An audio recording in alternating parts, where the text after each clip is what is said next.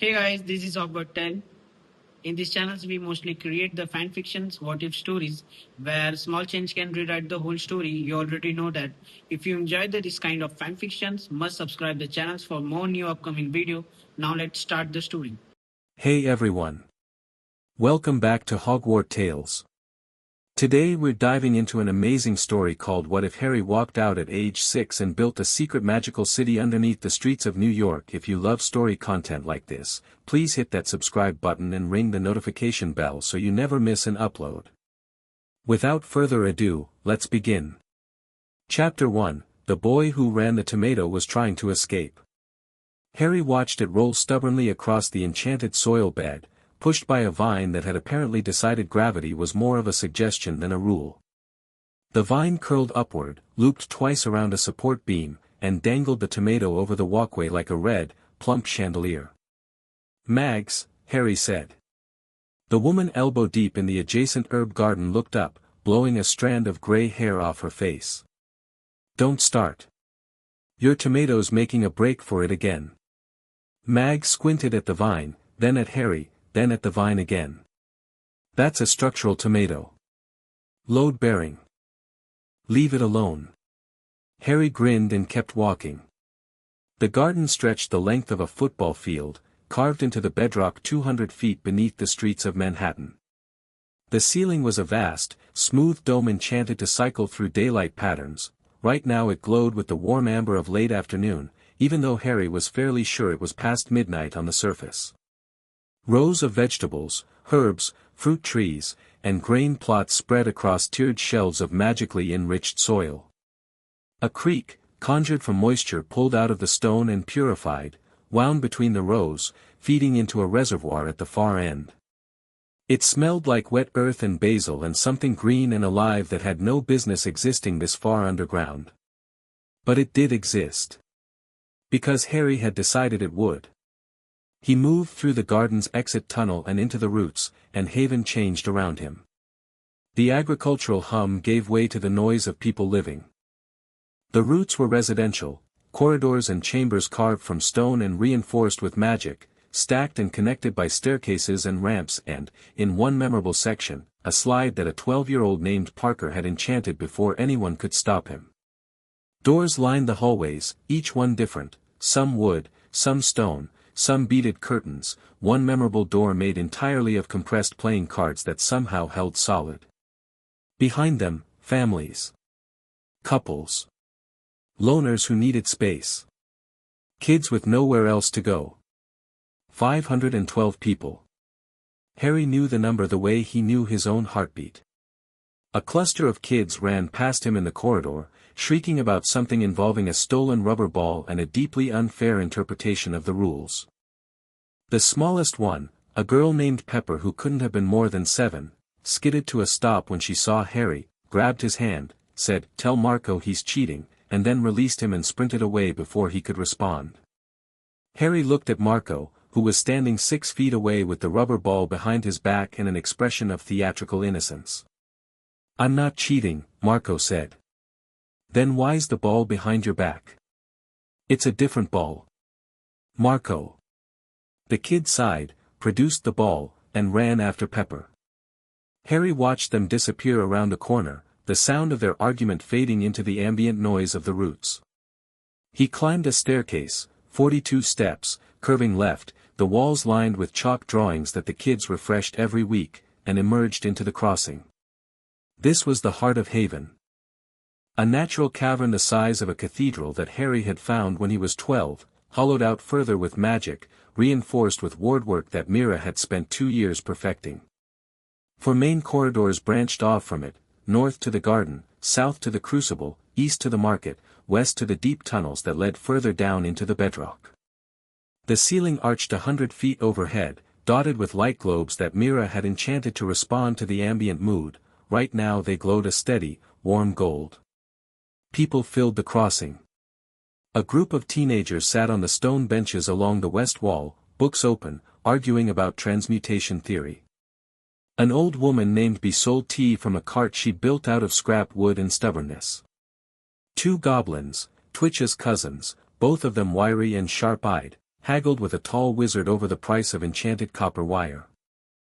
A house elf named Dobbin walked past carrying a stack of blankets taller than he was, refused Harry's offer of help with polite indignation, and continued on his way. Harry crossed the cavern, exchanging nods, answering questions, settling a dispute about water allocation for the East residential block without breaking stride. A woman named Grace caught his arm and told him the warming enchantments on her family's chamber were flickering. He pressed his palm against the nearest wall, felt the lattice of magic that ran through Haven's bones like a nervous system, found the fault, a frayed connection 2 levels down, and smoothed it with a thought. Grace felt the warmth return and squeezed his hand once before letting go. He didn't carry a wand. Never had. Wands were crutches, Rook had told him once, and Harry had believed it because by the time Rook found him, Harry had already been doing magic without one for 2 years. His magic lived in his hands, his voice, his intent. It moved through him the way blood did, constant, automatic, as natural as breathing. More natural, maybe. Breathing was something he'd had to fight for in that cupboard. Magic had come to save him from it. He pushed that thought down. Ancient history. The market was bustling when he cut through it, stalls and shops built into alcoves along a wide, well-lit corridor. Twitch's domain. The goblin ran Haven's economy on a system of trade credits that he designed himself and that Harry understood just well enough to stay out of the way. Enchanted tools, potions, clothing, books, mechanical curiosities, food from the garden, metalwork from the forge, it all flowed through the market. Twitch sat at his usual perch at the market center, a raised platform that he called his throne of commerce, without a trace of irony, his long fingers moving across an abacus that calculated in at least 3 dimensions. "The idiot king graces us," Twitch said without looking up. "Twitch. We're short on silver. I need a surface run. I'll put it on the list." "You said that last week. And now it's been on the list for a week. See how that works?" Twitch's lips peeled back from sharp teeth in what might have been a smile. "One day you'll learn that an economy runs on materials, not charm. Hasn't failed me yet. The night is young." Harry kept moving, through the market, past the forge where a squat witch named Briggs hammered enchantments into steel, past the library, a chamber stuffed with books salvaged from estate sales, thrift stores, the occasional act of creative burglary, and one memorable raid on a Makusa evidence warehouse that Ren still bragged about. He descended another staircase and entered the Crucible. The Crucible was where Haven's people learned to fight. It was a long, low cavern with a sand floor and reinforced walls, reinforced because the first time Harry had sparred with Ren in here, they'd cracked the ceiling and dropped a chunk of granite the size of a refrigerator into the training area. The walls were now layered with absorption wards that Mira had designed after calling both of them idiots for 20 uninterrupted minutes. Ren was there, running drills with a group of 8. He moved like a blade, compact, precise, economical. Japanese-American, 17, built lean and hard from years of street survival before Haven. His magic was sharp-edged, focused through his hands in cutting gestures that left the air humming. He'd been a pickpocket in Queens when Harry found him at 13, wild-eyed and accidentally setting things on fire. Now he was the best combat mage Haven had, after Harry, and he'd fight anyone who suggested the "after Harry" part was necessary. "Rotate." Ren barked. The trainees shifted positions in their paired exercises. Ren caught Harry's eye, gave a short nod, and went back to work. Harry watched for a minute. The trainees were a mix, ages 14 to 40, all volunteers. Haven didn't have an army. It had people who'd agreed to learn how to protect their home. The difference mattered to Harry, even if Ren thought it was semantic. He felt it before he heard it. A vibration in Haven's wards, the outermost ring, the ones anchored to the surface streets above. Someone was coming in fast. Someone panicked. Harry was moving before the sensation fully resolved. Up the stairs, through the market, Twitch's head snapped up as Harry passed, reading his urgency, across the crossing and into the northern access tunnel. He passed 2 checkpoints, nodded to the sentries, and reached the primary entrance, a magically concealed door set into the wall of an abandoned subway maintenance tunnel. The door burst open. A girl stumbled through, Lena, 16, one of Haven's surface scouts. She was bleeding from a cut above her eye, breathing hard, shaking. Harry caught her. "Talk to me." "They got Eli." She was gasping. "Makusa. 4 of them. We were doing the supply run on Fulton Street and they were waiting for us, Harry. They knew where we'd be. They knew the route." Harry's hand steadied on her shoulders. His expression didn't change, but something behind his eyes went very still and very cold. "Where?" "They portkeyed him from the alley behind the fish market. I saw the destination tag before they went. It's a Makusa holding facility. The one on Chambers Street, behind the Woolworth building." "How many agents?" "For that I saw. One of them was running the show. Tall, dark hair, moved like he owned the block. Had a badge, something with an eagle on it." Harry released her shoulders. "Get to the clinic. Tell Mags to look at that cut." "Harry, Eli's only 15, I know. I'm going to get him." He was already walking. Mira fell into step beside him. She'd appeared from the crossing, because Mira always knew when something was wrong. It was either intuition or the fact that she'd woven monitoring spells into every ward in Haven and felt them shiver when Harry moved with intent. "I heard," she said. "I'm coming. I need you here. If this is a probe, if they're testing our response, then Ren can handle it. You're not going up there alone." He looked at her. Mira Santos was 5'6", brown-skinned, black-haired, and built like a distance runner. She wore her hair pulled back in a practical knot, had graphite smudges on her fingers from the ward schematics she'd been drafting, and was looking at him with the expression that meant she'd already made her decision and was allowing him the illusion of input. "Fine," Harry said. "I know." They geared up fast. No robes, Haven's people dressed for the surface in civilian clothes. Harry pulled on a dark jacket, boots, tucked a few small enchanted objects into his pockets out of habit rather than necessity. Mira did the same, adding a slim notebook she never went anywhere without. Her ward work needed a focus, and the notebook, filled with her own invented notation, was it. They took the northeast exit, a narrow tunnel that emerged through an illusion-covered grate in a building basement on Fulton Street. New York's January cold hit them like a wall. Harry adjusted instantly, a warming charm so subtle it was more instinct than spell. Mira did the same. Midnight. The streets were quiet by New York standards, which meant they were merely loud. Cabs crawled through the slush. A bodega on the corner blazed with fluorescent light. The city hummed the way it always did, a living, breathing, magical organism that had no idea a second city existed beneath its skin. Harry had been 6 years old the first time he'd walked these streets. He pushed the memory down. Not now. They moved south, fast but not running, 2 teenagers in dark clothes on a winter night in lower Manhattan, invisible in the best possible way. Harry navigated by feel. He'd mapped every street, every alley, every rooftop in a 20-block radius around Haven's entrances. Not with paper. With magic.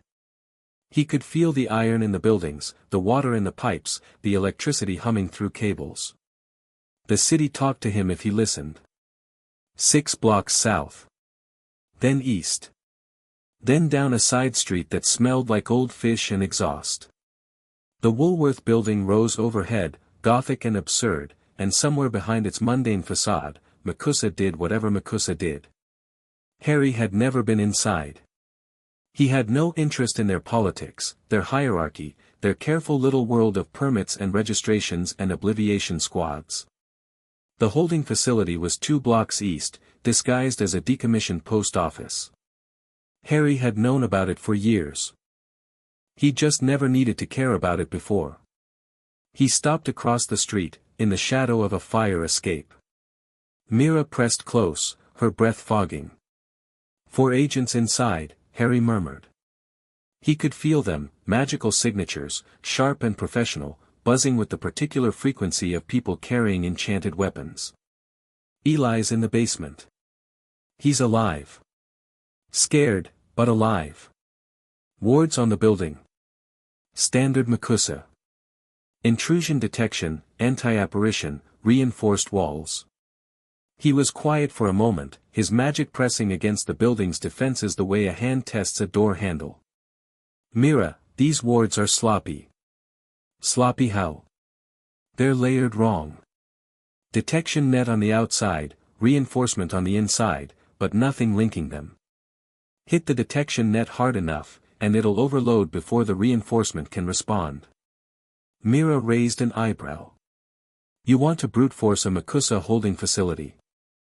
I want to walk through the front door and take my kid back. She stared at him. Then she pulled out her notebook, flipped to a blank page, and drew 3 quick symbols. Give me 90 seconds. I'll loop their detection net so it reads its own feedback. They won't know you're coming until you're inside. Harry almost smiled. That's why I brought you. You didn't bring me. I came. That's also why. Mira pressed her hand flat against the building wall across the street, closed her eyes, and went to work. Harry watched the street. A cab passed. A drunk stumbled out of a bar a block south. Normal night. Normal city. No one looked twice at 2 teenagers standing in shadows. Mira opened her eyes. Go. Harry crossed the street. He didn't sneak. He walked up to the front door of the old post office, laid his palm against it, and felt the lock, a mundane deadbolt backed by an enchanted seal. He dismantled both in the same motion, the lock clicking open as the seal dissolved like sugar in water. The door swung inward. The lobby was dark, dusty, and empty. Post office furniture still in place, covered in sheets. A counter. A row of mailboxes. Beyond them, a door that wasn't supposed to be there, shimmering faintly with concealment magic. Harry walked through it. The other side was clean, lit, institutional. MACUSA standard, white walls, gray floor, the faint hum of maintained enchantments. A corridor stretched ahead with doors on either side. Holding rooms. Interrogation rooms. The first agent came around the corner and almost walked into him. To her credit, she reacted fast, wand up, shield forming, mouth opening to shout. Harry flicked his fingers and her shield collapsed inward like a popped balloon. A second flick and her wand snapped out of her grip, spinning across the floor. A third and she was pinned to the wall by a binding that wrapped around her like invisible rope. She stared at him. No wand. No incantation. Just a teenager in a dark jacket who dismantled her defenses in under 2 seconds. Where's the kid? Harry asked. She pressed her lips together. I'm not here to hurt anyone. I'm here for the 15-year-old boy your teen grabbed off the street. Tell me where he is, and this stays easy. Her eyes darted left. Down the corridor. Thanks. He moved on. The second and third agents were together in what looked like a break room, coffee cups on the table, wands holstered. They heard him coming, the first agent's muffled shout through the binding had carried. They met him in the corridor, 2 on 1, wands drawn and ready. Harry didn't slow down. The one on the left, a stocky man with a buzz cut, fired a stunner. Harry turned it aside with the back of his hand, the red bolt deflecting into the wall and fizzling. The one on the right, younger, nervous, tried a containment hex. Harry caught it in his palm, held it for a moment like a crumpled piece of paper, and tossed it back. It expanded around the younger agent and dropped him to the floor in a tangle of magical constraints. Buzzcut fired again. 3 spells in rapid succession, stunner, binder, something nasty and purple that Harry didn't recognize. Harry stepped through them like they were raindrops, closing the distance. He put his hand on Buzzcut's wand and the wood went dead under his touch, the magical core inside it going dormant. The man stared at his useless wand. "Sit down," Harry said. The man sat down. Not because he wanted to. Because the weight of Harry's magic in the air made standing feel very, very difficult. Harry reached the stairs to the basement. He could feel Eli below, the kid's magic fluttering with fear, recognizable the way every one of Haven's people was recognizable to Harry. He'd carried them in his awareness for so long that their magical signatures were as familiar as voices. He descended the stairs and found the fourth agent. This one was different. Tall, dark-haired, sharp-featured, standing at the bottom of the stairs as if he'd been waiting. His wand was drawn but held loosely at his side, and he watched Harry come down the steps with an expression of professional interest, like a surgeon observing an unusual case. "Harry Potter," the man said. Harry stopped on the third step from the bottom. Behind the man, a door, and behind the door, Eli. "You know my name," Harry said. "Everyone knows your name. The boy who lived. Britain's missing savior. I have to admit, I expected someone taller. And you are?" "Victor Graves. Senior Field Agent, Makusa Department of Magical Oversight." He said it the way someone might say, "Checkmate." "And you just assaulted 3 federal agents. They took one of my people off the street. We detained an unregistered magical miner who was conducting unlicensed trade in a no-mage commercial zone. That's our jurisdiction. He's 15. He was buying canned food. He was buying canned food with enchanted coins that haven't been minted by any recognized magical authority. That's counterfeiting, smuggling, and violation of the statute of secrecy." Graves tilted his head slightly. "You have quite an operation running down there, don't you? 500 souls, give or take. Living in tunnels like rats." Harry's expression didn't change, but the air in the stairwell dropped 10 degrees. Frost crackled along the banister. Graves noticed and had the good sense to shift his weight slightly, wand hand tensing. "Call them rats again," Harry said. Graves studied him for a long moment. Then he smiled, not warmly. Calculatingly. "I've been reading your file, Potter. What there is of it, anyway. Vanished from Britain at age 6. Surfaced in New York through, what? Accidental apparition across an ocean? That shouldn't be possible. A lot of things I do shouldn't be possible. I'm getting that impression." Graves raised his wand properly now, falling into a dueling stance that was textbook perfect. "I'm going to give you one chance to walk away. Leave the boy. Turn yourself in. We'll process you both through proper channels. Maybe we can work something out." "No. I was hoping you'd say that." Graves was fast. Genuinely fast. His first spell came in under a heartbeat, a silver flash that split into 3 separate curses mid-flight, each targeting a different angle. It was advanced magic, the kind they taught in Makusa's elite training programs, and it would have nailed any normal wizard to the wall. Harry wasn't a normal wizard. He dropped off the stairs, hitting the basement floor in a roll that took him under the triple curse. He came up with his hand already moving, a pulse of raw force that hit Graves in the chest and launched him backward into the corridor wall. The wall cracked. Graves bounced off it, already casting, a chain of hexes that came fast and precise, one after another, each building on the last in a sequence designed to overwhelm. Harry let the first 2 pass, deflecting them with the backs of his hands, and caught the third, a binding hex, in his fist. He squeezed, and it detonated into sparks. Graves used the flash as cover, closing the distance, his wand whipping through a complex pattern that ended with a concussive blast aimed at Harry's face.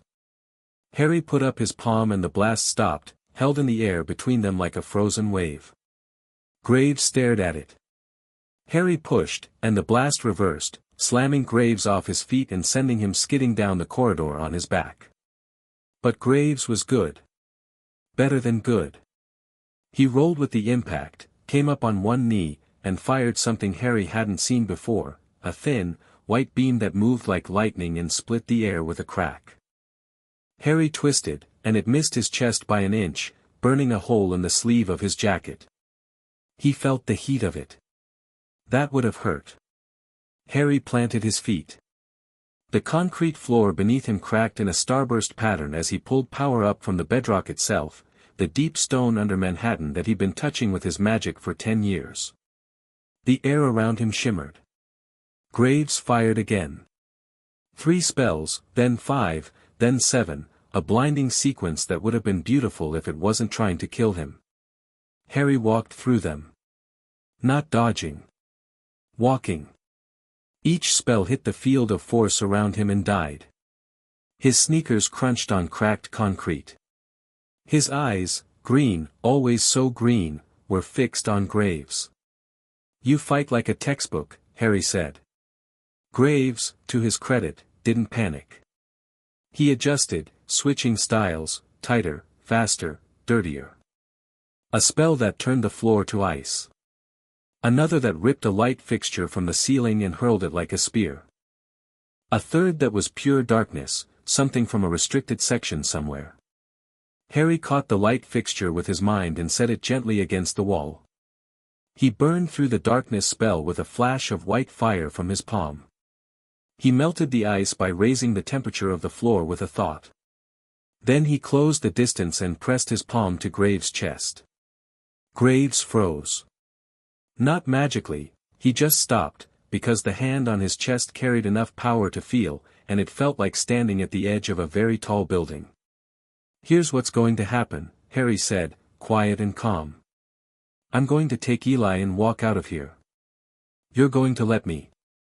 Tomorrow morning, you're going to file a report that says whatever you want it to say.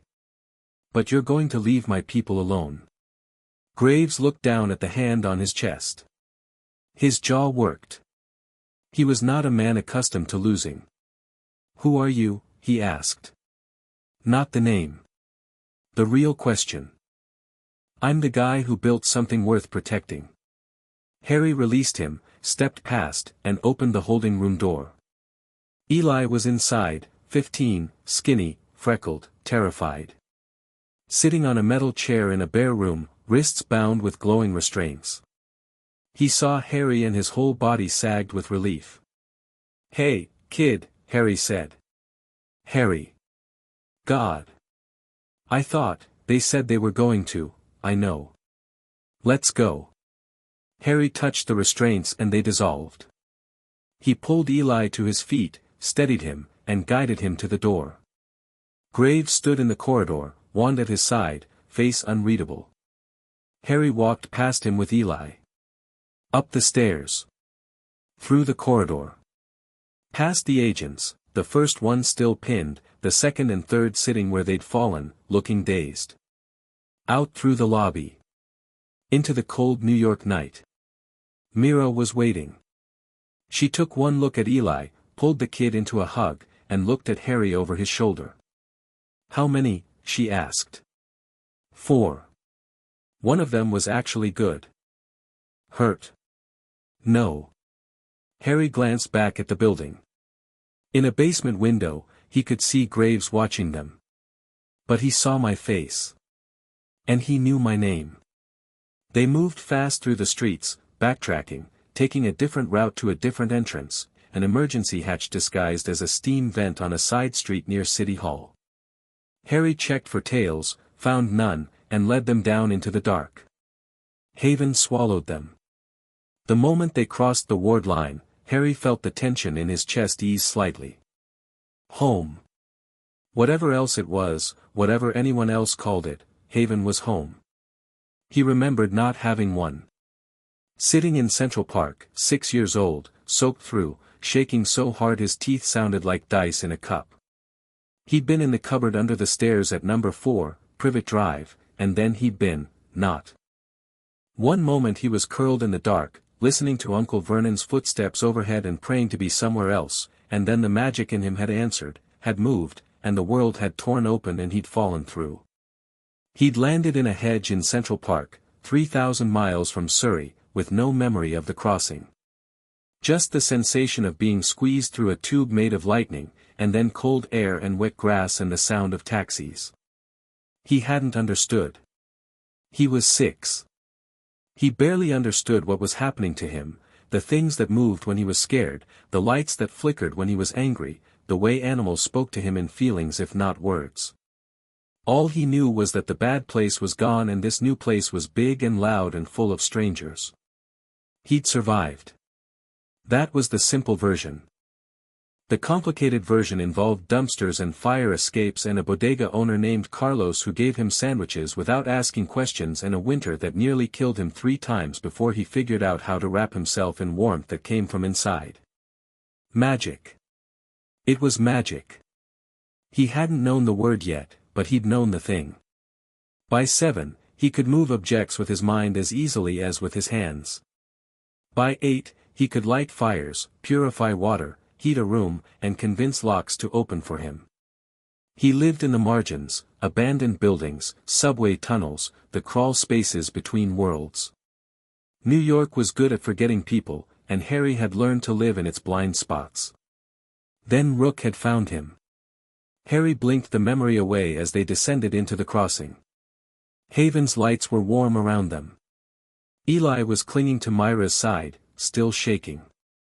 Harry caught the eye of a woman named Pearl, Haven's closest thing to a medic, a former Muggle-born nurse who'd been obliterated twice by Makusa before she'd fought her way into Haven's gates, and Pearl took over, guiding Eli toward the clinic with steady hands and a calm voice.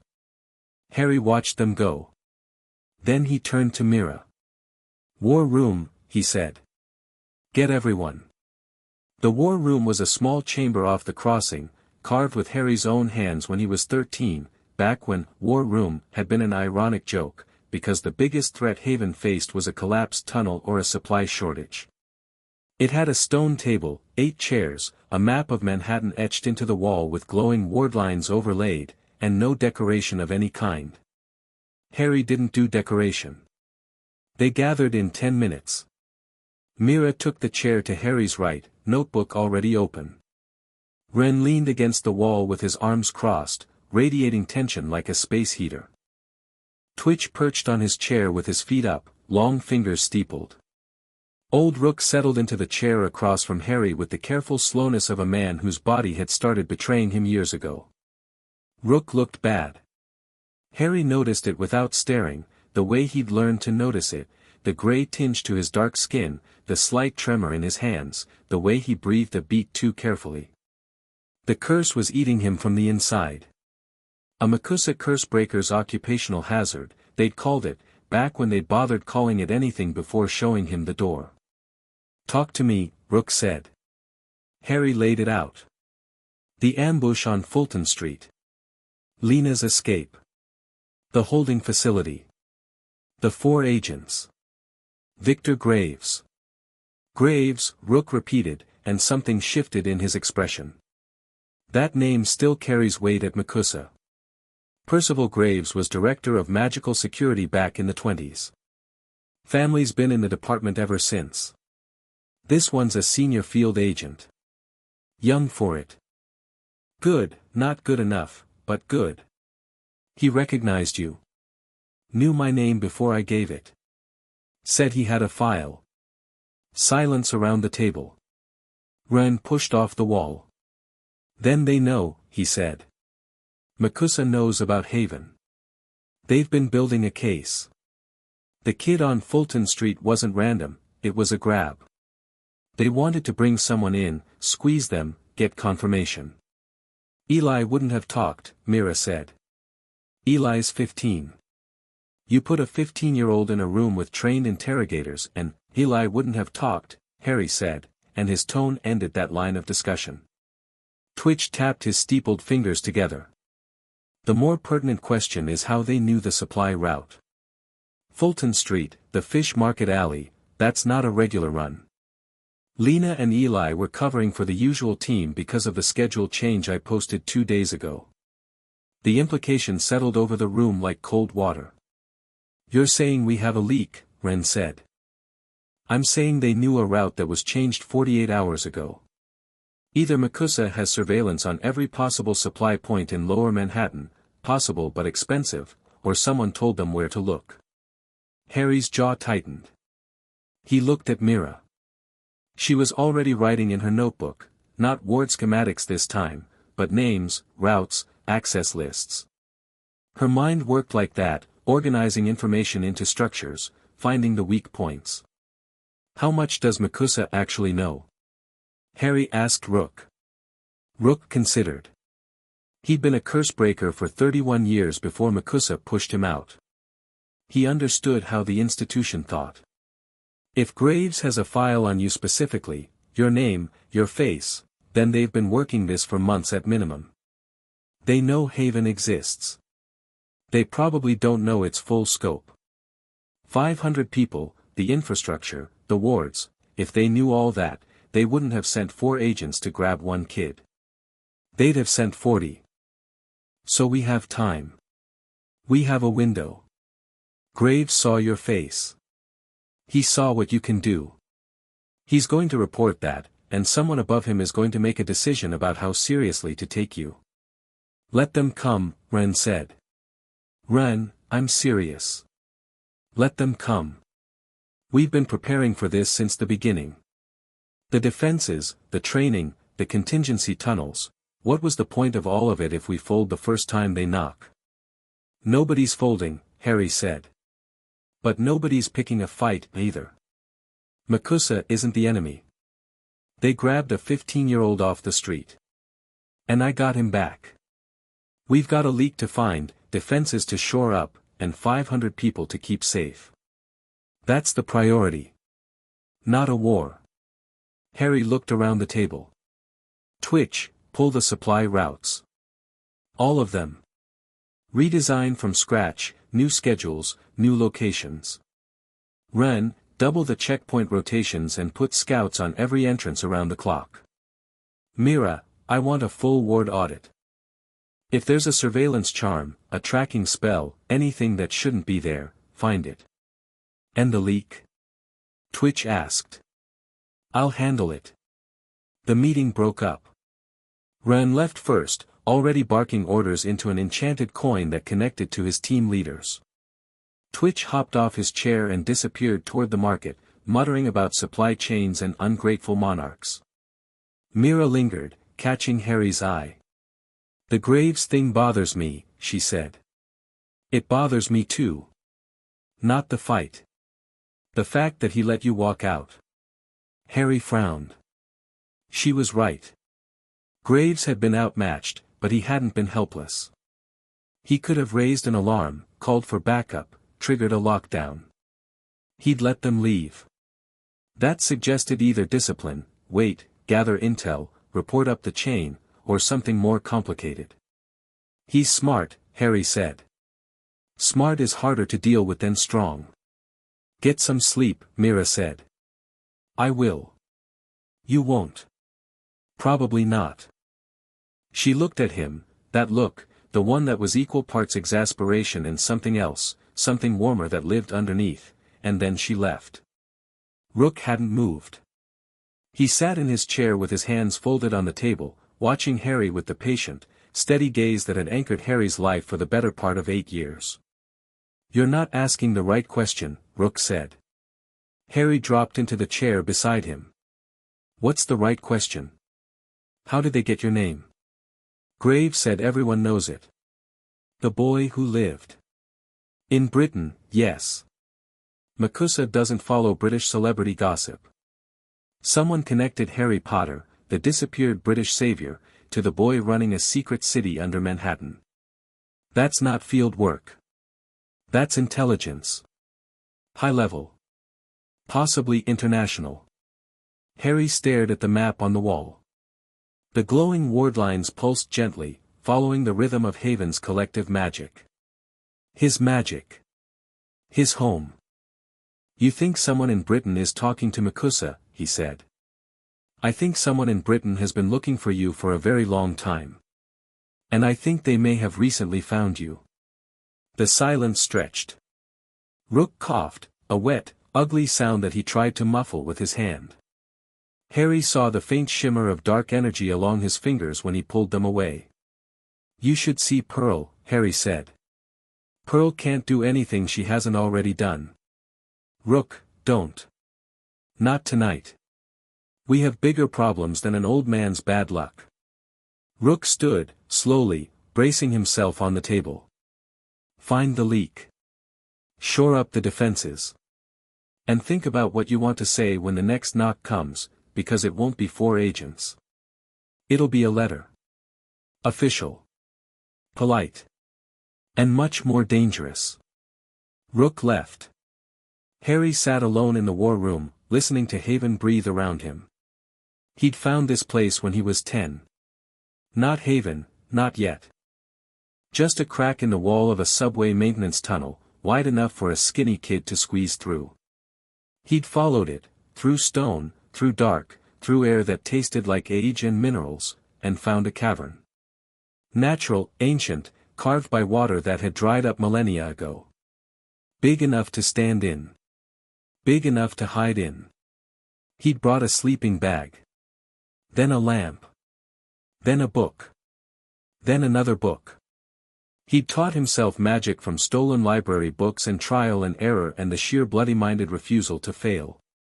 He'd learned to shape stone, to purify water, to conjure light, to ward a space so thoroughly that even the rats couldn't find it. He'd built his first room, 4 walls, a ceiling, a door, and it had been the first space in his life that was his. And then he'd met Mira. He'd been 11. She'd been 11. He'd been walking through East Harlem on a supply run. He was alone then, just him and Rook, the old man teaching him structure and theory while Harry taught himself everything else, and he'd felt the magic. Bright, panicked, flailing. He'd followed it to an apartment building. 4th floor. A Dominican family, mother, father, grandmother, 3 kids, huddled in their living room while 2 Makusa agents in forgettable suits explained, in calm professional tones, that their daughter was a witch, that this was a matter of magical security, and that they would now be obliviated. All of them. Including Mira. Her magic would be bound. She'd forget what she was. Harry had come through the window. He hadn't been polished then. Hadn't been smooth.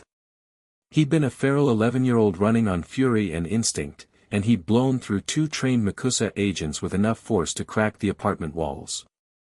He'd stood over Mira Santos, a girl he'd never met, and told the agents that if they touched her family he'd bring the building down on their heads. They'd believed him. He'd meant it. Mira had looked up at him from the floor with wide brown eyes, and the first thing she'd ever said to him was, "You broke my mom's window." He'd apologized. He'd fixed the window. He'd sat in her family's kitchen and eaten rice and beans and explained, badly, that magic was real, that Mira was special, that there was a place she could be safe. Her mother had cried. Her father had asked hard questions that Harry answered honestly. Her grandmother had looked at Harry with an expression he hadn't understood until years later. She'd seen a lonely, hungry child pretending to be brave, and it had broken her heart. Mira had come to Haven, to the tunnels, then, barely more than a few carved rooms and a dream, and she'd stayed. Not because she had nowhere else to go. Because she'd looked at what Harry was building and seen what it could be. She'd made it real. Harry had the power, the vision, the stubbornness. Mira had the precision. She'd taken his rough, instinctive word work and turned it into architecture.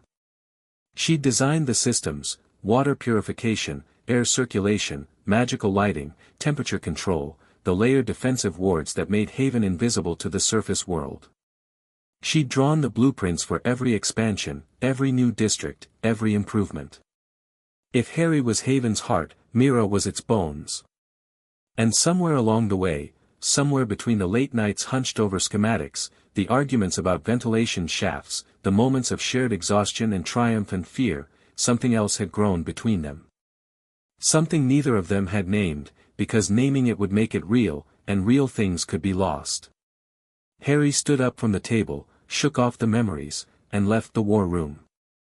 He didn't go to his quarters. He went down. Haven's lowest level was called the underbelly by the people who knew about it, which wasn't many. Below the crucible, below the storage rooms, below the water reservoir, a series of rough tunnels that Harry had explored but never developed.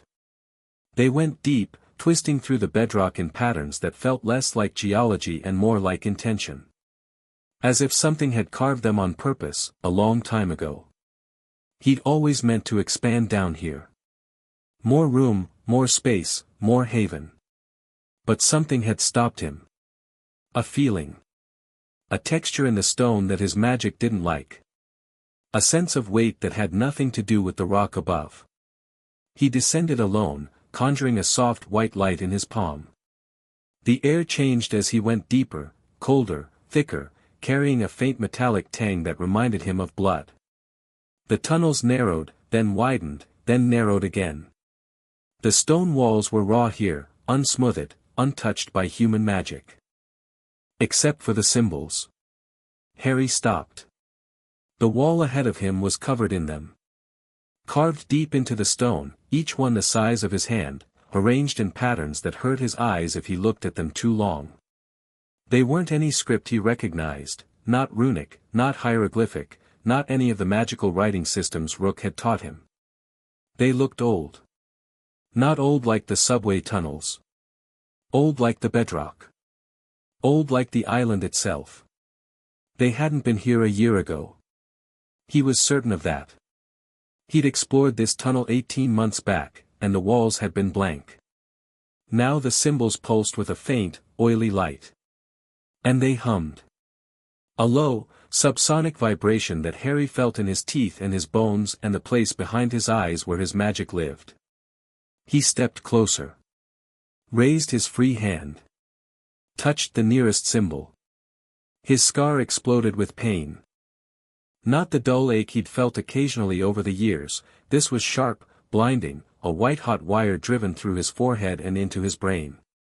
He staggered back, hand going to his scar, and for one horrible instant he wasn't in the tunnel, he was somewhere else, somewhere vast and dark and hungry, and something was looking at him, something enormous, something that wore darkness like skin. Then he was back. On his knees in the tunnel, breathing hard, his palms still glowing with white light. The symbols on the wall still pulsing. His scar throbbing with a pain that faded slowly, like a bell ringing down to silence. Harry stood up. His hands were shaking. His hands never shook. He backed away from the wall, slowly, keeping his light on the symbols until the tunnel curved and they disappeared from view. Then he turned and climbed, fast, back up through the underbelly, back into Haven's lower levels, back into the light and warmth and the distant sound of people living. He found Cass in the library. Cassandra Webb was 14, pale, thin, and sitting cross-legged on a table surrounded by open books that she wasn't reading. Her eyes, light gray, too large for her face, were unfocused, staring at something that wasn't in the room. Her hands moved in small, repetitive gestures, tracing shapes in the air. "Cass," Harry said softly. She blinked. Focused. Looked at him. "You went down there." "Yeah. I told you not to. You told me to be careful." "That's different." "Is it, though?" She unfolded herself from the table, bare feet silent on the stone floor. Cass moved like a bird, quick, darting, slightly unpredictable. She'd come to Haven 2 years ago, half mad with visions she couldn't control, abandoned by parents who thought she was losing her mind. Harry had found her on a park bench in Brooklyn, talking to people who weren't there. He'd sat down next to her and said, "What do you see?" and she'd looked at him and said, "Everything." All the time. Make it stop. He couldn't make it stop. But he could give her a safe place to land when the visions hit. He could give her people who didn't flinch when she said impossible things. "Tell me what you've been seeing," Harry said. Cass picked up a piece of chalk from the table. She went to the nearest wall, already covered in her drawings, layers of them, images that overlapped and contradicted and occasionally aligned in ways that made the back of Harry's neck prickle, and drew. A circle. A crack in the circle. Something pushing through the crack, a shape that was wrong, that had too many angles, that shouldn't have fit on a flat surface but somehow did. It's under us, Kaz said, still drawing. It's been under us since before the city. Before the island. Before people. It was sleeping. Something put it to sleep a long time ago. Singing in chains and old words. She paused, chalk hovering. We woke it up. We. Haven. All this magic in one place. It's like. She struggled. Like a fire next to a sleeping animal. The warmth reaches it. It stirs. What is it? Cass drew another shape, a crown. Jagged, sharp, wrong. It doesn't have a name. It has a shape. It's old. Older than wands, older than words. It eats magic. That's what it is. Hunger wearing a body. How do you know this? She looked at him. Her gray eyes were very clear, very young, and very frightened. Because it talks to me, Harry. Not in words. In pictures. Feelings. It shows me what it wants. It wants the magic. All of it. Ours. And yours especially. Why mine? Cass touched her own forehead, in the spot where Harry's scar sat. Because you're cracked. Something inside you is broken, and through the crack, it can see in. It can reach. Harry's blood went cold. How long, he asked. Before it wakes up. I don't know. Weeks. Maybe less. She looked at her drawing, the circle, the crack, the crown. It's been dreaming about you, Harry. It knows your name. He stood in the library with a 14-year-old seer and felt, for the first time in years, genuinely afraid. Not of Makusa. Not of politics or raids or agents with badges. Afraid of something in the dark beneath his home, something old and patient and hungry, something that had been sleeping until he'd built a feast on top of its bed. He climbed back to the crossing. The light globes had dimmed to a nighttime blue. Haven was quieting, the last stragglers heading to their rooms, the market shutting down, the murmur of voices fading into the breathing silence of 500 people settling into sleep. Harry stood in the center of the crossing and felt the weight of it. Every life. Every promise, spoken and unspoken. Every kid who'd come through Haven's doors with nothing and found something worth staying for. He'd built this. Every wall, every ward, every flickering light. He'd carved it out of stone and stubbornness and the furious refusal to let anyone feel the way he'd felt in that cupboard. And now something was coming for it. From above and below. Makusa with their files and their agents and their institutional certainty that they knew best. And beneath, in the deep dark, something that didn't care about politics or prophecies or the ambitions of men. Harry pressed his hand to the stone wall of the crossing. Felt Haven's wards pulse under his palm, Myra's work, his work, the collective magic of everyone who lived here, woven into the rock like a second heartbeat. Hold together, he murmured.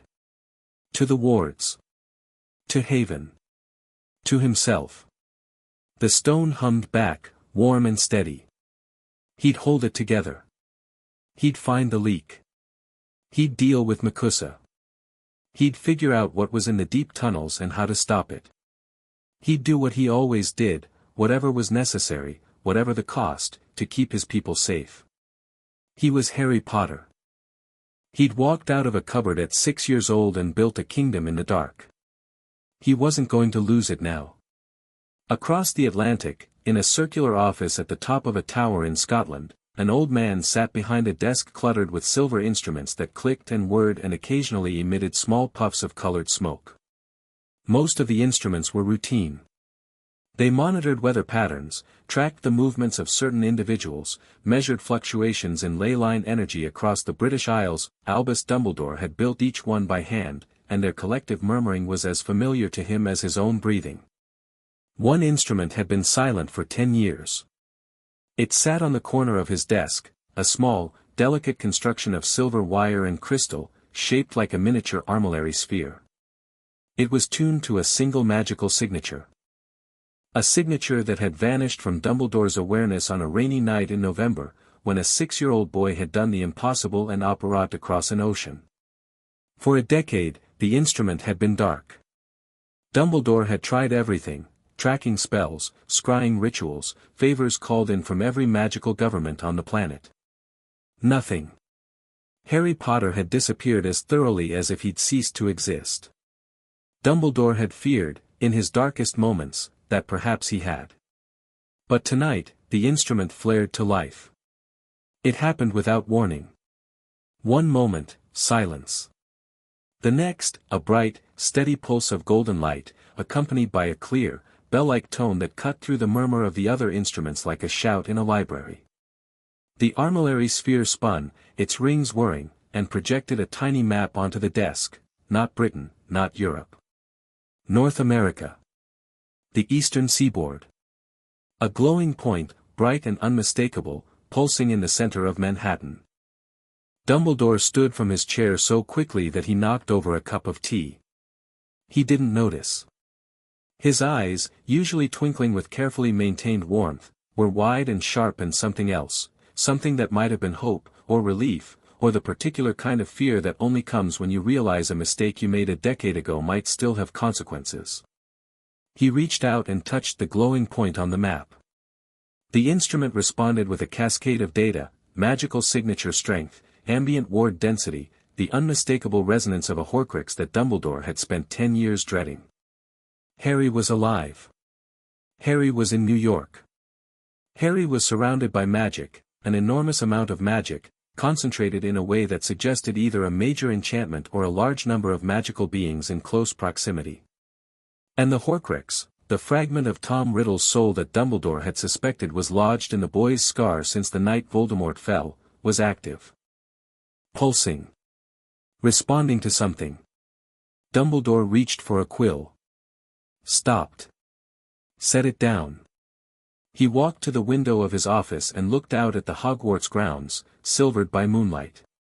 The Forbidden Forest was a dark mass on the horizon. The lake gleamed like a mirror. Somewhere in the castle below, children slept. He had made a choice, 16 years ago. He had placed a baby on a doorstep in the rain. He had walked away.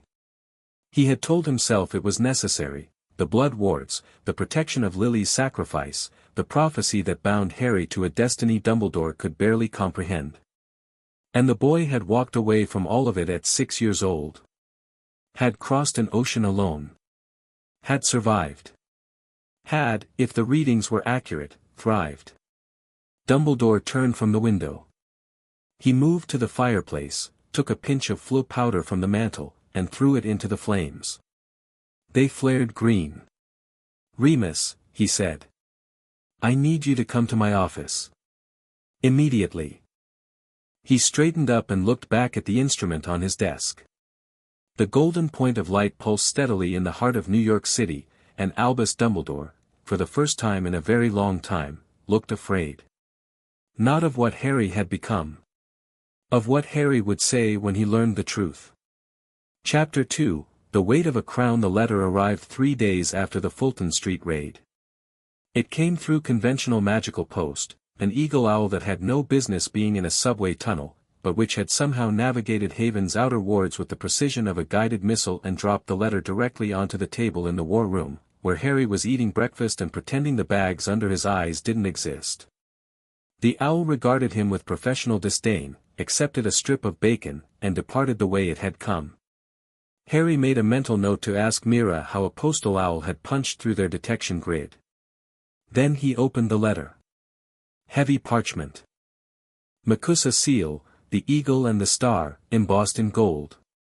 Formal script that managed to be both polite and threatening in the way that only government correspondence could achieve. He read it once. Then again. Then he set it on the table and stared at the wall for a full minute. Mira found him like that. She picked up the letter, scanned it, and sat down hard. 30 days, she said. 30 days. All residents of the unlicensed magical settlement designated Haven are hereby required to present themselves to Makusa's Department of Magical Registration for identity verification, magical aptitude assessment, and assignment of appropriate oversight status. Mira read the key line aloud, her voice flat. Failure to comply within 30 calendar days will result in enforcement action as authorized under Section 14 of the Magical Governance Act of 1790. Section 14 is the one that lets them use force. I know what Section 14 is, Harry. They looked at each other across the table. Between them, the letter sat like a bomb with a visible timer. War room, Harry said. 1 hour. The council assembled with the grim efficiency of people who had been expecting bad news and were not disappointed. Ren arrived first, already pacing. Twitch came from the market, his expression carefully blank in the way that meant he was calculating 17 things at once. Rook entered slowly, leaning on the doorframe for a moment before settling into his chair. Mira had her notebook open before anyone else sat down. Harry laid the letter in the center of the table and let them read it. The silence that followed was heavy. Ren broke it first, predictably. So we fight. We don't fight, Rook said. They're threatening to come in here with Aurors and drag us out, they're threatening to enforce a law. There's a difference. The difference being? The difference being that if we fight Makusa, we lose. Not today, maybe not tomorrow, but eventually. They have resources, legal authority, and the backing of every magical government in the Western Hemisphere. We have 500 people in a hole in the ground. Rook's voice was steady, but Harry could hear the effort behind it, the careful modulation that kept the pain out. We need to be smarter than this. Ren turned to Harry. You're not actually considering surrendering. Nobody said surrender, Harry said. Sit down, Ren. Ren sat, but he did it the way a spring sits inside a mechanism, compressed, ready. Options, Harry said, looking around the table. Twitch held up a long finger. Option 1, compliance. We register with Makusa, submit to their oversight, and Haven becomes a recognized magical settlement operating under their authority. He held up a second finger. Option 2, confrontation.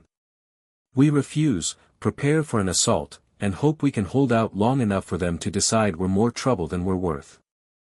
Third finger. Option 3, evacuation.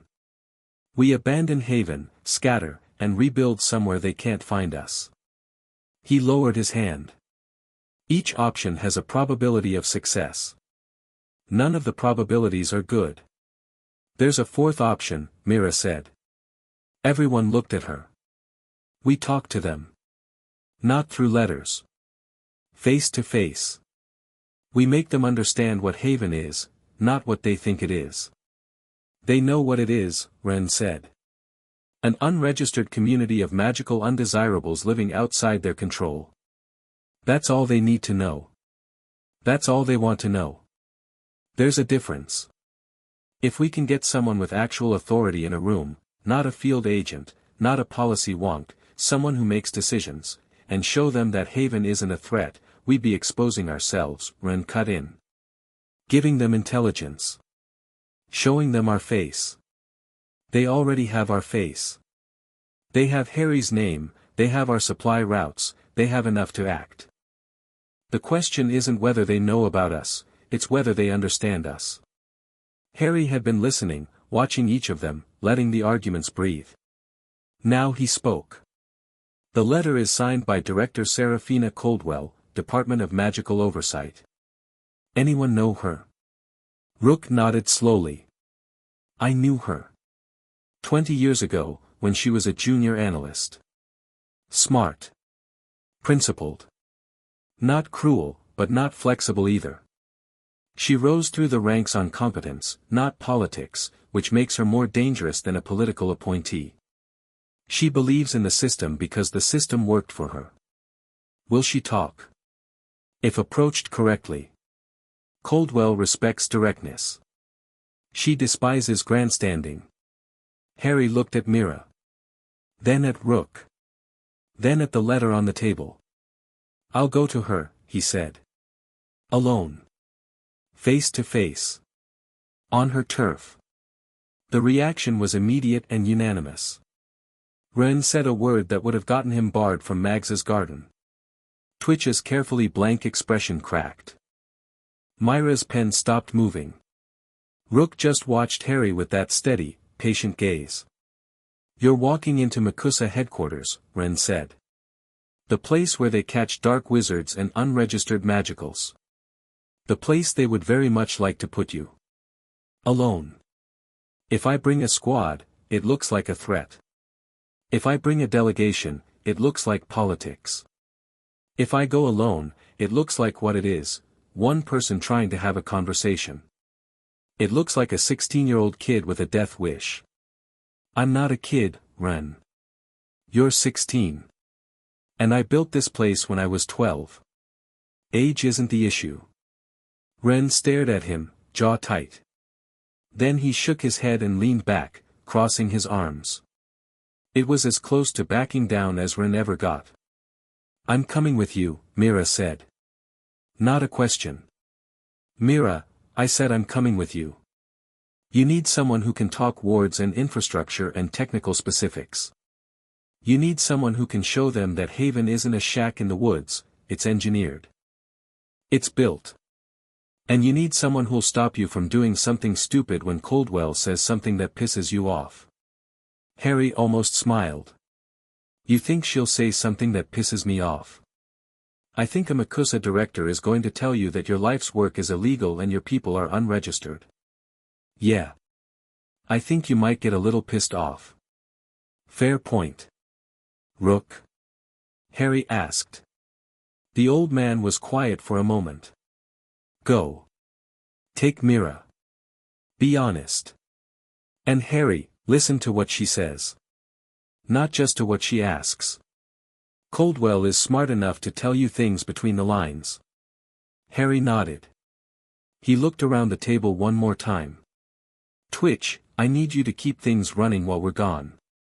Ren, you're on security. If this is a trap, if we don't come back within 6 hours, you go to the contingency plan." "The contingency plan is fight until they stop coming," Ren said. "The contingency plan is get everyone out through the deep tunnels and scatter to the safe houses. We talked about this. I remember what we talked about. I also remember disagreeing. And I remember overruling you. Funny how that works." Ren looked like he wanted to throw something. Instead, he nodded once, sharp, and left the room. Twitch followed, muttering about the fiscal implications of governmental disruption to market stability. Rook rose, slowly. He paused beside Harry's chair and put a hand on his shoulder. His grip was weaker than it used to be. Harry felt that, and it hurt worse than anything Makusa could do. "Be careful with Coldwell," Rook said. "She's not your enemy. But she might become one if you give her a reason." "I won't." "I know." Rook squeezed his shoulder and left. Harry and Mira sat alone in the war room. The letter between them. The map on the wall glowing with Haven's ward lines. "For the record," Mira said, "this is either very brave or very stupid. With me, it's usually both." She laughed, short, reluctant, real, and started making notes in her notebook. Harry watched her for a moment, the quick movement of her pen, the way she bit her lower lip when she was thinking. Then he stood up and went to prepare. The Woolworth building in daylight was even more absurd than at night. Gothic arches and terracotta ornamentation, 60 stories of early 20th century ambition jutting into the gray January sky. Tourists craned their necks on the sidewalk. Office workers streamed through the lobby. Nobody noticed the 2 teenagers who walked past the main entrance and turned down a side alley to a service door that shimmered faintly if you knew what to look for. Harry touched the door. Makusa's access enchantments buzzed against his palm, recognition spells, verification charms, the magical equivalent of a retinal scan. He didn't have credentials. He had something better. He pushed his magic into the door, not aggressively, but loudly. Like ringing a doorbell with a sledgehammer. The enchantment stuttered, recalibrated, and the door swung open with a resigned click. Subtle, Mira murmured. I want them to know I'm here. They stepped inside. The transition from Muggle New York to Makusa headquarters was instantaneous. The service corridor dissolved into a vast atrium of black marble and gold, echoing with footsteps and conversation. Witches and wizards in professional attire moved purposefully in every direction. Enchanted memo birds fluttered overhead. A massive clock on the far wall displayed not just the time but the current threat level, elevated, in amber letters, the statute of secrecy status, maintained, and the weather in 7 cities. Heads turned as Harry walked in. Not because they recognized him, because they felt him. His magic preceded him like a pressure wave, subtle but unmistakable to anyone with sensitivity. The ambient conversation dimmed. People stepped aside without quite knowing why. A security wizard appeared, tall, broad, hand on his wand. This is a restricted facility. Identify yourselves. Harry Potter. I'm here to see Director Coldwell. The name hit the lobby like a stone dropped in a pond. Ripples of whispered conversation spread outward. The security wizard's hand tightened on his wand. Do you have an appointment? No. But she sent me a letter 3 days ago. I'm here to discuss it. The security wizard stared at him for a long moment. Then he spoke into an enchanted badge on his collar, listened to a response Harry couldn't hear, and stepped aside. 11th floor. You'll be escorted. The escort was a young woman with a rigid posture and a wand she kept in her hand the entire elevator ride. She didn't speak. She didn't need to. The tension in the elevator was a language of its own. The 11th floor was quiet. Carpeted corridors, closed doors, the hushed atmosphere of power being exercised behind sound-dampening charms. Their escort led them to a door at the end of the hall, oak, polished, bearing a gold nameplate that read Director Seraphina Coldwell, Department of Magical Oversight. The escort knocked. A voice inside said, "Enter." The escort opened the door, stepped aside, and Harry walked into the office of the woman who wanted to dismantle his home. Coldwell's office was sparse. A desk. 2 chairs for visitors. A bookshelf. A window that showed an enchanted view of the Manhattan skyline. No personal items. No photographs. No clutter. It was the office of a person who wanted you to focus on her, not her surroundings. Coldwell herself was a tall black woman in her 50s, gray threading through close-cropped hair, wearing a charcoal suit that managed to look both professional and vaguely military. She had the bearing of someone who had been the smartest person in every room she'd entered for 30 years and had stopped being surprised by it. Her eyes, dark, steady, measuring, fixed on Harry the moment he crossed the threshold.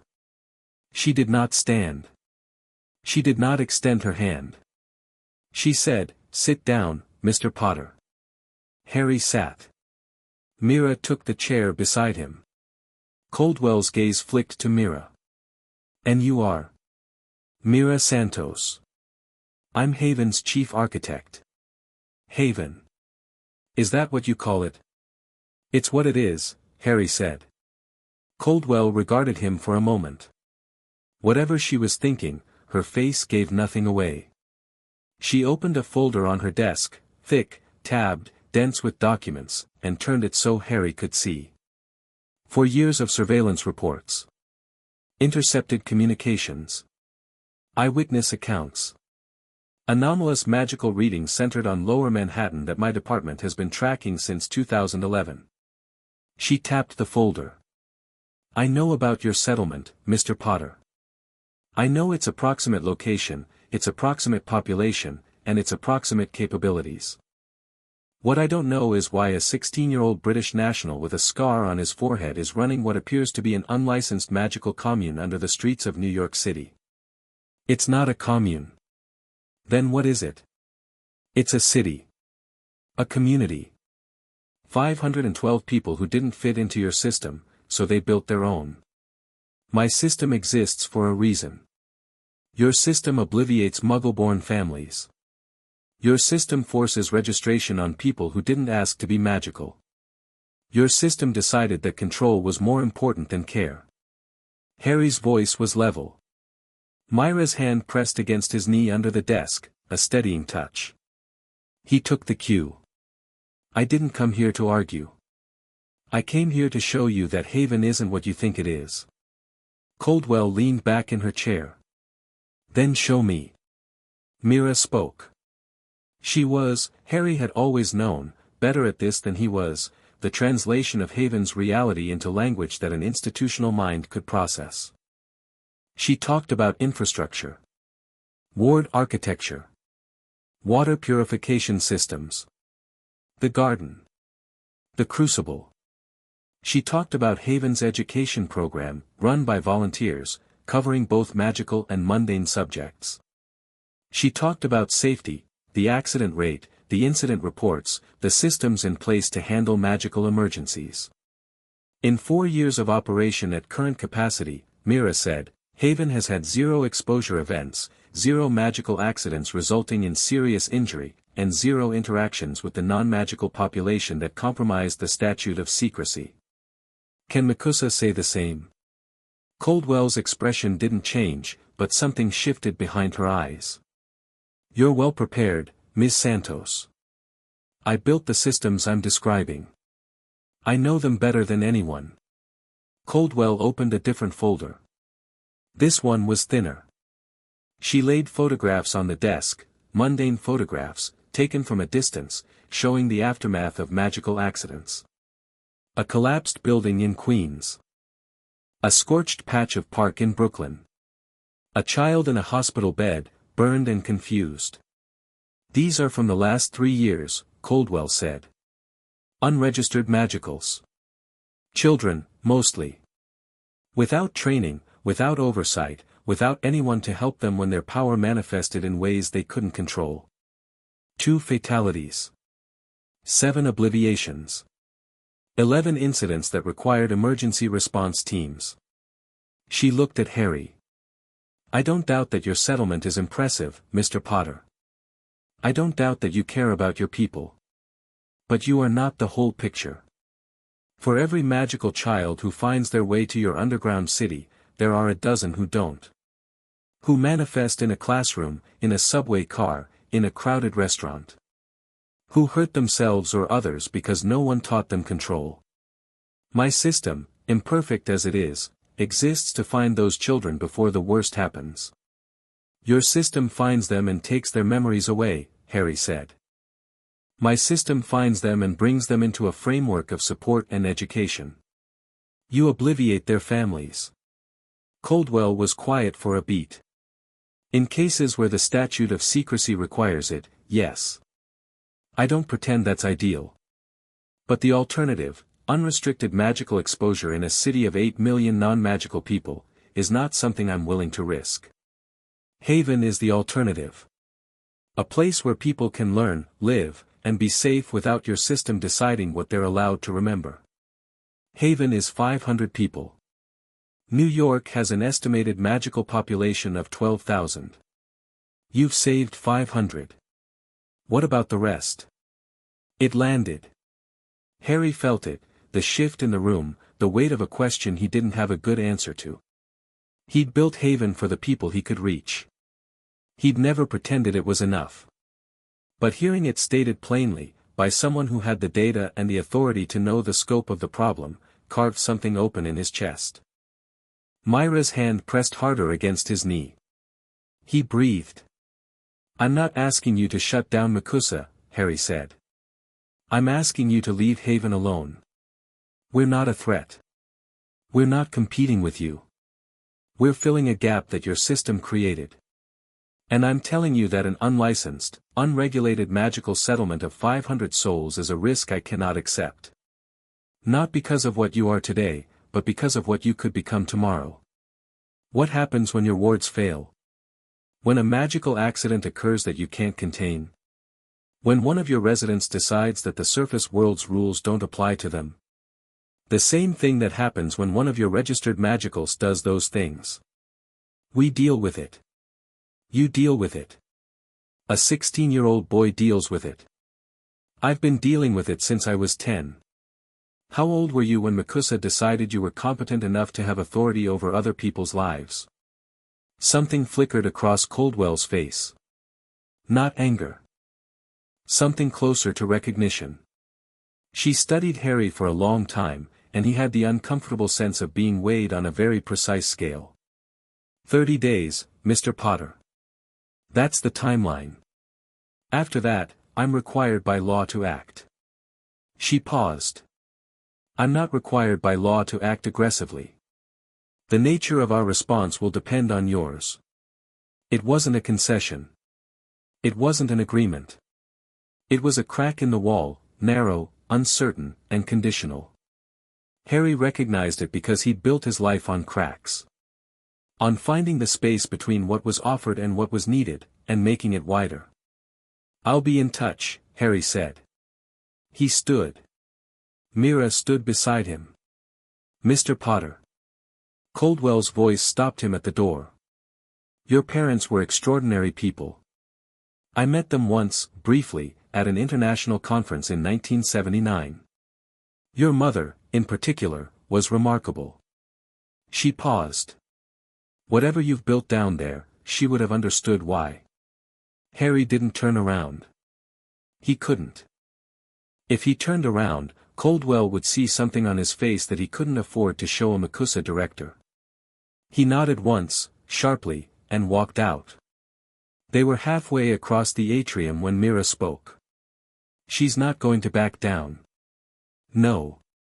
But she wanted to. Harry considered this. Mira was right. Coldwell was a believer, in the system, in the law, in the machinery of governance that she'd spent her career serving. But she wasn't blind. She'd seen Haven's numbers. She'd heard what Mira built. And that last comment about Harry's mother, that wasn't politics. That was personal. She gave us the 30 days, Harry said.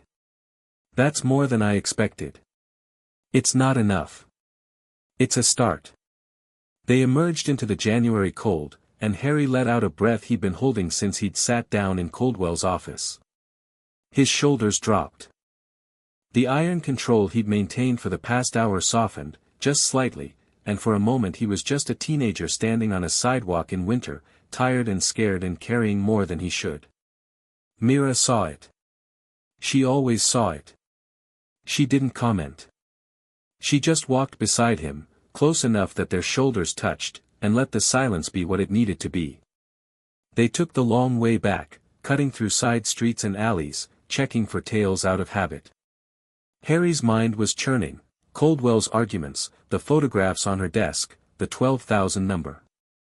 He'd built Haven for the people he could save. He'd never counted the ones he couldn't. She's not wrong, Harry said.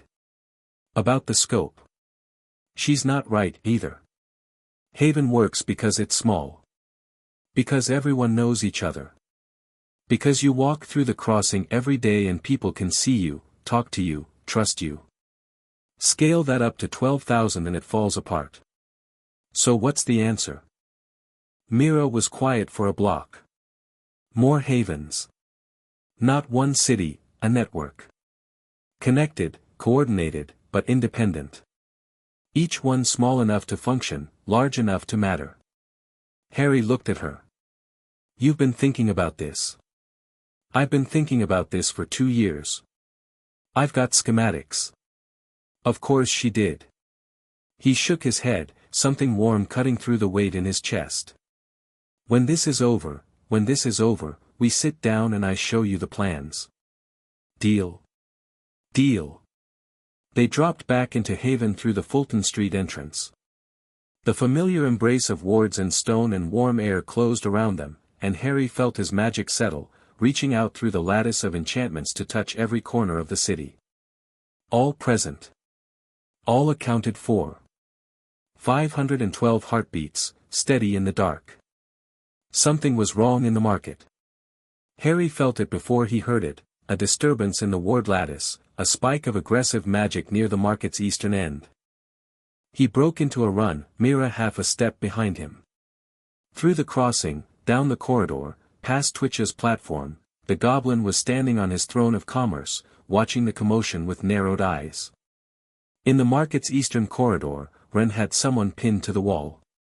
Not with magic. Physically. One forearm across the man's throat, the other hand crackling with contained energy. The man was struggling, brown-haired, mid-twenties, wearing civilian clothes that didn't quite fit the way they should. A disguise. Ren's combat team flanked him, wands out, a tight semicircle of alert, trained fighters. Market-goers had cleared the area with the practiced efficiency of people who lived in a community where trouble was always a possibility. Caught him in residential block 3, Ren said without looking at Harry. Illusion charm on his face. Mediocre one. Our boy here was asking questions, how many people live here, where the exits are, who's in charge. The man against the wall was breathing hard, his disguise flickering as Ren's pressure disrupted his concentration. Underneath the illusion, familiar features emerged. Sharp cheekbones. Dark eyes. An expression of professional annoyance that looked like it had been purchased in bulk. Victor Graves. Harry stopped. Let him down, Ren. Harry, let him down. Ren released Graves with obvious reluctance, stepping back but keeping his hand charged. Graves straightened, adjusted his collar, and let the disguise drop completely. He looked at Harry with an expression that was halfway between defiance and something more complicated. You've got good security, Graves said. The illusion charm was supposed to be Makusa's best. Makusa's best isn't good enough for my market, Harry said. Why are you here? Because I needed to see it. See what? This. Graves gestured at the market around them, the stalls, the goods, the people who were watching from a distance, wary but not panicked. My report said 500 unregistered magicals living in a dangerous, unsanitary, poorly managed underground encampment. I wanted to see if that was true. And? Graves looked around again. Really looked, this time.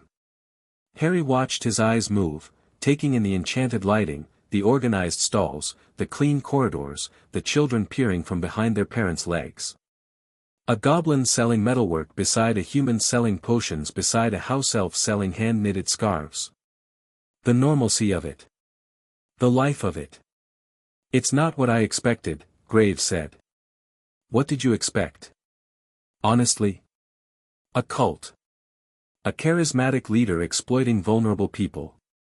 A tinderbox waiting for a spark. He met Harry's eyes. That's what the file says. Files lie. Sometimes. Sometimes they just don't tell the whole story. The market was watching. 500 people didn't all live in the market, but word traveled fast in Haven, and a crowd had gathered, standing at a distance, watching their leader face down the Makusa agent who'd grabbed one of their kids off the street 3 days ago. Harry could feel their attention. Their trust. The weight of it, warm and heavy, like a coat he could never take off. You assaulted one of my scouts, Harry said. A 15-year-old boy buying canned food. I detained an unregistered, you grabbed a kid off the street. Call it whatever you want. That's what happened. Graves' jaw tightened. I was following orders. So was everyone who ever hurt someone and didn't want to feel bad about it. That landed. Harry saw it hit, the flinch that Graves covered almost immediately, the crack in the professional armor. Whatever Graves was, he wasn't a man who'd made peace with everything he'd done in Makusa's name. I could have you arrested, Harry said. Infiltrating a sovereign community under false pretenses. Espionage. I could hold you here and let Makusa worry about getting you back. You could. But I'm not going to. Harry stepped closer. Not threatening. Just present. You wanted to see Haven. See it. Walk around. Talk to people. Eat in the market. Sit in on a class. Watch the kids play in the roots. And when you're done, go back to Makusa and write a real report. Not the one the file told you to write. The one your eyes told you to write. Graves stared at him. You're letting me walk around your secret city. The Makusa agent who was sent to gather intelligence on you. You're already here. You've already seen the market. Kicking you out doesn't unring that bell. And if you write an honest report, it helps me more than anything I could do to you. That's either incredibly smart or incredibly naive. People keep saying that about me. I'm starting to think the line between those two is thinner than everyone pretends. Ren looked like he was chewing on a live wire. Harry. A word. Harry stepped aside with Ren, just far enough for a private conversation. Ren's voice was a compressed hiss. You're out of your mind. Probably. He's an enemy agent. In our home. And you're giving him a tour. I'm giving him the truth. That's the most dangerous weapon we have. And if he uses what he sees against us, then we deal with it. But Ren, think about this. Coldwell is making decisions based on a file that says we're a cult in a sewer. If Graves goes back and tells her what Haven actually is, that changes the equation. Or it gives them a complete tactical map of our defenses. He's been here for, how long was he inside before you caught him? Ren's expression soured. 3 hours. 3 hours. In a disguise that fooled everyone except you. If he wanted a tactical map, he already has one. Sending him home angry and blind doesn't help us. Sending him home informed might. Ren was quiet for a long moment. His hand had stopped crackling, but his posture was still wound tight. I don't trust him. I know. I'm not asking you to. I'm asking you to trust me. Another silence. Then Ren nodded, short, reluctant, carrying the same compressed spring energy as always, and walked away. He posted 2 of his team at a discreet distance, shadowing Graves.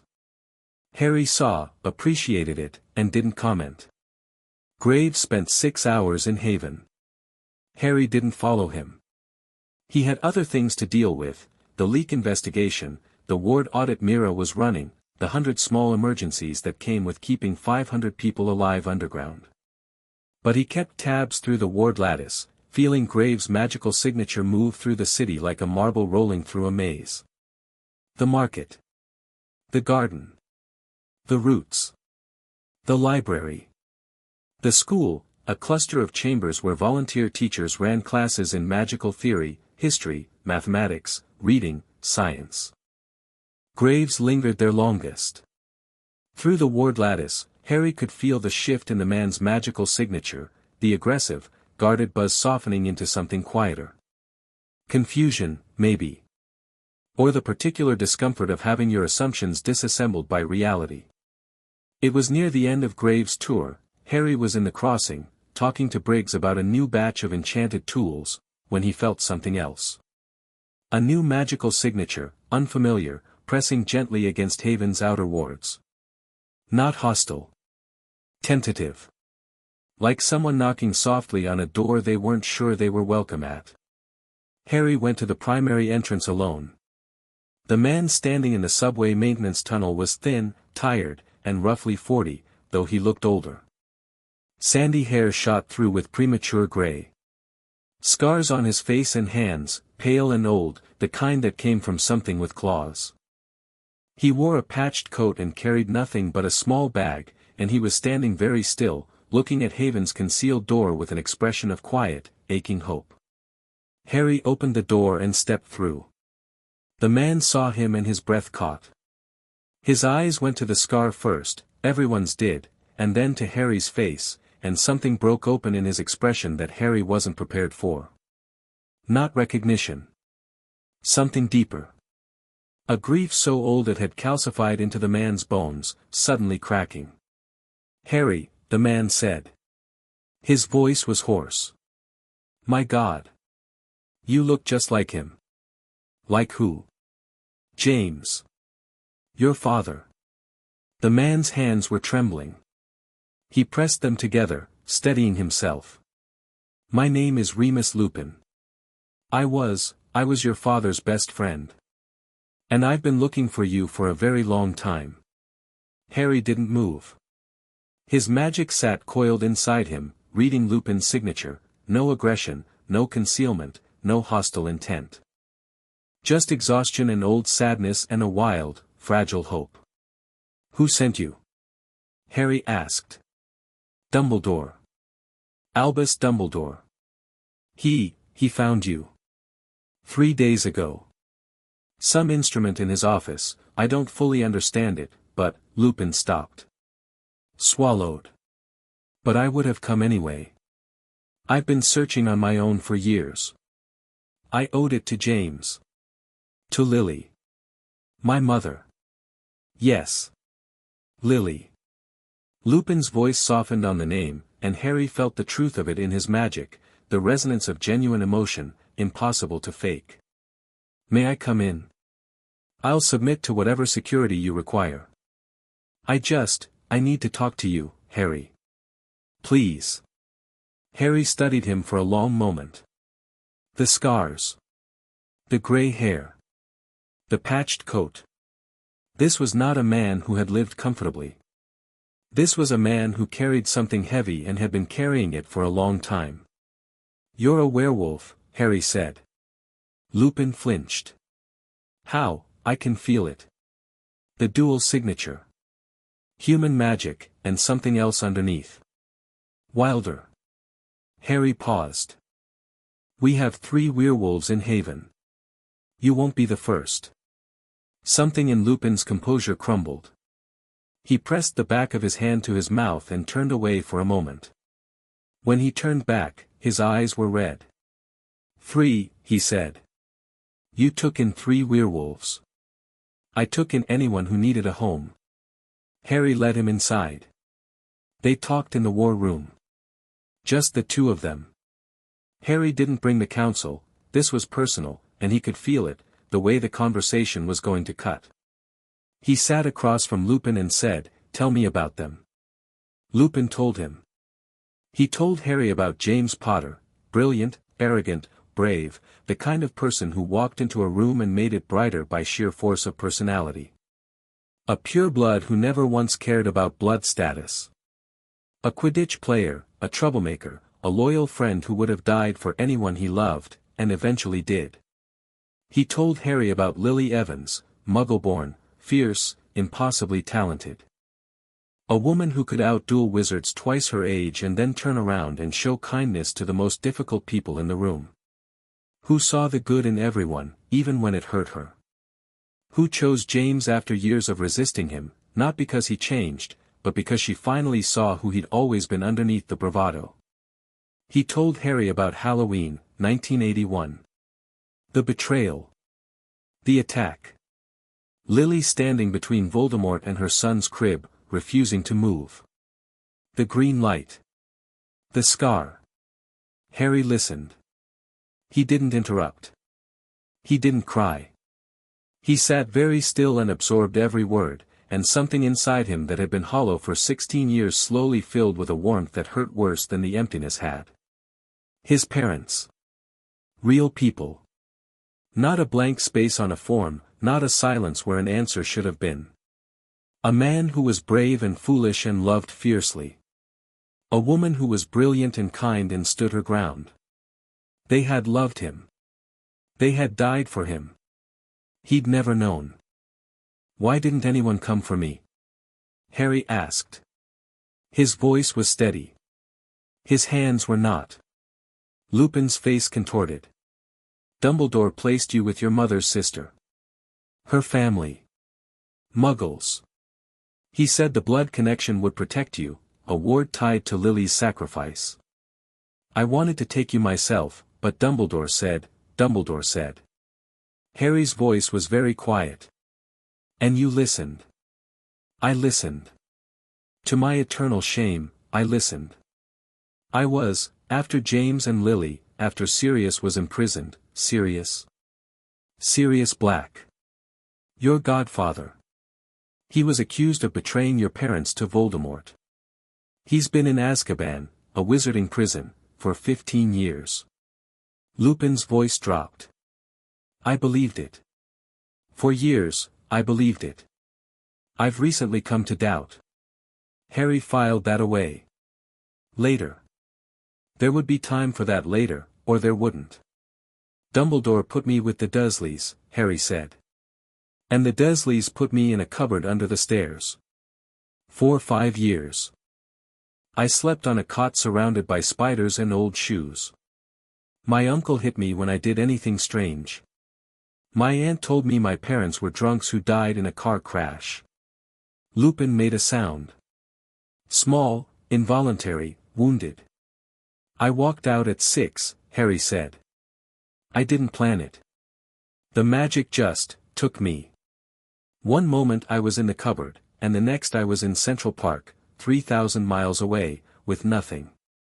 I was 6 years old and I was alone in a city of 8 million people, and I survived because I was too stubborn to die. Harry, so when you tell me that Dumbledore placed me, that Dumbledore said, that Dumbledore decided, understand that I have a specific and personal reaction to the phrase, Dumbledore knows best. He doesn't. He didn't. And whatever he wants from me now, the answer is no. Lupin was silent for a long time. His hands were folded on the table, white-knuckled, and he stared at them as if they belonged to someone else. He wants you to come back to Britain, Lupin said finally. I know.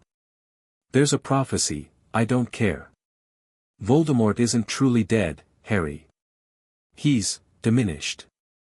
Disembodied. But he's out there, and there are signs that he's finding ways to return. The prophecy says that you're the one who, I don't care. Lupin looked up. You don't care that a dark wizard who murdered your parents is still alive? Harry was quiet for a beat. 2. When he spoke, his voice was steady and cold and absolutely certain. I care about the 512 people who live in this city. I care about the home I built with my hands. I care about the 14-year-old girl down the hall who has seizures because she can see the future, and the old man who is dying of a curse because Makusa wouldn't treat him, and the 3 werewolves who came here because your world treated them like animals. That's what I care about. Britain's Dark Lord is Britain's problem. He'll come for you eventually. The prophecy, then he'll come, and I'll deal with it. But I'm not crossing an ocean to fight someone else's war because an old man with a guilty conscience decided I'm supposed to. The words hung in the air. Lupin absorbed them, and Harry watched the fight go out of him, not the fight for Harry, but the fight to argue Dumbledore's case. Whatever loyalty Lupin owed the old wizard, it didn't outweigh what he was seeing, a boy who'd been failed by every institution and authority figure in his life, who'd built something extraordinary from nothing, and who had every reason in the world to tell Albus Dumbledore to go to hell. Can I stay? Lupin asked. Not for Dumbledore. For myself. I'd like to, I want to know you, Harry. If you'll let me. Harry studied the man across the table. The scars. The gray hair. The trembling hands. The eyes that looked like James Potter's must have, once, before grief and guilt and moonlit transformations had worn them down. You can stay, Harry said. But you report nothing back to Dumbledore. Not about Haven. Not about our defenses. Not about our people. If I find out you've sent information to Britain, you're gone. Understood. And Remus, when Dumbledore asks you to convince me, and he will, tell him I said no. Tell him I said it clearly. Tell him I said that if he comes here himself, I'll have the same conversation with him, and the answer will be the same. Lupin nodded. Something in his expression shifted, the fragile hope from the tunnel entrance hardening into something more solid. Not hope that Harry would do what Dumbledore wanted. Hope that Harry was who Lupin had prayed he'd become. Your mother would have said the same thing, Lupin said. Word for word. Harry didn't smile. But something in his chest eased, just slightly, at the idea that he had come by his stubbornness honestly. The day ground on. Harry dealt with the fallout, briefed the council on Lupin's arrival, fielded Ren's predictable objections, arranged quarters for the new guest in the lower roots. Lupin walked through Haven with the shell-shocked expression of a man who'd expected to find a lost boy and had found a king instead. Graves departed in the late afternoon, escorted to the primary entrance by two of Ren's team. He paused at the threshold and looked back at Harry. "You know I have to report this," Graves said. "I know. I'll report what I saw. That's all I asked." Graves hesitated. Something moved behind his eyes, the calculation of a career-oriented man weighing his future against his conscience. "You're making it very difficult to do my job, Potter. Your job should be difficult. If it's easy, you're not doing it right." Graves almost smiled. Almost. Then he turned and walked into the dark of the maintenance tunnel, and Haven's ward sealed shut behind him. Harry found Mira on the roof. Haven didn't have a roof, technically. It had an upper cavern, a natural dome of stone 40 feet above the highest point of the residential district, unreachable except by a narrow climbing path that Mira had carved into the wall herself. She'd enchanted the cavern's ceiling years ago, weaving an illusion so complete that it was indistinguishable from reality, the sky. Right now, it showed a winter night, clear, cold, stars scattered across velvet black, the moon a thin crescent. No buildings. No light pollution. Just sky. Mira sat on a flat ledge near the top of the climb, legs dangling, notebook closed for once, looking up at her own creation. Harry settled beside her without speaking. The stone was cold beneath them, but neither noticed, warming charms were second nature. They sat in silence for a while. Below them, Haven murmured, the last sounds of a day winding down, muffled by stone and distance. Up here, it was just them and the fake stars and the real quiet. "Lupin," Mira said. "Yeah. How are you?" Harry considered the question. Most people who asked it didn't want the real answer. Mira did. "My dad was a Quidditch player," Harry said. "Whatever that is. And my mum was Muggle-born. Like you. And they loved each other so much that she died rather than step aside. And nobody told me any of this for 16 years. Mira didn't say she was sorry. She didn't say it was unfair. She turned her head and looked at him, and her eyes were dark and steady and full of something that Harry couldn't look at directly, the way you couldn't look at the sun. What else did Lupin say? Dumbledore wants me in Britain. There's a prophecy. Voldemort's still alive, sort of. I'm apparently the chosen one. Of course you are. You don't sound surprised.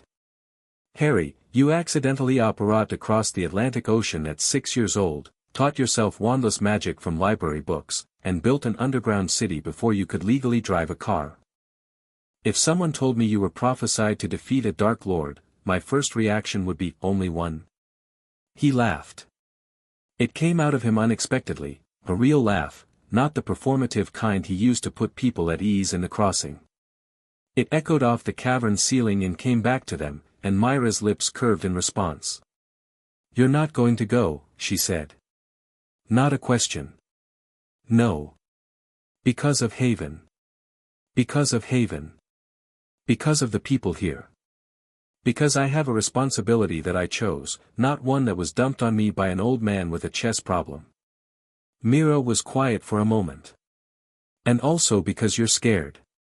Harry looked at her. Most people couldn't have said that to him.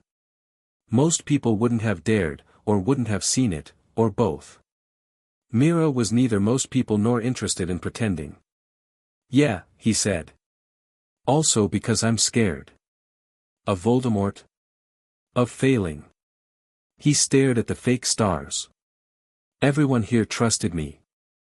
They gave up everything, safety, anonymity, the whole surface world, because they believed in what I was building. If I leave, if I go to Britain and get myself killed fighting someone else's monster, what happens to them? Who holds this together?" "I do," Mira said. "Rook does. Ren does. Twitch, Pearl, Mags, Briggs, every single person in this city who chose to be here. Haven isn't you, Harry. It was your idea. You built the first room. But it's not you. It's all of us. That sounds like something Rook would say. Rook says smart things. I listen. She paused. You carry everything alone because that's what you learned at 6 years old. Nobody was coming to help, so you did it yourself. And it worked. It got you here. But you're not 6 anymore, and you're not alone, and you need to stop acting like the whole world falls apart if you set it down for 5 minutes. Harry turned to look at her. In the fake moonlight, she was all sharp edges and warm skin and eyes that saw him, not the leader, not the legend, not the boy who lived, just the person underneath, the one who was tired and scared and 17 kinds of stubborn and still trying every day to be enough. What would I do without you? He asked. Die, probably. In some very preventable way. Comforting. I'm not here to comfort you. I'm here to keep you honest. She held his gaze. And alive. And occasionally fed, because you forget to eat when you're stressed, and it drives me insane. I ate breakfast today. You ate half a piece of toast and stared at a wall. That counts. That does not count, Harry. Something shifted between them. A threshold, invisible but real, like a ward line in the air. Harry felt it, the way the conversation had slipped from banter into something rawer, something that trembled at the edge of a truth they'd both been circling for years. Mira felt it too. He saw it in the way her breath caught, the way her fingers tightened on the edge of the stone ledge, the way she looked at him and then looked away and then looked back, as if she couldn't decide which was more dangerous, seeing or being seen. Mira, don't, she said. Soft. Not a rejection. A pause. Not tonight. There's too much happening, and if this becomes something, I need it to be because we chose it, not because we're scared and sitting in the dark. Harry nodded. She was right. She was usually right about the things that mattered. Okay, he said. Okay. They sat together in the silence, not touching, the space between them charged with everything they weren't saying. Below them, Haven breathed. Above them, the fake stars turned slowly, following the real sky's path through a real night that neither of them could see. It was enough, for now. Barely. But enough. Harry went to bed but didn't sleep. He lay in his room, small, spare, carved from the stone with his own hands when he was 13, and stared at the ceiling and listened to Haven settle around him. 512 people, sleeping. Trusting. Breathing in the dark. His scar throbbed. A low, distant ache, like a toothache heard from another room. The memory of the deep tunnel, the symbols, the voice, the hunger, sat in his mind like a stone in a shoe. He got up. Haven's nighttime was quiet but not silent. Sentries at the checkpoints. Night shift workers in the water treatment system. A mother walking a crying baby in the Roots corridor. Harry passed them all, nodding, touching the walls as he went. His magic flowed through the lattice, checking, monitoring, the constant background hum that had become as natural as his heartbeat. He found Cass in the library again. She never slept well. The visions came at night, tangled with dreams, impossible to separate. She was drawing on the wall again, chalk in both hands, working with a feverish intensity that made Harry's stomach clench. The drawing was larger this time. It filled most of the wall. The circle was there, the same circle she'd drawn before, the seal, the barrier. But now there were cracks in it, deep and spreading, and through the cracks something was pushing. Not a shape, a presence. Cass had drawn it as overlapping shadows, dense and layered, conveying depth and weight and hunger through chalk on stone in a way that shouldn't have been possible. And in the center of the drawing, standing at the edge of the cracked circle, a figure. Small. Human. A lightning bolt on its forehead. It's getting stronger, Cass said without turning around. Her voice was thin, stretched, the voice of someone who hadn't slept in days. The seals. They're breaking. 3 left now. It used to have 4. Harry went cold. 3. When I went down there, they were all intact. That was 3 days ago. Something changed. Something broke. I felt it in my sleep, like a bone snapping inside my head. She set down the chalk and turned to face him. Her gray eyes were bloodshot, ringed with dark circles, too bright. Harry, it knows about you. Not just your magic. The thing in your scar. It can feel it. It says, she stopped. Shuddered. When she spoke again, her voice had dropped an octave, carrying a resonance that didn't belong to a 14-year-old girl. Come deeper, little king. Your crown is waiting. Harry grabbed her shoulders. Cass. Stay with me. That's not you talking. She blinked. The alien resonance faded. She was Cass again, small and scared and shaking. It's getting louder, Harry. I can't keep it out. You don't have to keep it out alone. We'll figure this out. How? He didn't have an answer. He held her shoulders and didn't have an answer, and the drawing on the wall watched them both with shadows for eyes. He went back down. Not all the way. Not to the sealing chamber. But close enough. The underbelly's tunnels twisted around him, cold and dark and heavy with something that pressed against his magic like a hand pressing against glass. He conjured light and walked until the symbols appeared on the walls. They were spreading. 3 days ago, they'd covered a single stretch of wall. Now they ran along both sides of the tunnel, creeping across the ceiling, pulsing with that oily, dark light. The hum was louder. Lower.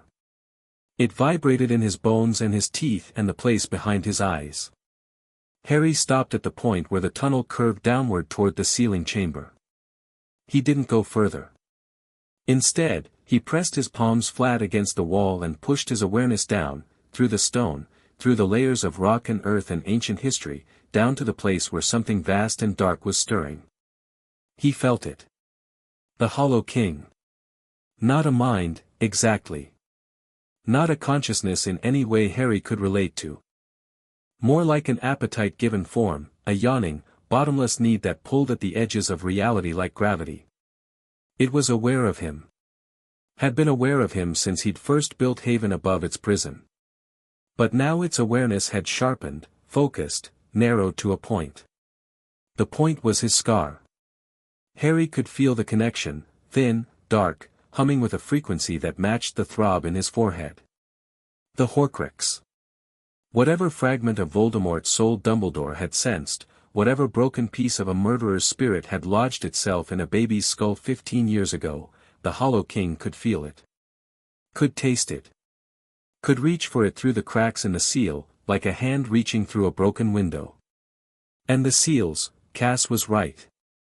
One was already dark. Dead. The nearest one guttered weakly, its light faltering like a candle in a wind.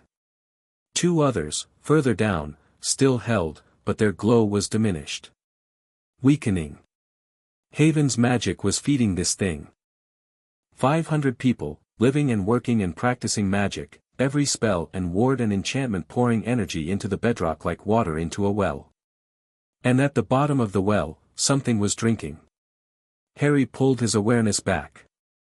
The stone hummed under his palms, and for a moment, just a moment, he heard the voice.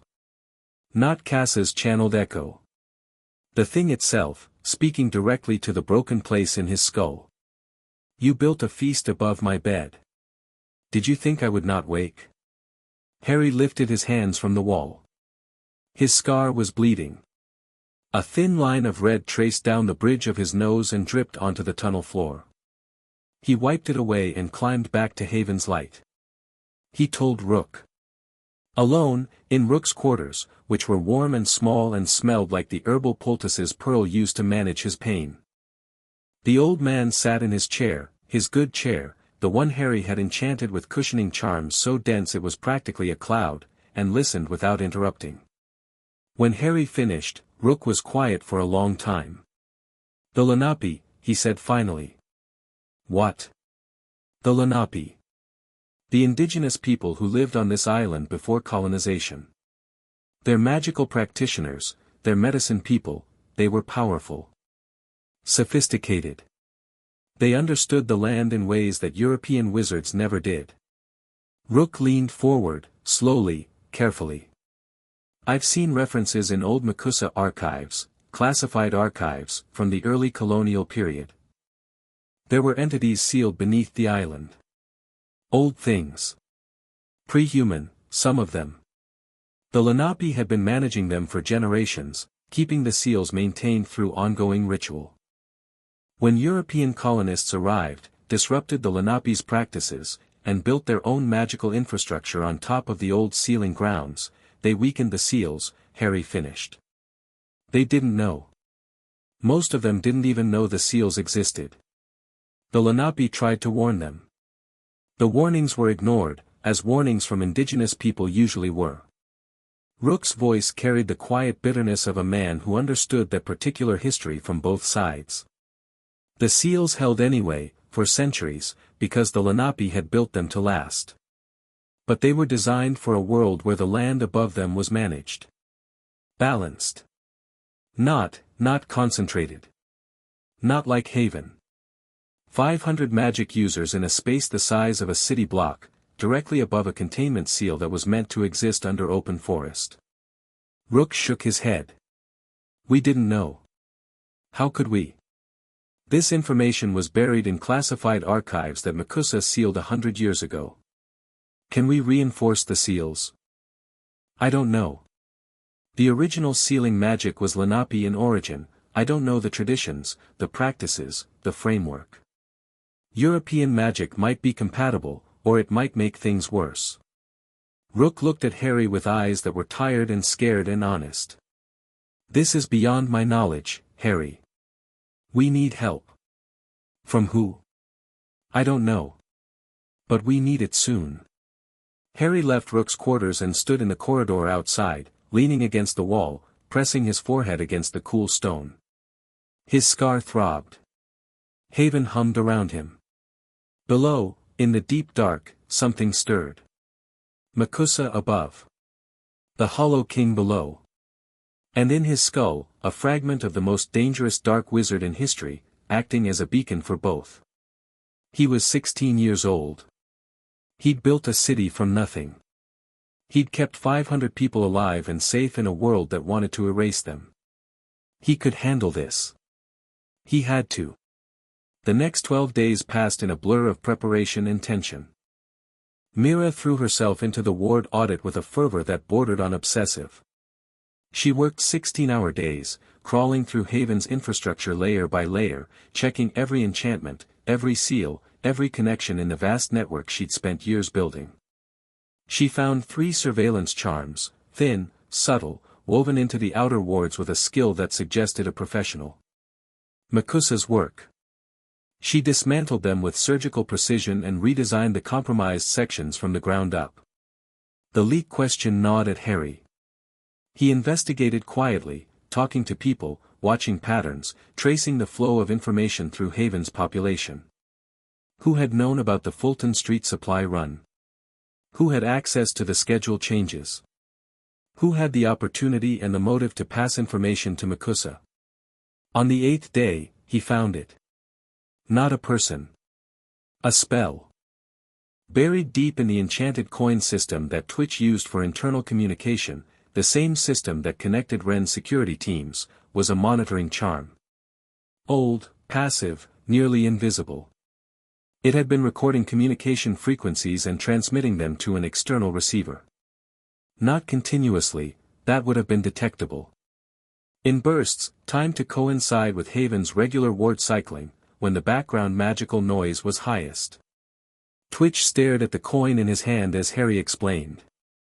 The goblin's face went through several colors, none of them healthy. "This is my system," Twitch said. "I built these coins. I enchanted every single one personally. No one should have been able to, it's not your fault. The charm was placed on the coin after your enchantment. Layered on top, using your own magic as camouflage. Whoever did this understood goblin crafting. That narrows the field considerably. Twitch's voice was tight with fury. Goblin crafting knowledge is proprietary. Closely guarded. The only non-goblins with access would be Makusa Cursebreakers. Or someone who used to be one. They looked at each other. The implication settled like ash. No, Harry said. Not Rook.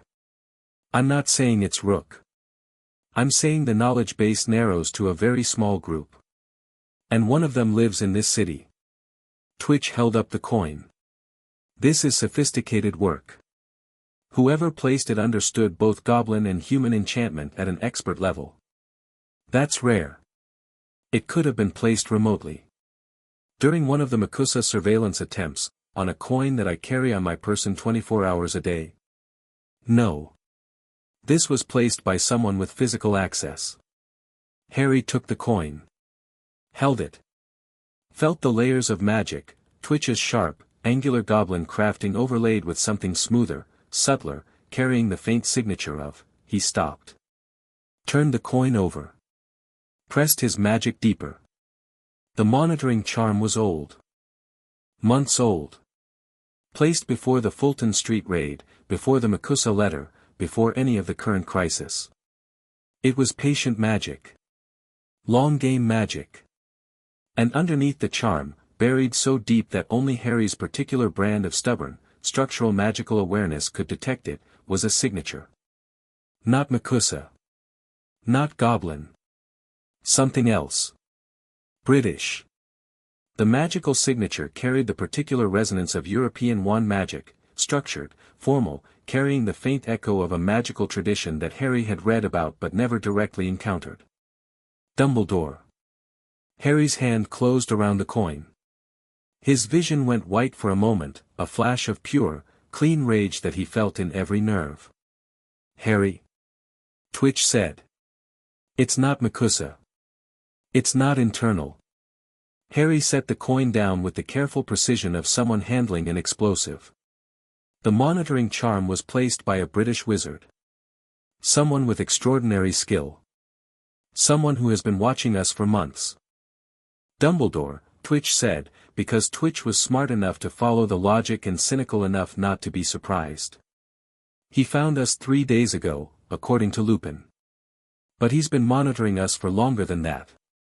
This charm is months old. He had a thread into our communication system, and he was using it to build a picture of Haven before he made contact. And Makusa got their information from the same source. Dumbledore fed them enough to get them interested, pointed them at Haven without revealing his own involvement. Set us up to be pressured by Makusa while he positioned himself as the concerned ally. Twitch's lips peeled back from his teeth. Chess. It's always chess with him. Harry destroyed the monitoring charm, dismantled the coin's compromised enchantments, and had Twitch rebuild the entire communication system from scratch. He did not tell Lupin. He did not confront Dumbledore, who was still in Britain, still watching, still playing his long game. He filed it away. Added it to the weight he carried. And kept moving. Lupin, unaware of Harry's discovery, settled into Haven with the awkward gratitude of a stray dog given shelter. He was quiet, helpful, and desperately grateful to be useful. He started teaching, Defense Against the Dark Arts, he called it, with the self-deprecating smile of a man citing a Hogwarts class that no one in Haven had ever heard of. The kids loved him. He was patient, knowledgeable, and had a gentle humor that made complicated concepts accessible. He was also, Harry noticed, fascinated by Haven itself. Not in the calculating way Graves had been, in the wondering way of someone who had spent his life on the margins of magical society and had never imagined that an alternative existed. At Hogwarts, Lupin told Harry during one of their careful, cautious conversations in the library, there are 4 houses.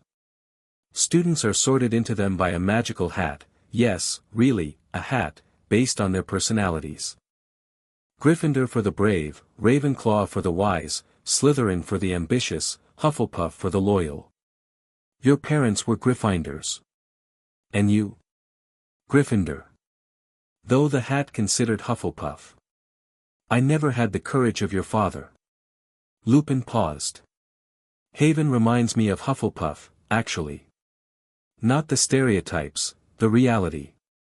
Loyalty. Hard work. Taking everyone in, regardless of what they are. We're not a school. No. You're something better. You're a choice. Lupin looked at him. Everyone here chose to be here. That's not something most magical communities can claim. Harry didn't respond to that. But he filed it away too, in a different place than Dumbledore's betrayal. In the place where he kept the things that mattered. On the 14th day, the second seal broke. Harry felt it in his sleep, a shudder in the bedrock, a subsonic crack that vibrated through Haven's foundations and jolted him awake. He was on his feet and running before his conscious mind caught up. Through the roots, down the stairs, past the checkpoints. Ren was already there, alerted by the same tremor, his combat team fanning out in the underbelly's upper tunnels. Earthquake? Ren asked. No. Harry pressed his hand to the wall. Felt the lattice of magic that ran through Haven's structure, and beneath it, the deeper resonance of the ancient seals. Too dark now. Two remaining. The seals. The seals on the, yeah. Ren stared at him. In the 4 years Ren had been in Haven, Harry had never seen him afraid. Angry, yes. Suspicious, frequently. Aggressive, as a default state. But afraid? Ren was afraid now. How long? Ren asked. I don't know. Weeks, maybe. Maybe less. Cass might know. Cass has been having seizures. I know. Every night now. Pearl is keeping her sedated. She wakes up screaming about crowns and darkness and, Ren stopped. Controlled himself. What are we dealing with, Harry? Give me a straight answer. Something old. Something sealed under the island by the people who lived here before anyone else. Something that feeds on magic. Our magic. Haven's magic. Can we fight it? Harry looked at Ren, the sharp angles of his face, the combat-ready tension in his frame, the fierce, protective loyalty that drove everything he did. Ren solved problems with force. It was his gift and his limitation. And Harry loved him for it, in the way you love someone who will stand beside you in the dark without asking why. I don't know yet, Harry said honestly. But we're going to try. Ren nodded. Not satisfied, Ren was never satisfied, but willing to trust. He turned and went to check on his teams. Harry descended alone to the sealing chamber. The chamber was worse. The pit at its center gaped, and the darkness inside it was thicker now, denser, almost solid. The air tasted of metal and decay. 2 of the 4 ceiling pillars, stone columns carved with the same symbols as the tunnel walls, were dark, their inscriptions dead, the magic that had sustained them for centuries drained away. The remaining 2 glowed weakly, their light flickering like candles in a storm. Harry stood at the edge of the pit and looked down. The darkness looked back. You return, little king. The voice was clearer now, closer, carrying a weight that pressed against Harry's skull. Not words, exactly, impressions, concepts, pushed into his mind through the crack in his scar. You carry a piece of a broken soul. I can taste it. Come deeper. No, Harry said aloud. Your people feed me. Their magic pours through the stone like water through sand. Every spell, every enchantment, every ward, it all flows down. To me. You built a kingdom above my prison and gave me the key to my chains. I'll find a way to reseal you. With what? The old magic is dead. The people who built my prison are scattered. Their knowledge is lost. You have nothing. You are a child playing king in a hole in the ground, and I am older than your species. Harry's scar was burning. Blood trickled down his nose. He wiped it away with the back of his hand and held his ground. You've been sealed for centuries. You can be sealed again. By whom? The old man in Britain. He knows my kind. He fears my kind. He will come, and he will fail, and I will eat his magic like all the rest. A pause. Something that might have been amusement, if amusement could be made of darkness and hunger. Or perhaps you, little king. Perhaps you will try. With the broken soul in your skull as my doorway, you will try, and you will open yourself to me, and I will wear your crown and walk your halls and feast on the magic of 500 souls. Harry turned and walked away. Behind him, the darkness in the pit churned, and the remaining seals flickered, and the Hollow King's laughter followed him up through the stone, not a sound, but a vibration, a presence, a promise. He emerged into Haven's light and stood in the crucible, alone, shaking. His scar had stopped bleeding, but the throb remained, a constant pulse that synced with his heartbeat. He could feel the Hollow King beneath him, a vast presence pressing upward against the bedrock like a hand pressing against glass. He was running out of time. Makusa above. The Hollow King below. And between them, Haven. His home. His people. His reason for breathing. He walked to the war room. Sat down. Pulled the coin communication system toward him and started making plans. The clock was ticking. 800 miles away, in a Makusa office that was considerably less sparse than Coldwell's, Victor Graves sat across from his director and told the truth. It was not a comfortable experience. It's not what the file says, Graves said. He kept his voice level, professional, precise, the voice of a man delivering a field report, not an emotional appeal. The settlement, Haven, is a functioning magical community with infrastructure, governance, and social systems that rival anything Makusa has built.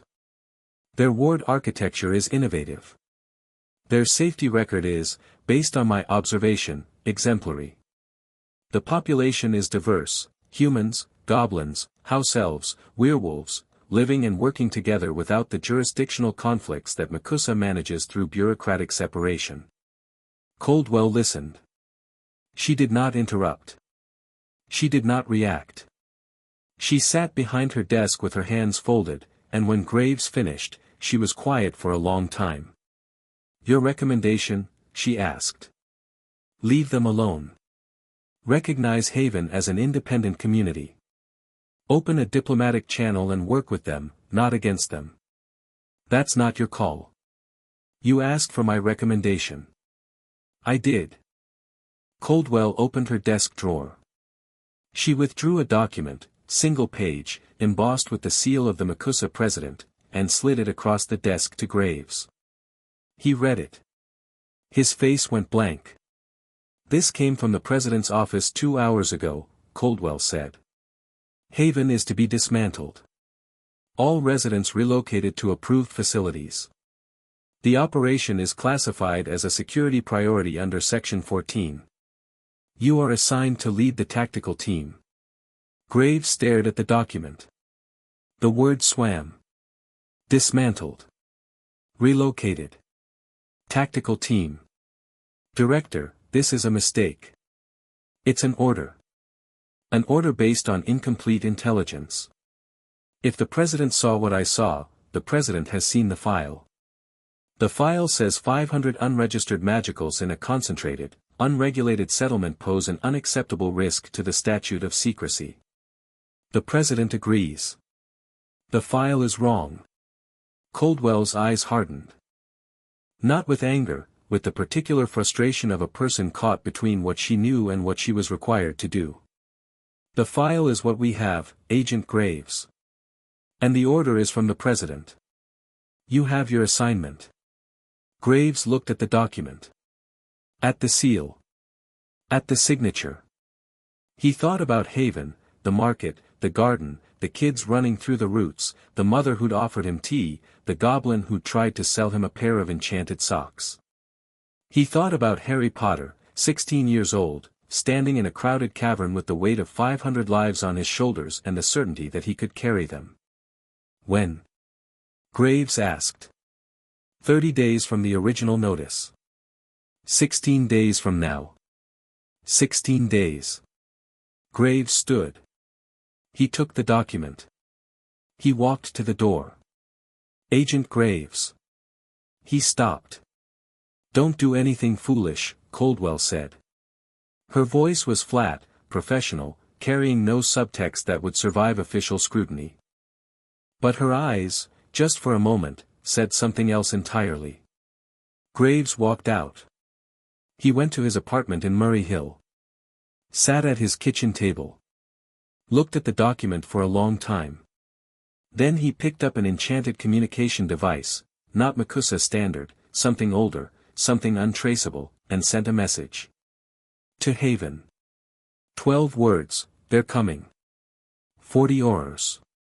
Dawn, 16 days from now. I'm sorry.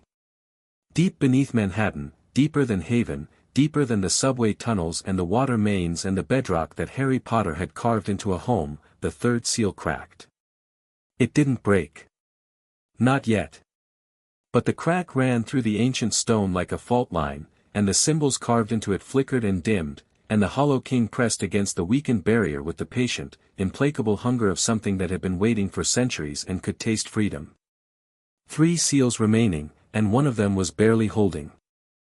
The crown of broken wands began to form in the darkness. Not complete. Not yet.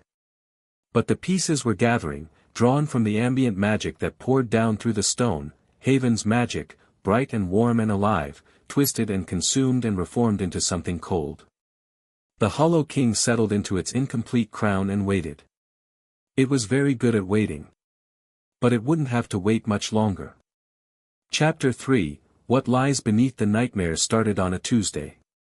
Harry knew it was Tuesday because Twitch kept a calendar in the market, an enchanted board that tracked surface days, Haven holidays, supply schedules, and the goblin's personal opinion of each day's economic outlook. Tuesdays read, mediocre. Harry was passing the board on his way to the crucible when he heard the screaming. Not one person. Multiple. Coming from the roots, from different corridors, different levels, a ragged chorus of fear that cut through Haven's morning routine like a blade. He ran. The first screamer was a man named Dov, mid-30s, one of Haven's water treatment workers. Harry found him in his quarters, sitting upright in bed, eyes wide and blank, mouth open in a scream that had gone hoarse. His wife, Adina, was shaking his shoulders, calling his name. 2 of their neighbors stood in the doorway, frightened. Harry put his hand on Dov's forehead. The man's magic was churning, agitated, disordered, tangled with something dark and oily that didn't belong. Harry pushed into it with his own magic, gentle but firm, and found the residue of a dream. Not a normal dream. Something imposed. Something that had reached up through the stone and planted itself in Dov's sleeping mind. He saw flashes of it through the contact, darkness, pressure, a vast space underground, something moving in it, huge, shapeless, hungry. A voice without words. A crown made of broken things. Harry pulled the residue out. It resisted, clinging to Dov's magic like tar, but Harry was stronger and more stubborn and he ripped it free with a pulse of clean white energy that made the light globes in the corridor flare. Dov gasped, blinked and collapsed back against his pillow, breathing hard but present. "You're okay," Harry told him. "Bad dream. It's over." But it wasn't over. Across Haven, 17 people had woken up screaming. By the time Harry and Pearl had made the rounds, Harry pulling the nightmare residue, Pearl administering calming drafts, the morning was gone and Haven's mood had shifted. People clustered in the corridors, talking in low voices, watching the walls as if they expected something to come through them. The light globes flickered throughout the day. Not dramatically, just a stutter, a brief dimming that lasted a fraction of a second before returning to normal. Most people didn't notice. Mira did. Something's drawing power from the ward lattice, she told Harry, her notebook open to a page covered in calculations that looked like abstract art. Small amounts. Consistent. Like a slow leak. From below. From below. In the garden, Mags reported that 3 rows of tomatoes had wilted overnight. Not diseased, drained. The plants were intact, their structures whole, but the magical energy that sustained them in their sunless environment had been sucked out, leaving husks of green that crumbled at a touch. Mags held up a dead tomato plant, its leaves papery and translucent. This was healthy 12 hours ago, Harry. I checked it myself before I went to bed. The warming enchantments in residential block 7 failed at noon. Not flickered, failed. The temperature in 30 occupied chambers dropped to match the bedrock, 42 degrees. Families huddled together, breath fogging, while Harry and Mira worked to rebuild the enchantments from scratch. The old ones were gone. Not broken, not frayed, consumed. The magical energy that had sustained them had been pulled downward through the stone, following the same path as the ward lattice leak, the garden drain, the nightmare residue. All of it flowing down. To the Hollow King. Harry found Cass in the clinic. Pearl had moved her there after the 3rd seizure in 2 days. Cass was lying on a cot, pale and thin, dark circles under her eyes like bruises, her hands twitching in her sleep. The wall beside her bed was covered in chalk drawings. She'd been drawing in her sleep, Pearl said. Reaching over the edge of the cot without waking, her hands finding chalk with sleepwalker's precision, covering the stone with images that made Pearl's skin crawl. Harry looked at the drawings. The ceiling circle, cracked wide. The Hollow King, rendered in overlapping shadows that seemed to shift when you looked away. Haven, drawn from above, its chambers and corridors visible through the stone like an X-ray, and beneath it, the pit, the darkness, tendrils reaching upward through the rock like roots growing in reverse. And in the center of it all, drawn with painful detail, Harry's face. Eyes closed. Scar splitting open. And from the split, darkness pouring out, not into Harry, but from him. As if the thing in his scar was a door, and something was using it to come through. She wakes up asking for you, Pearl said quietly. Says your name, then falls back under. Harry sat beside the cot and took Cass's hand. Her fingers were cold. Chalk dust lined her nails.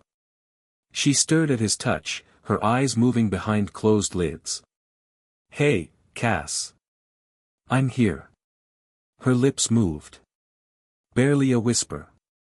2 left. 2 seals. 2. And 1 is cracking. Her hand tightened on his. It's so hungry, Harry. It's been starving for so long. And we're right there. Right above it. All this magic, all these people, it's like putting food in front of someone who hasn't eaten in 1,000 years and telling them not to touch. Can it break through? All the way. When the last seal breaks. Her eyes opened. Gray, bloodshot, ancient in a 14-year-old face. It'll come up through the stone like water through a broken dam. It'll take everything. Every spell, every ward, every drop of magic in every person in Haven. It'll drain us dry and keep going. Up to the surface. Into the city. How long? Days. A week, maybe. The seals are old but they're strong. Even broken, they resist. She paused. Her voice dropped. But it has a shortcut. A door it doesn't need to break. A door that's already cracked. She touched his forehead. Right on the scar. Her finger was ice cold, and where it touched, Harry felt a pulse of something dark respond, a vibration deep in his skull, like a tuning fork struck in a locked room. If it gets through you, Cass whispered, it doesn't need the seals at all. Harry left the clinic and went straight to the war room. He sent the call through Haven's rebuilt communication system, the new coins, clean, twitch-crafted, free of Dumbledore's monitoring charm. The council assembled. Harry didn't sit. He stood at the map wall and laid it out, all of it. The nightmares. The power drain. The garden. The warming failures. The seals. Cassa's visions. The timeline. Days, he said. Maybe a week. After that, the seals fail and this thing comes through. Silence. Ren broke it, because Ren always broke silences. What do? We go down. We assess the remaining seals. We figure out if they can be reinforced, and if so, how. And if they can't, then we figure out something else. But we start with information. I'm taking a team into the deep tunnels. Myself, Mira, Ren, and Rook. Rook is dying, Ren said bluntly. The words hung in the air like smoke. No one contradicted them because no one could. Rook, sitting in his chair with his hands folded, didn't flinch. Rook is the only person in Haven who has any knowledge of ancient sealing magic, Harry said. He's read the Makusa archives. He understands the theory. I need him. I'm coming, Rook said. His voice was steady. Calm. Final. Don't argue with me, any of you. I've been dying for 6 years. A few more hours won't make a difference. Rook, Mira started. I said don't argue. The old man's eyes were clear and sharp, cutting through the haze of his illness with the same precision he'd once applied to curse breaking. This is what I'm for. This is what I've always been for. Let me do it. Harry looked at Rook. The old man looked back. Between them, 8 years of history, the subway tunnel where they'd met, Harry feral and fierce and 8 years old, Rook patient and dying and still willing to teach. The first structured spell Harry had ever cast, guided by Rook's hands. The first ward. The first expansion of Haven from a single chamber to a corridor. The arguments. The lessons. The quiet evenings in the library, reading side by side.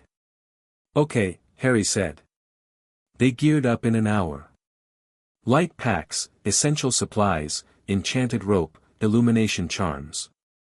Mira brought her notebook and a set of ward crafting tools she'd built herself, delicate silver instruments that could read, analyze, and manipulate magical structures.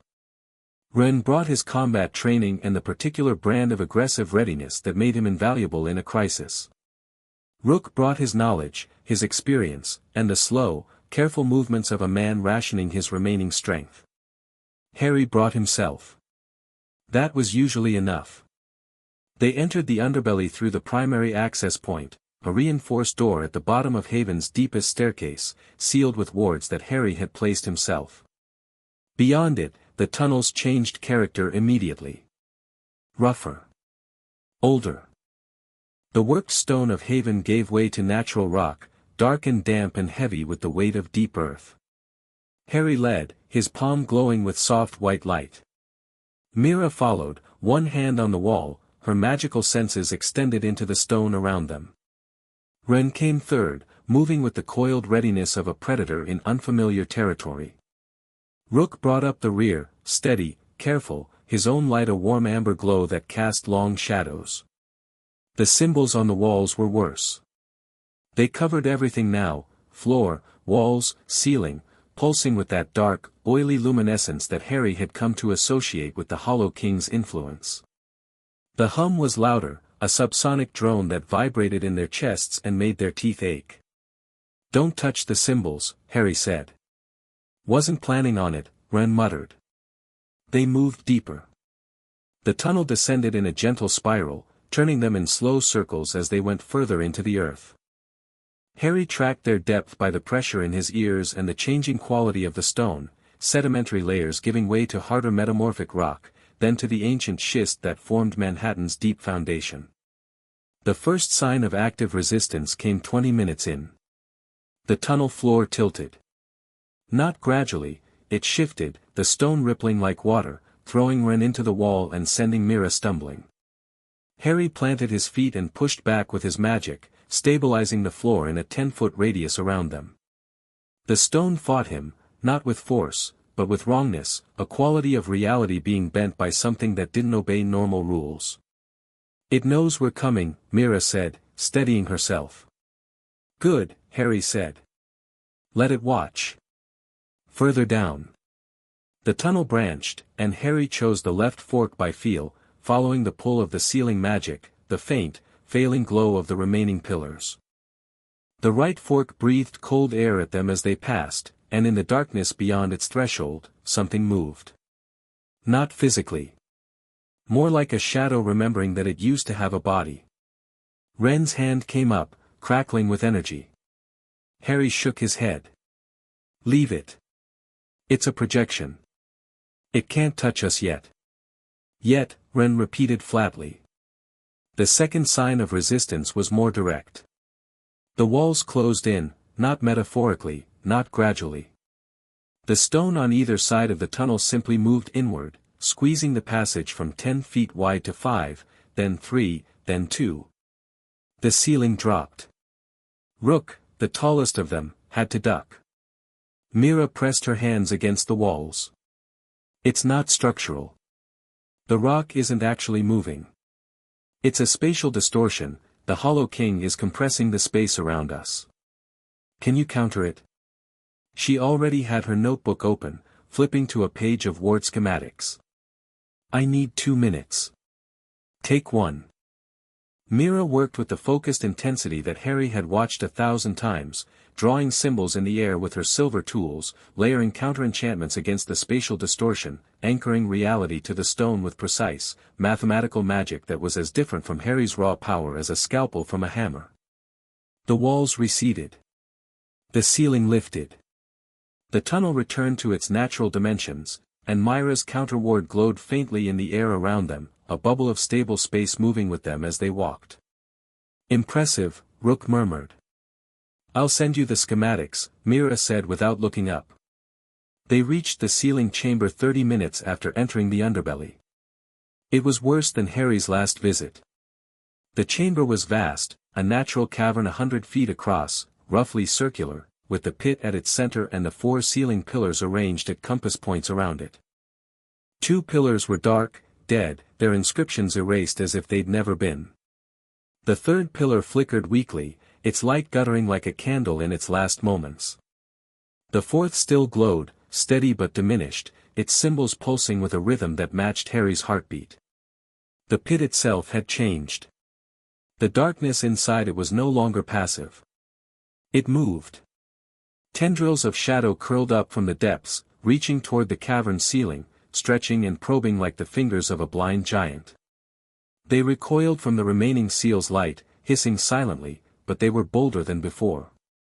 Braver. Hungrier. The air in the chamber was thick and metallic, and Harry could feel the Hollow King's presence like a weight on his chest, enormous, ancient, patient, pressing against the remaining barriers with the slow inevitability of a glacier grinding through a valley.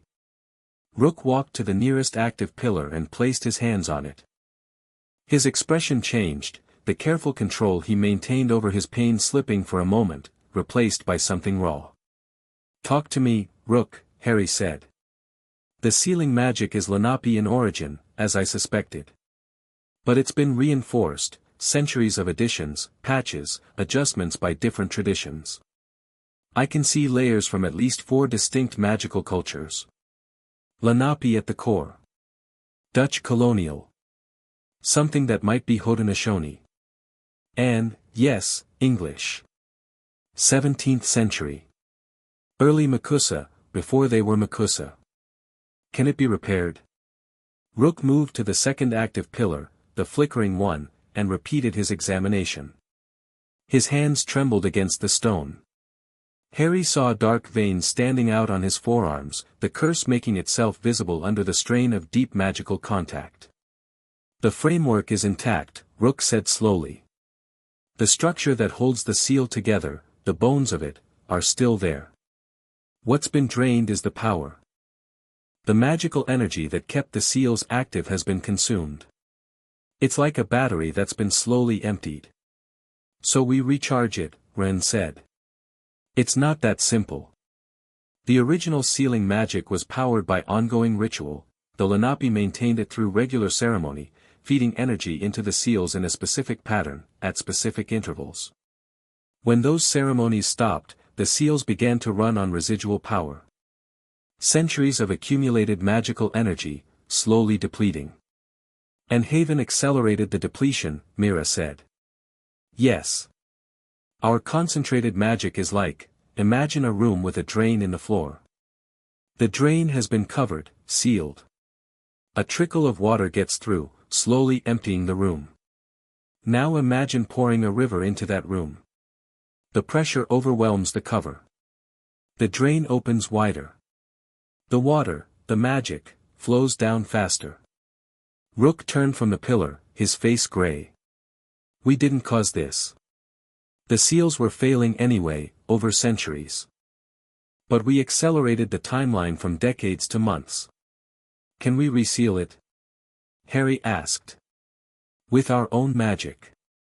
Pour power into the framework, like the original ceremonies did. Theoretically. The framework is there. The structure accepts energy, I can feel it responding to my touch. But the original ceremonies were specifically calibrated.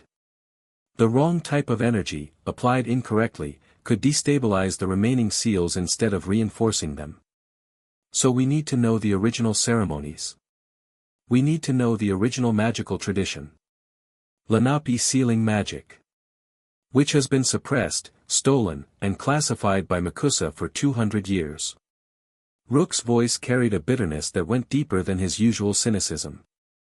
The people who knew how to do this were systematically dispossessed of their knowledge by the magical government that now claims authority over this land. The weight of that settled over the chamber. 4 people standing at the edge of an ancient pit, facing a crisis born from centuries of colonial theft and institutional arrogance. We work with what we have, Harry said. Mira, can you analyze the framework?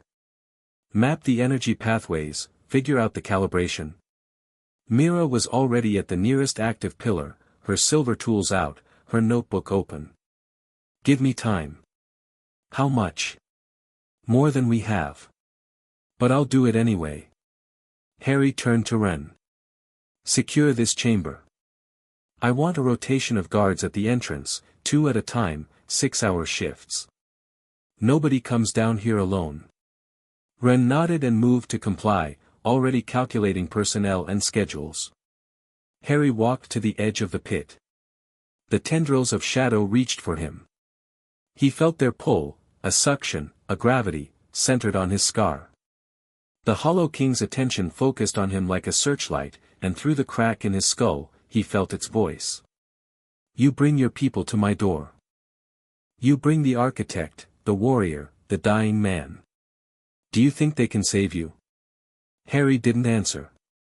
He studied the pit, the shadows, the way the tendrils moved. Looking for patterns. Weaknesses. The way he'd always approached problems, not with brute force first, but with observation. Understanding. Then brute force if necessary.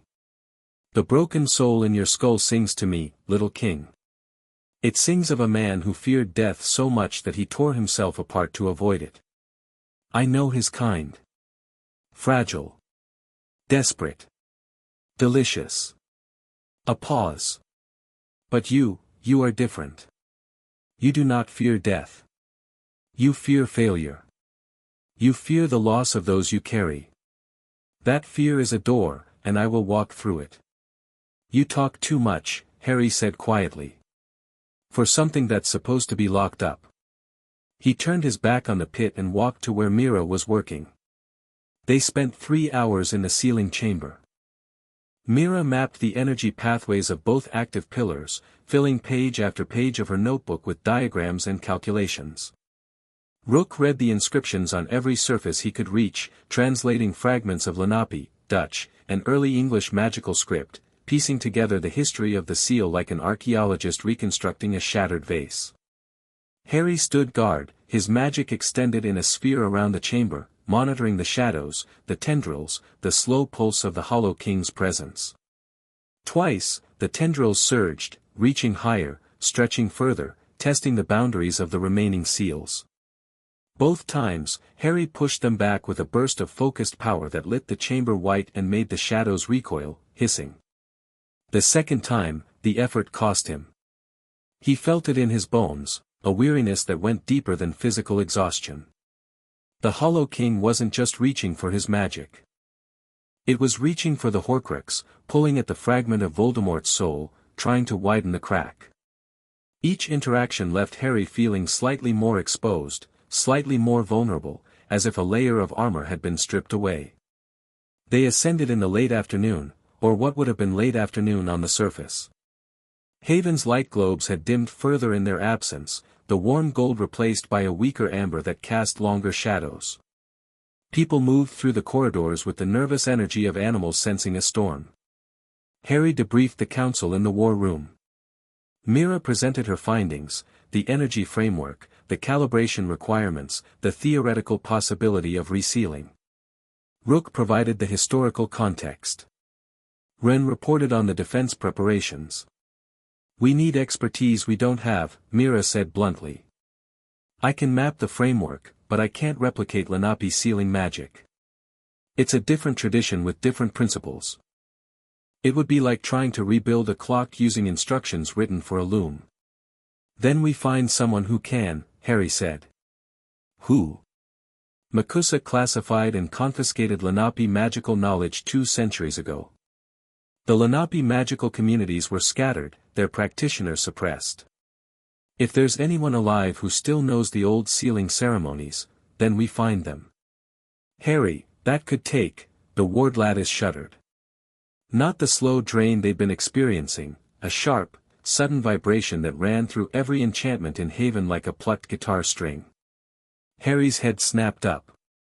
Myra's eyes went wide. Someone was at the front door.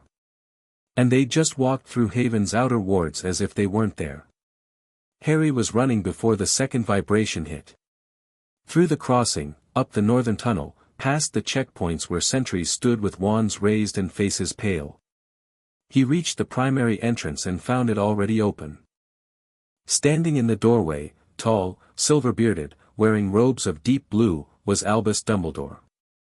He looked exactly like the photographs Harry had seen in the books he'd salvaged, old, thin, radiating power like a furnace radiates heat. Half-moon spectacles. Blue eyes that sparkled with what appeared to be warmth but which Harry now understood was calculation wearing a friendly mask. He carried a wand, long, knotted, ancient-looking, and he held it loosely at his side, unthreatening and unmistakable. He'd walked through Haven's wards. Through Myra's wards, the wards she'd spent years designing, layering, perfecting. Through the detection grid, the intrusion countermeasures, the anti-apparition field, the concealment matrix. Through all of it, like a man walking through a beaded curtain. He stood in Harry's home uninvited, and he smiled. "Harry," Dumbledore said. "My dear boy. You've built something remarkable." Behind Harry, people were gathering. Word traveled fast in Haven, the sentries had sent alerts, and Haven's residents were emerging from corridors and side tunnels, drawn by curiosity and alarm. Harry could feel them at his back, dozens, then scores, pressing into the northern tunnel and the crossing beyond, watching. Harry stood between Dumbledore and his people and didn't move. "You weren't invited," Harry said. "No. I apologize for the intrusion. I would have sent word ahead, but I felt the situation required a personal visit." Dumbledore's gaze moved past Harry, taking in the tunnel, the checkpoint, the faces of the watchers beyond. His expression was one of genuine, wondering appreciation. "Truly remarkable. The ward architecture alone, I haven't seen anything this sophisticated outside of Hogwarts itself." "You walked through it." "I did. With difficulty, I assure you. Ms. Santos's work is exceptional. A less experienced wizard would have been turned back." He paused. "Or worse.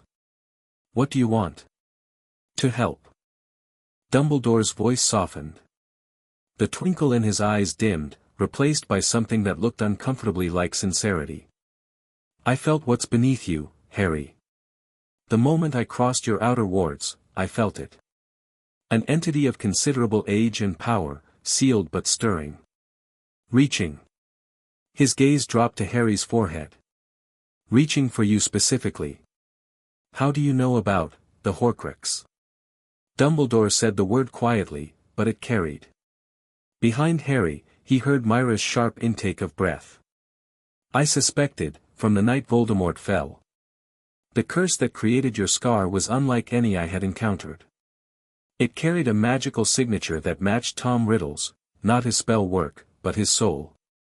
A fragment. Torn loose by the act of murder and lodged in the nearest living vessel. The tunnel was very quiet. Harry could hear his own heartbeat. You knew, Harry said. His voice was steady. His hands were not. You knew what was in my head. I suspected.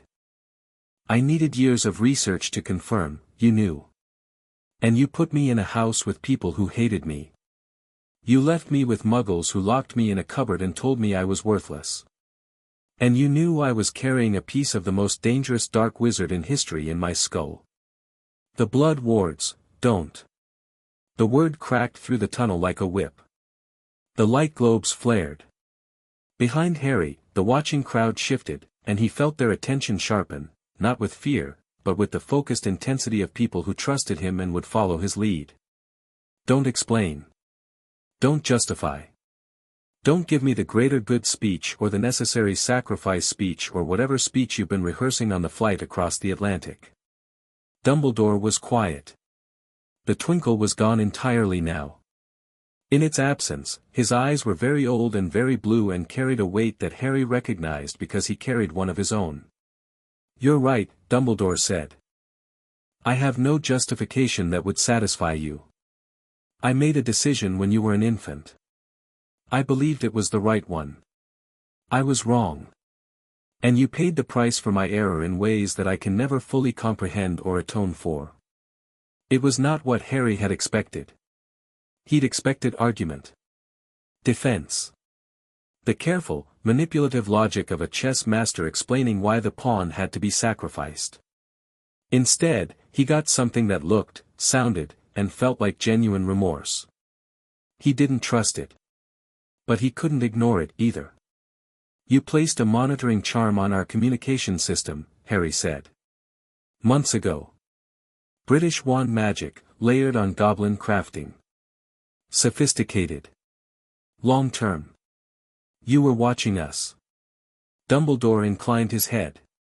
I needed to understand what you had built before making contact. I also needed to verify the Horcrux connection. I used the monitoring data to calibrate my instruments. You fed information to Makusa. Pointed them at Haven. No. For the first time, Dumbledore's voice carried an edge. That, I did not do. Makusa's investigation into Haven predates my involvement. They have been aware of anomalous magical concentrations in Lower Manhattan for years. My monitoring charm was separate and, I believed, undetectable. You believed wrong. Evidently. A trace of wry acknowledgement. You are more capable than I anticipated, Harry. In many ways. Harry stared at the old man. Behind him, he could feel Myra's presence, steady, grounding, an anchor in the storm of his emotions. He could feel Ren, coiled and ready, waiting for a signal. He could feel Haven, 512 people holding their breath. You said you came to help, Harry said. I did. Then tell me about the Horcrux. Tell me everything. No omissions, no strategic half-truths, no, you'll understand when you're older. Everything. Dumbledore nodded slowly. May I come in? Harry considered refusing. Considered making the most powerful wizard in the world stand in a subway maintenance tunnel and deliver his secrets in the dark. It would have been satisfying. It would also have been petty, and Harry had neither the time nor the temperament for petty. War room, he said. Follow me. Touch nothing. He turned and walked into Haven. The crowd parted for him, not with deference, but with trust.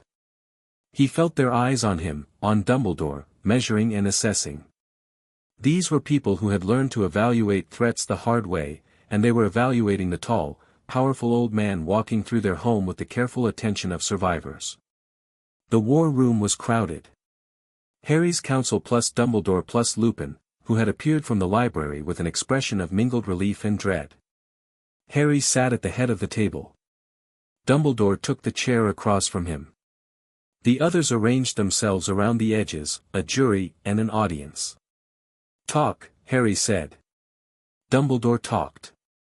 He talked about Tom Riddle, the orphan boy who came to Hogwarts brilliant and broken and terrified of death.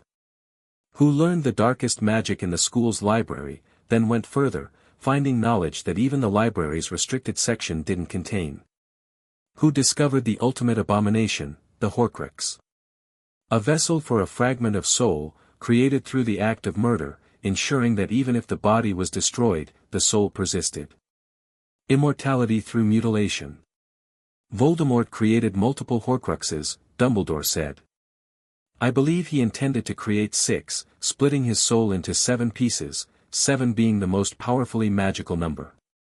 The creation of each one required a murder and a ritual, and each one diminished him. Made him less human. More volatile. More unstable. How many? Harry asked. I have confirmed evidence of 5. A diary, entrusted to a follower. A ring, hidden in the ruins of his mother's home. A locket, once belonging to Salazar Slytherin. A cup, once belonging to Helga Hufflepuff. A diadem, once belonging to Rowena Ravenclaw. Dumbledore paused. And a 6th, unintended. Created on the night he tried to kill you. Me. The killing curse rebounded. Voldemort's soul was already so unstable, so damaged by the previous Horcrux creations, that the rebound shattered it further. A fragment broke away and attached itself to the only living thing in the room. A baby. A baby. Dumbledore's voice was very quiet. I am not certain that Voldemort is aware of what happened. He may not know that a piece of his soul resides in you. But the fragment is there, and it is connected. To him, and now, to the entity beneath your city. The Hollow King. Dumbledore nodded. I recognized the signature the moment I crossed your wards. An entity of pre-human origin, sealed by indigenous magical practitioners, sustained by ongoing ritual for centuries. When the ritual ceased, the seal began to degrade. Your city accelerated the process. But the specific connection to you, the reason it reaches for you above all others, is the Horcrux. A fragmented soul is, metaphysically speaking, an open wound. And predatory entities such as this one are drawn to wounds. Can you remove it? Mira asked. Her voice was sharp, cutting through the academic tone Dumbledore had adopted. The Horcrux. Can you take it out of him? Dumbledore turned to her. Ms. Santos, I presume. Answer the question. I believe it may be possible. The Horcrux exists as a parasitic attachment to Harry's own soul, separate, distinct, but intertwined. Removing it would require extraordinary precision. The wrong approach could damage Harry's soul alongside the fragment. And the right approach? Is something I have been researching for 15 years. Dumbledore reached into his robe and withdrew a small, battered journal, leather-bound, old, filled with handwritten notes. This is my research on Horcrux destruction. Methods, theories, experimental frameworks. The challenge with Harry's Horcrux is unique, it cannot be destroyed by conventional means, because conventional destruction methods would destroy the vessel as well. The vessel being me, Harry said flatly. Yes. So I have a piece of Voldemort's soul in my head that's attracting an ancient predator entity to my city, and the only known way to remove it might kill me. The known ways, yes. I have been pursuing unknown ways. Dumbledore tapped the journal. There are theories. Promising ones. I believe a controlled extraction is possible, drawing the fragment out while leaving Harry's soul intact. But it would require, let me guess, my cooperation. A trip to Britain. And my participation in your war against Voldemort. Dumbledore had the grace not to deny it. The Horcrux in your scar is one of 7 anchors keeping Voldemort tethered to existence. As long as even one remains, he cannot truly be killed. If you want Voldemort gone, truly gone, not diminished, not disembodied, but gone, all of them must be destroyed. Including the one in you. Harry leaned back in his chair. The war room was silent. Every face at the table was turned toward him, Mira, fierce and worried, Ron, suspicious and angry, Rook, thoughtful and pained, Twitch, calculating, Lupin, torn between old loyalty and new understanding. You're asking me to die, Harry said. I'm asking you to trust me to find a way that doesn't require that. Trust you. The man who put me in a cupboard.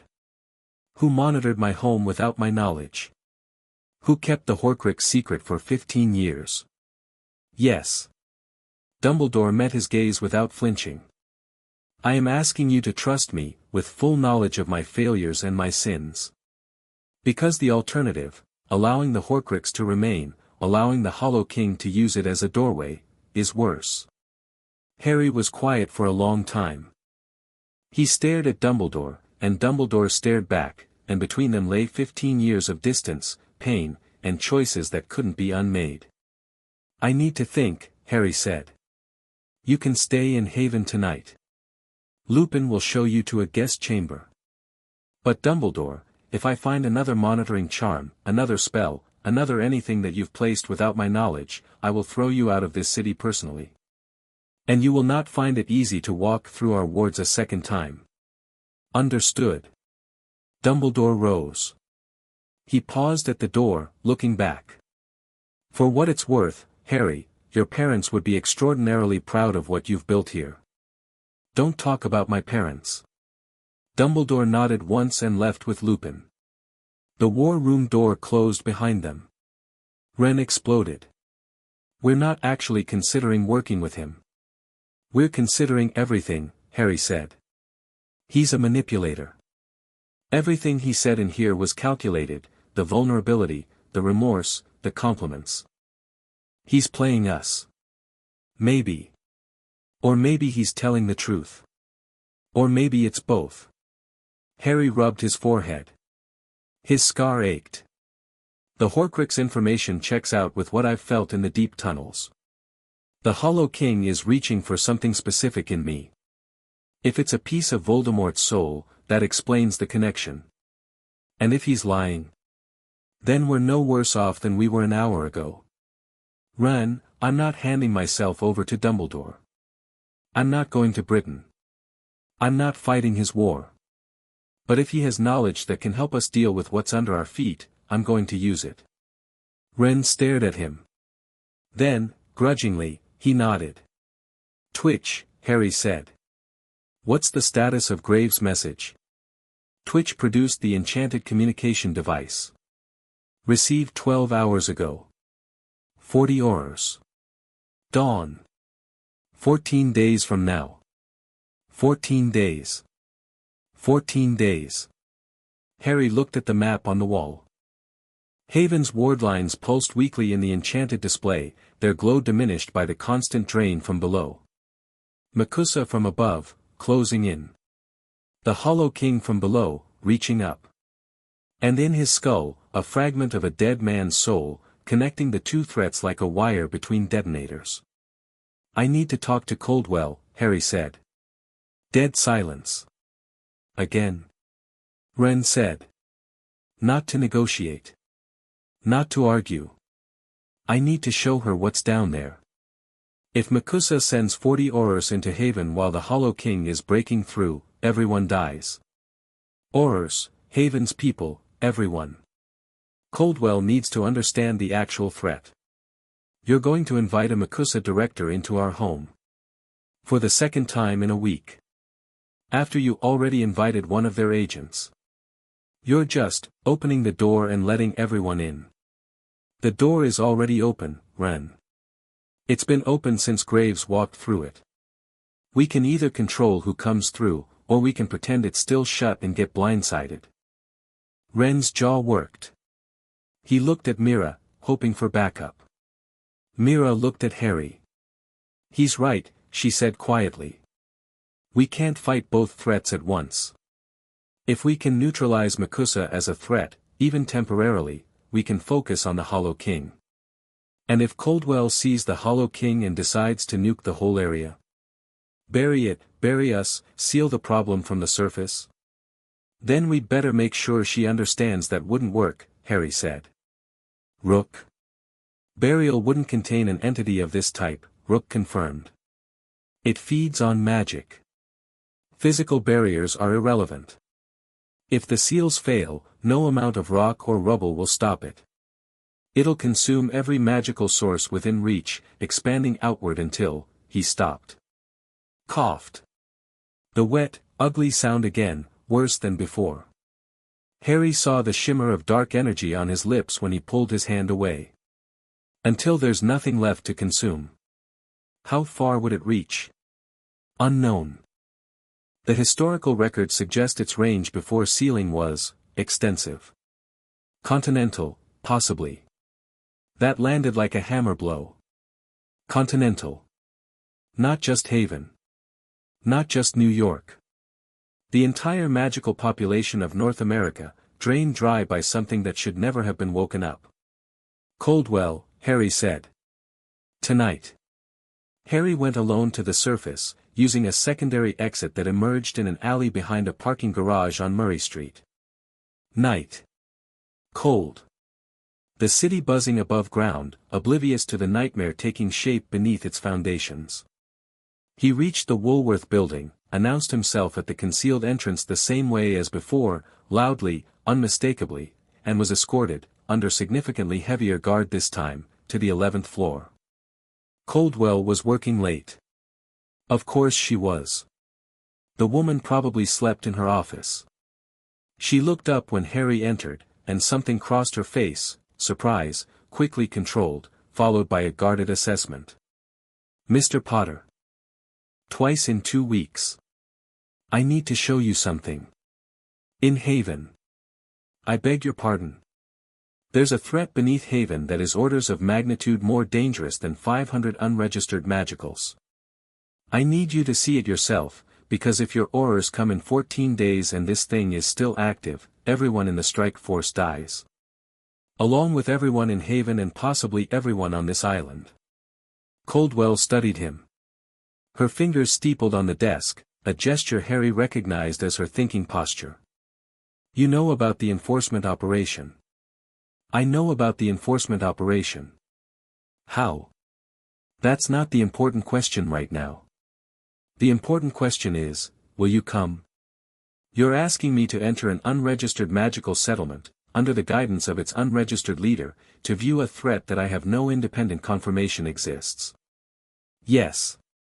That's either a remarkable display of trust or an elaborate trap. If I wanted to trap you, I wouldn't do it in my own home. I have 500 people to protect. The last thing I want is a fight in my living room. Coldwell was quiet for a full minute. Harry waited, standing, not sitting, not making himself comfortable.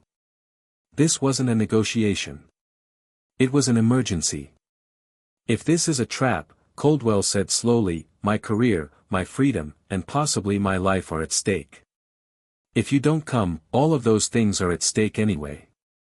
Along with 12,000 magicals in New York and God knows how many more beyond. Another silence. Coldwell opened her desk drawer, withdrew her wand, and stood. Lead the way, Mr. Potter. They descended into Haven at midnight.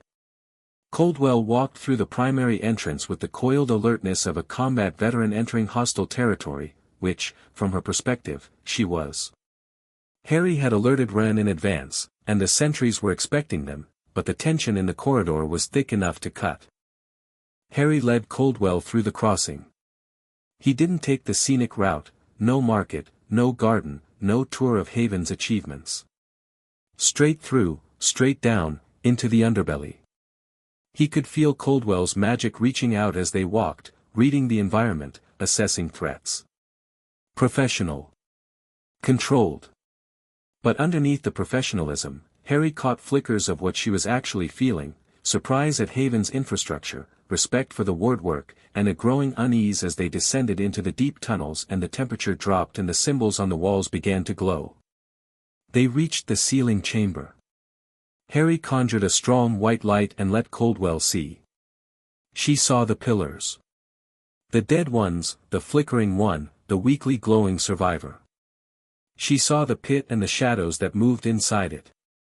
She saw the ancient inscriptions and the slow, patient reaching of darkness toward the cavern ceiling. Her face went gray. "I know this," she whispered. "This is in our archives. Classified level black. The Manhattan containment. I read the briefing summary when I was promoted to director. They told me it was stable. Permanently sealed. No threat. It was stable. For centuries. Until 500 magicals set up camp directly on top of it." Coldwell turned to him. In the flickering seal light, she looked older. Frightened. "How long?" "Days. A week, at best. 2 seals remain. One is failing. And when the last seal breaks, it comes up. It feeds. On magic. On people. On everything it can reach." Coldwell stared at the pit. The shadows inside it stirred, reaching toward her magic, her power, the trained, refined energy of a career MACUSA official. She stepped back involuntarily. "This changes things," she said. "Yes. The enforcement operation needs to be postponed. Or redirected.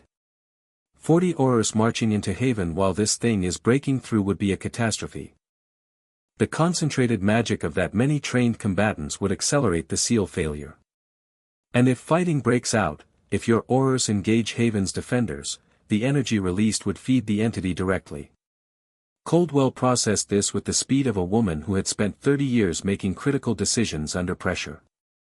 Harry watched the calculation happen behind her eyes: political implications, operational logistics, the personal risk of countermanding a presidential order, weighed against the scale of the threat. "I need to verify this independently," she said. "Bring your own experts. I'll grant access." But Coldwell, time matters. Every hour that passes, the seals weaken. "You said days." "I said days at best." They climbed back to the surface in silence. At the entrance to Haven, Coldwell paused. "You could have fought us," she said. "When the letter came. You could have fortified, resisted, made this about Haven versus MACUSA. Instead you came to my office, and now you've shown me this. I don't want to fight you. I want to protect my people. Those aren't the same thing. For most leaders, they are. I'm not most leaders." Coldwell looked at him, really looked, the way she had in her office, weighing him on that precise, internal scale. Whatever she measured, the result shifted something in her posture. A fractional relaxation. Not trust, not yet, but the absence of a specific kind of suspicion. "I'll be in touch, Mr. Potter." Within 24 hours. She left.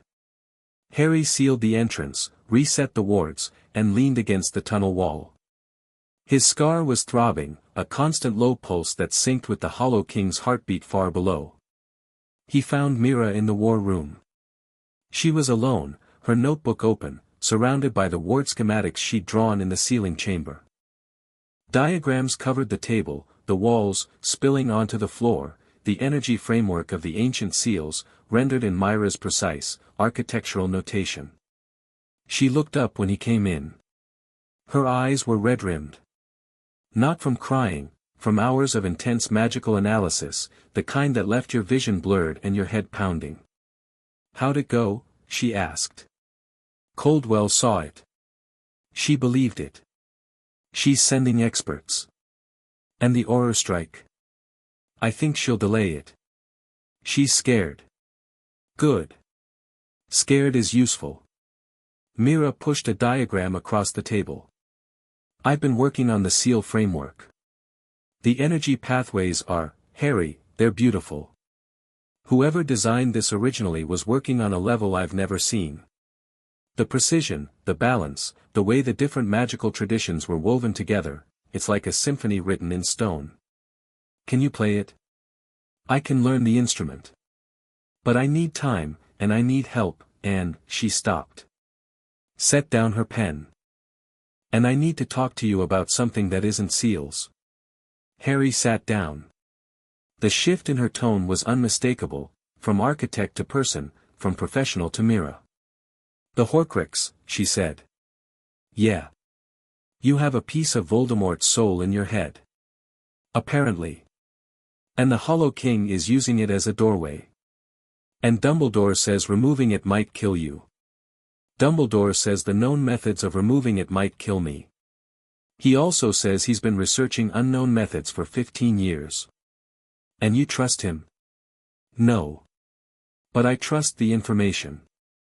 It matches what I've felt. What Cass has seen. Mira was quiet. She sat across from him, her hands flat on the table, her notebook closed for once. The war room was very quiet. Haven's nighttime hum filtered through the walls, distant, muffled, the sound of a city sleeping. I'm scared, Mira said. Harry looked at her. In 4 years of knowing her, in all the crises and close calls and midnight emergencies, he had never heard her say that. Not of the Hollow King, she continued. Not of Makusa. Not of Dumbledore or Voldemort or any of it. She met his eyes. I'm scared of losing you. Mira, don't. Don't do the thing where you deflect, where you make a joke or change the subject or tell me everything's going to be fine. I know you. I know what you're going to do. You're going to find a way to use the Horcrux connection against the Hollow King. You're going to offer yourself as bait, or a conduit, or a weapon. Because that's what you do, you put yourself between the threat and everyone else. You've been doing it since you were 11 years old and you broke into my apartment to save my family from people you'd never met. She wasn't wrong. She was so completely, terrifyingly not wrong that Harry couldn't find words to argue. I'm not going to die, he said. You don't know that. I'm not going to let myself die. I have too much to, he stopped. The sentence had a natural ending, and they both knew what it was, and the air between them changed the way it had on the rooftop, charged, trembling, balanced on the edge of something. To what? Mira whispered. Harry looked at her across the war room table, across 4 years of partnership and trust and 100 unspoken moments, and told the truth. To lose. Mira stood up. She walked around the table. She stood in front of him and looked down at him with those dark, fierce, impossibly certain eyes, and she said, You are not a sacrifice, Harry. You're a person. My person. And I swear to God if you die for this city I will drag you back and kill you myself. It wasn't a kiss. It wasn't a confession. It was something more honest than either, a declaration of fact, delivered with the same precision Mira applied to ward schematics, unambiguous and structurally sound. Harry reached up and took her hand. She squeezed back, hard, and they stood there in the war room, holding on, and for a moment the Hollow King and Makusa and Dumbledore and the whole impossible weight of Harry's life was just noise. Background static.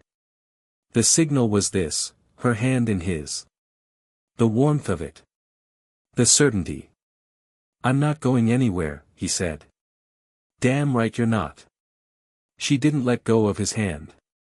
He didn't want her to. They stood in the quiet, and Haven breathed around them, and for a few precious minutes, the world was the size of 2 people in a room, holding on. The next 36 hours were the busiest of Harry's life, and that was saying something. Coldwell sent her experts, a team of 3 Makusa specialists in ancient magical containment, escorted by 2 Aurors who looked deeply uncomfortable entering Haven.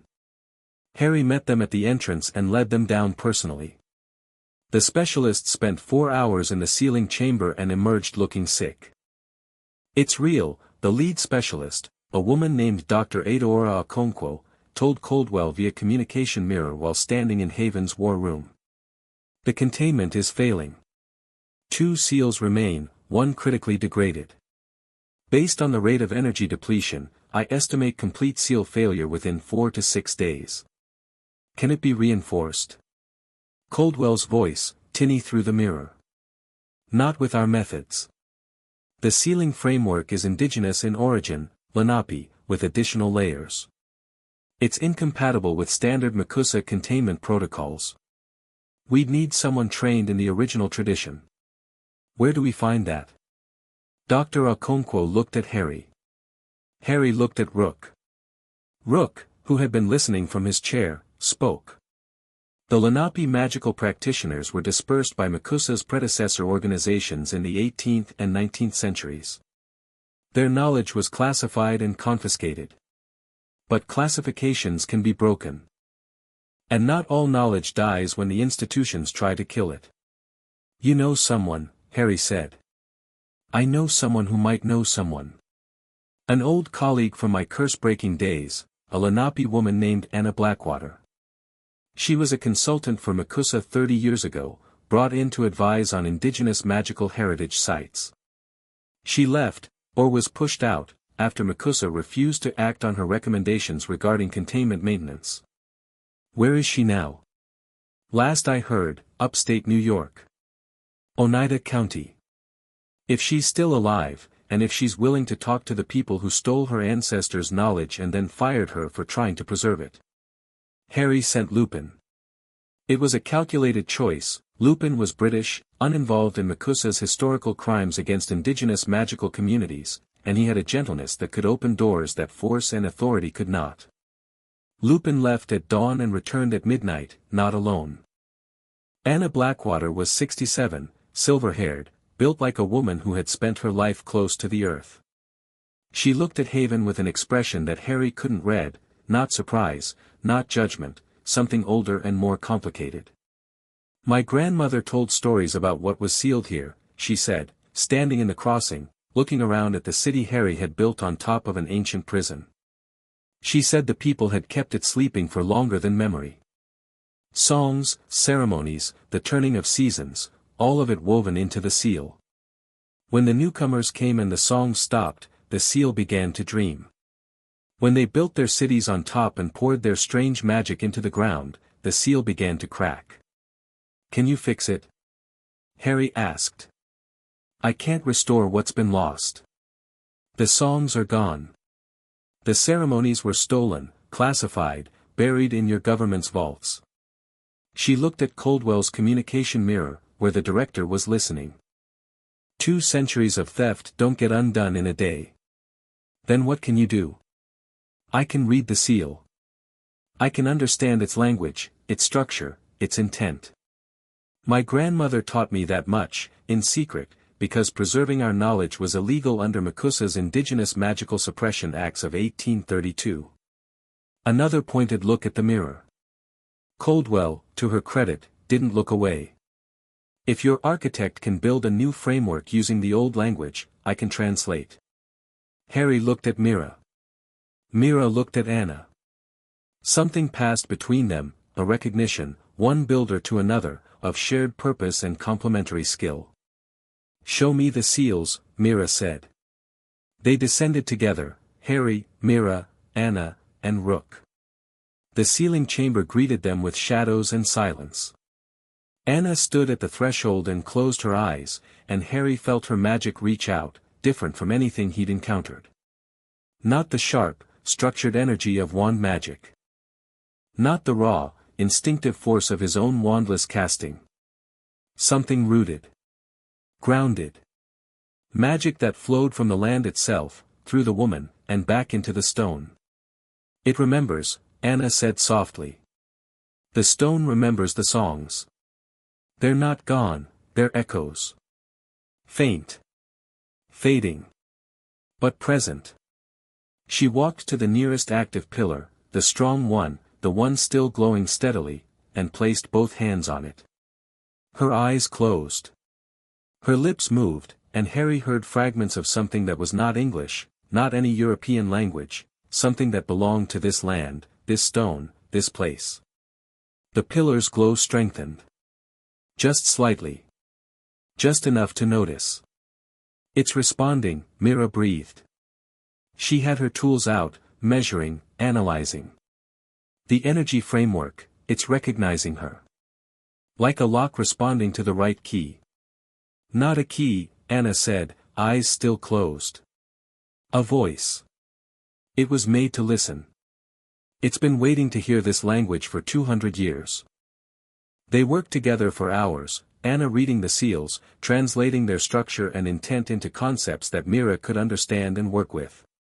Mira taking those concepts and building new ward schematics, not replicating the old seals, which was impossible without the lost ceremonies, but designing new ones that spoke the same language.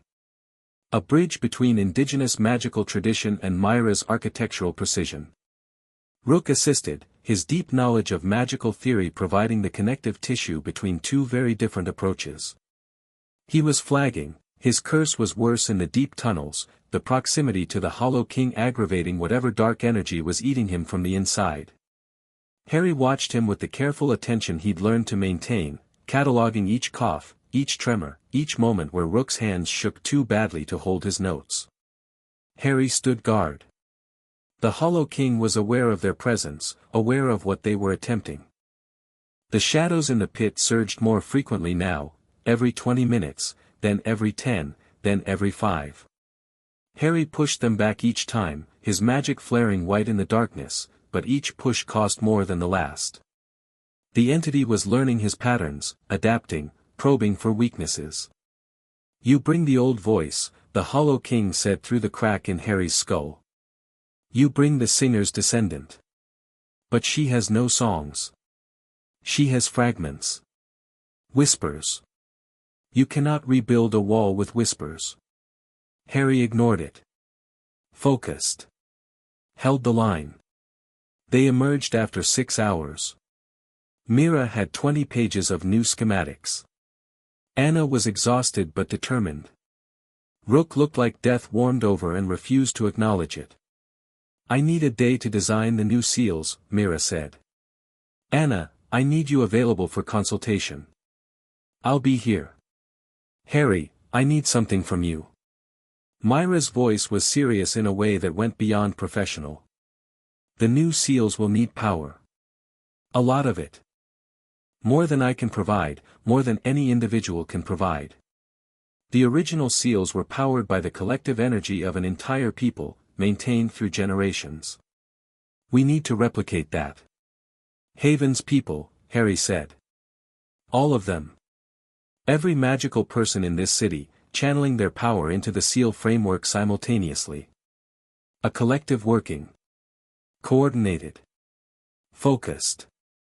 500 people doing magic at the same time. 512. Harry thought about it. 512 people, different backgrounds, different training levels, different magical traditions. Some were powerful. Some were barely magical at all. Getting them to coordinate a simultaneous magical working would be like conducting an orchestra where half the musicians had never held an instrument. I can do it, he said. He didn't know if he could. But he knew that saying so was the first step toward making it true. The night before the working, Haven didn't sleep. Harry walked through the city in the small hours, talking to people. Not giving speeches, just talking. One-on-one, family by family, group by group. He sat with mothers and fathers and explained what was happening beneath them and what he needed. He sat with teenagers in the crucible and told them the truth about the threat and the plan. He sat with old Bee at her tea cart in the crossing and drank tea and let her tell him stories about her grandchildren and, in exchange, told her what he needed from her when dawn came. He told them all the same thing, I need your help. Not your obedience, not your blind trust, your help. Your magic, given freely, channeled through the wards into the seals. It might hurt. It will definitely be exhausting. And it might not work. But it's the best chance we have, and I'm asking. Not one person said no. He found Graves in the market.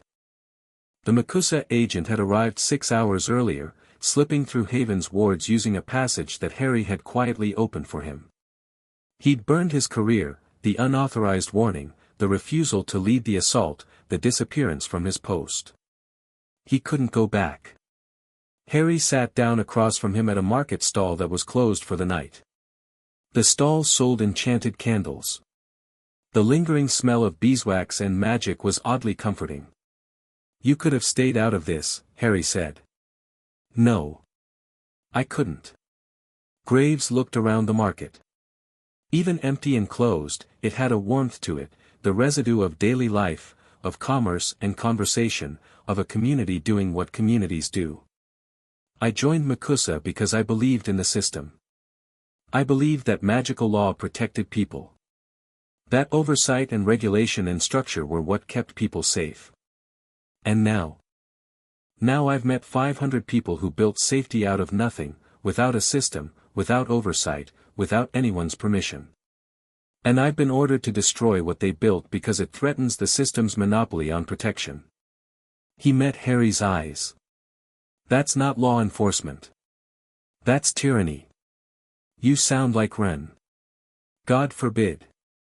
Harry almost smiled. What are you going to do? Help. Fight. Whatever you need. I'm a good combat mage, when I'm not getting my ass kicked in basements. A flash of dark humor.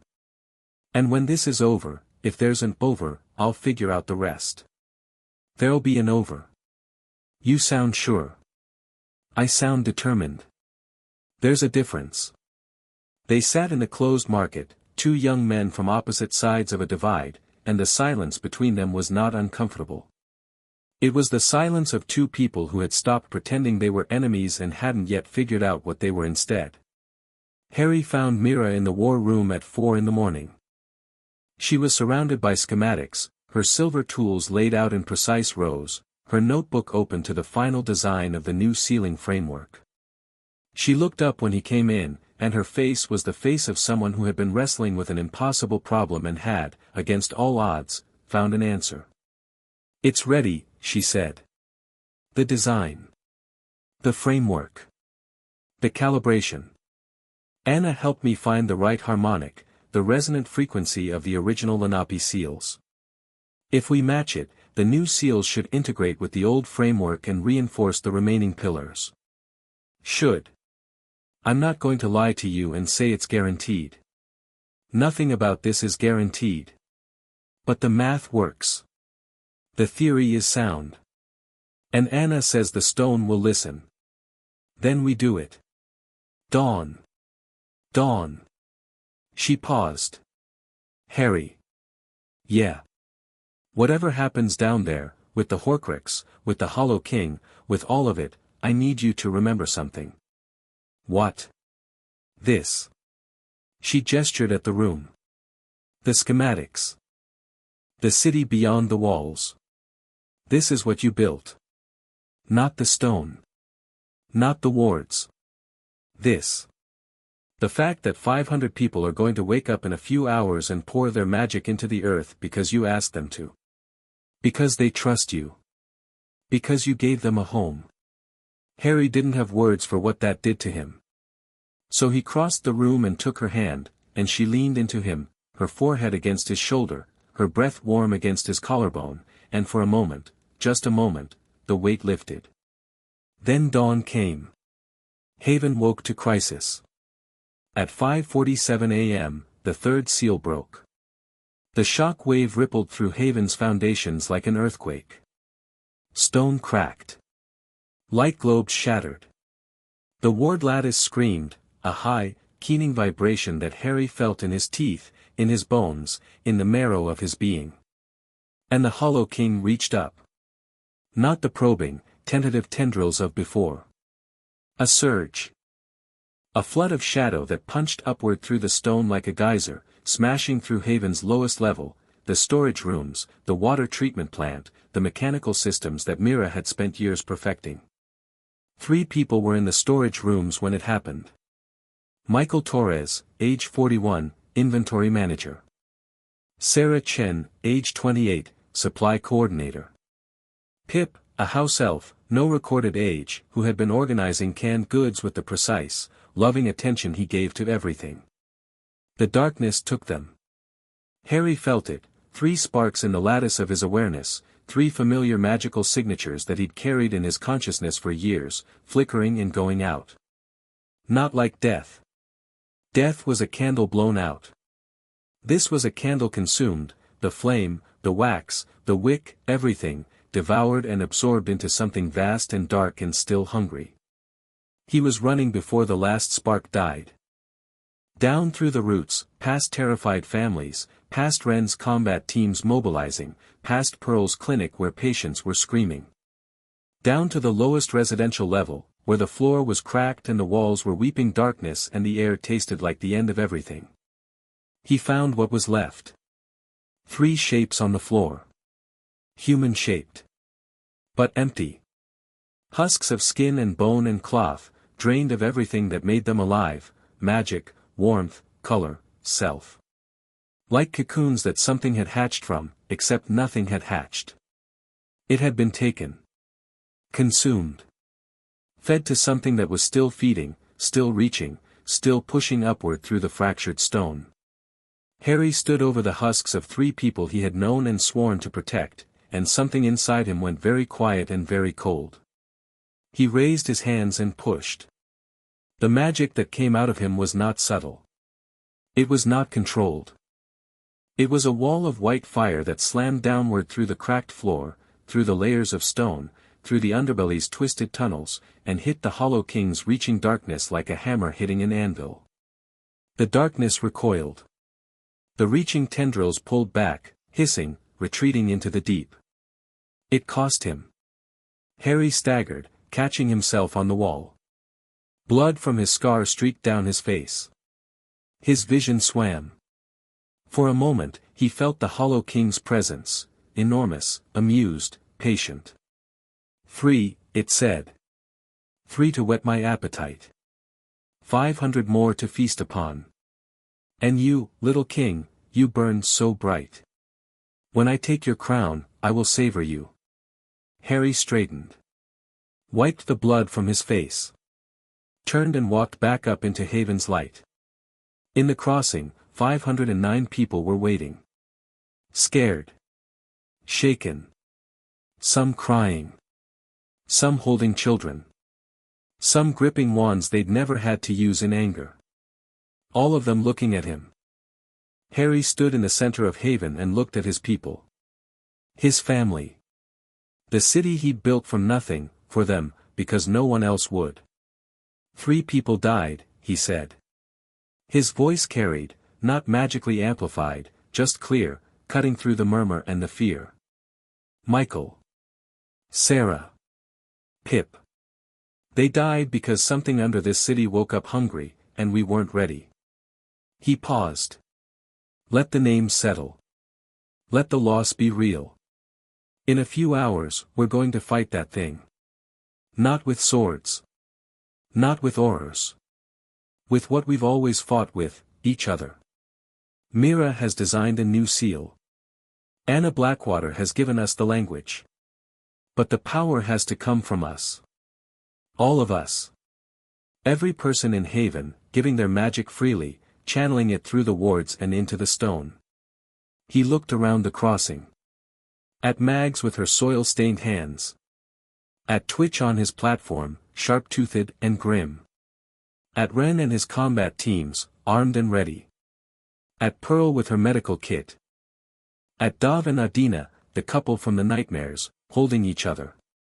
At the kids, Parker with his enchanted slide, Pepper and Marco with their rubber ball, dozens of young faces that Harry had sworn to protect. Haven is our home, Harry said. We built it. We defend it. Nobody takes it from us. Not Makusa. Not this thing in the dark. Nobody. The crossing was silent. Then Pepper, 7 years old, small, fierce, absolutely certain, raised her fist and shouted, "Nobody." The word spread through the crowd like fire. Fists raised. Voices joining. A single word, echoing off the cavern walls, carrying the weight of 509 people who had chosen to stand.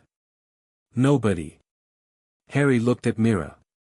She was standing at the edge of the crowd, notebook in hand, eyes bright with tears she wouldn't let fall. She nodded once. Harry nodded back. Then he raised his voice one more time. "Everyone to the crossing. Mira will guide you. We do this together." He turned away from the crowd and walked toward the underbelly entrance. He had one more thing to do before the working began, one more confrontation, one more truth to face. He went down alone. Past the sentries. Past the wards. Into the dark. The sealing chamber was a nightmare. The third pillar was dead, its surface cracked, its inscriptions dark. Only the fourth remained, glowing weakly, flickering, the last barrier between the Hollow King and freedom. Harry walked to the edge of the pit and looked down. The darkness was closer now. Not at the bottom, halfway up. Rising. A tide of shadow and hunger, filling the pit like water filling a well. You come alone, little king. Without your people. Without your singer. Without your dying old man. The Hollow King's voice was stronger, clearer, almost audible. You come to the edge of my kingdom and look in. What do you see? I see something that's about to be sealed back up, Harry said. With what? A patchwork seal built by a child architect and a displaced elder. Powered by a rabble of untrained magicals. You are desperate. I can taste it. Maybe. But desperate people fight the hardest. The broken soul in your skull sings louder now. Each time you push me back, you crack a little wider. Each time you use your power, the door opens a little more. How many more pushes before I walk through? Harry's scar burned. He could feel the truth of it, the Horcrux was reactive, vibrating in sympathy with the Hollow King's presence, the crack in his soul widening with each interaction. Dumbledore's warning, Cassa's drawings, the blood on his face. You want the Horcrux, Harry said. That's what this is really about. Not Haven's magic. Not 500 people. You want the broken piece of soul in my head. I want everything. But the broken soul, yes. A fractured soul is a door. Your door is cracked, but not yet open. When it opens, I will walk through you and into your world. Your people's magic will sustain me. Your city will be my throne room. And you will be the crown I wear. Not today. No. Not today. Today you will try your little seal. You will pour your people's magic into the stone, and it will slow me. Perhaps it will even hold me for a time. But the door is still there. The crack is still widening. And I am very, very patient.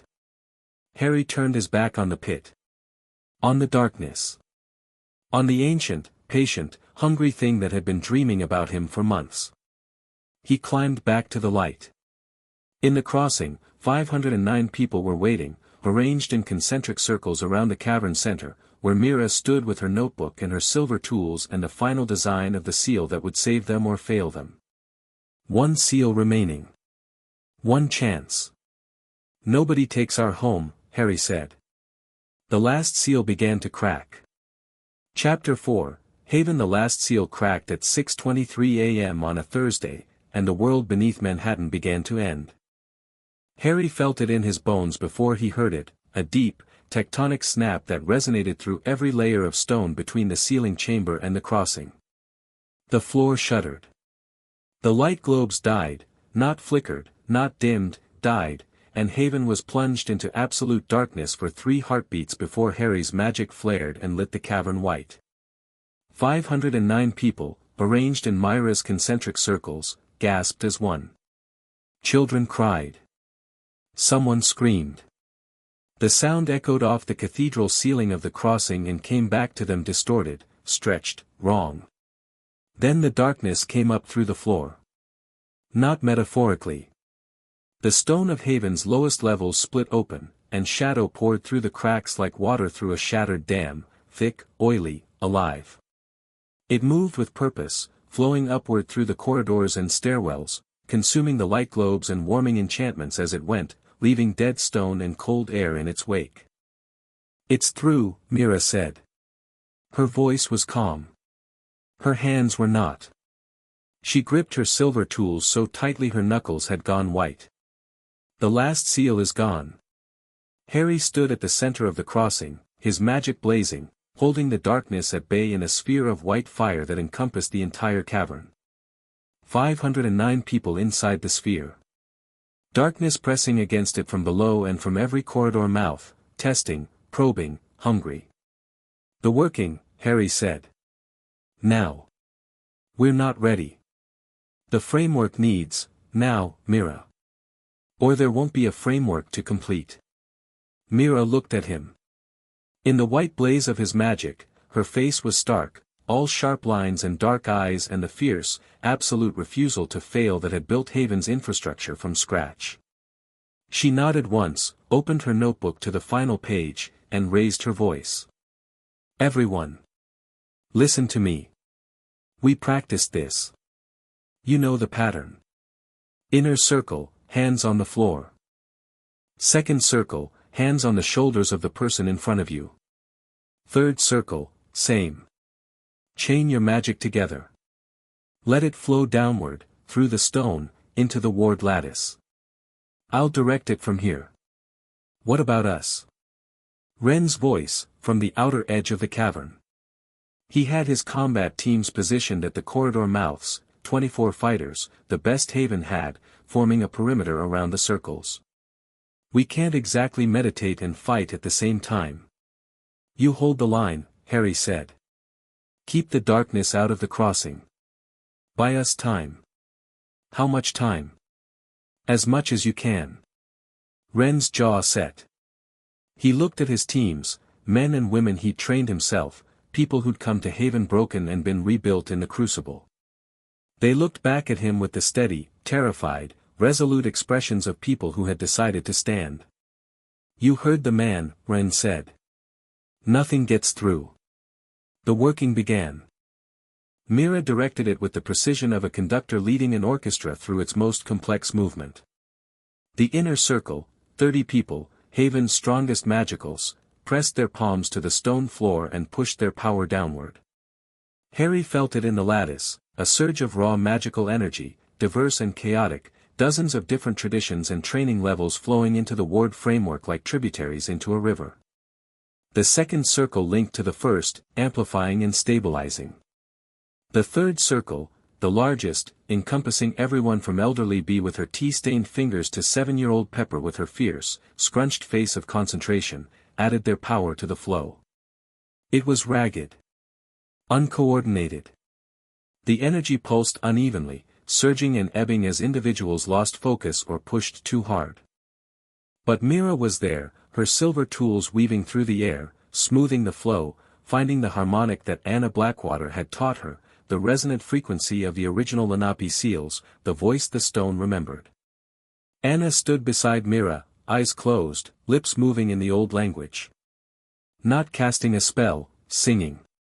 A quiet, steady song that vibrated in the stone and in the air and in the magic flowing through the lattice. The ward framework responded, its pathways brightening, its structure solidifying.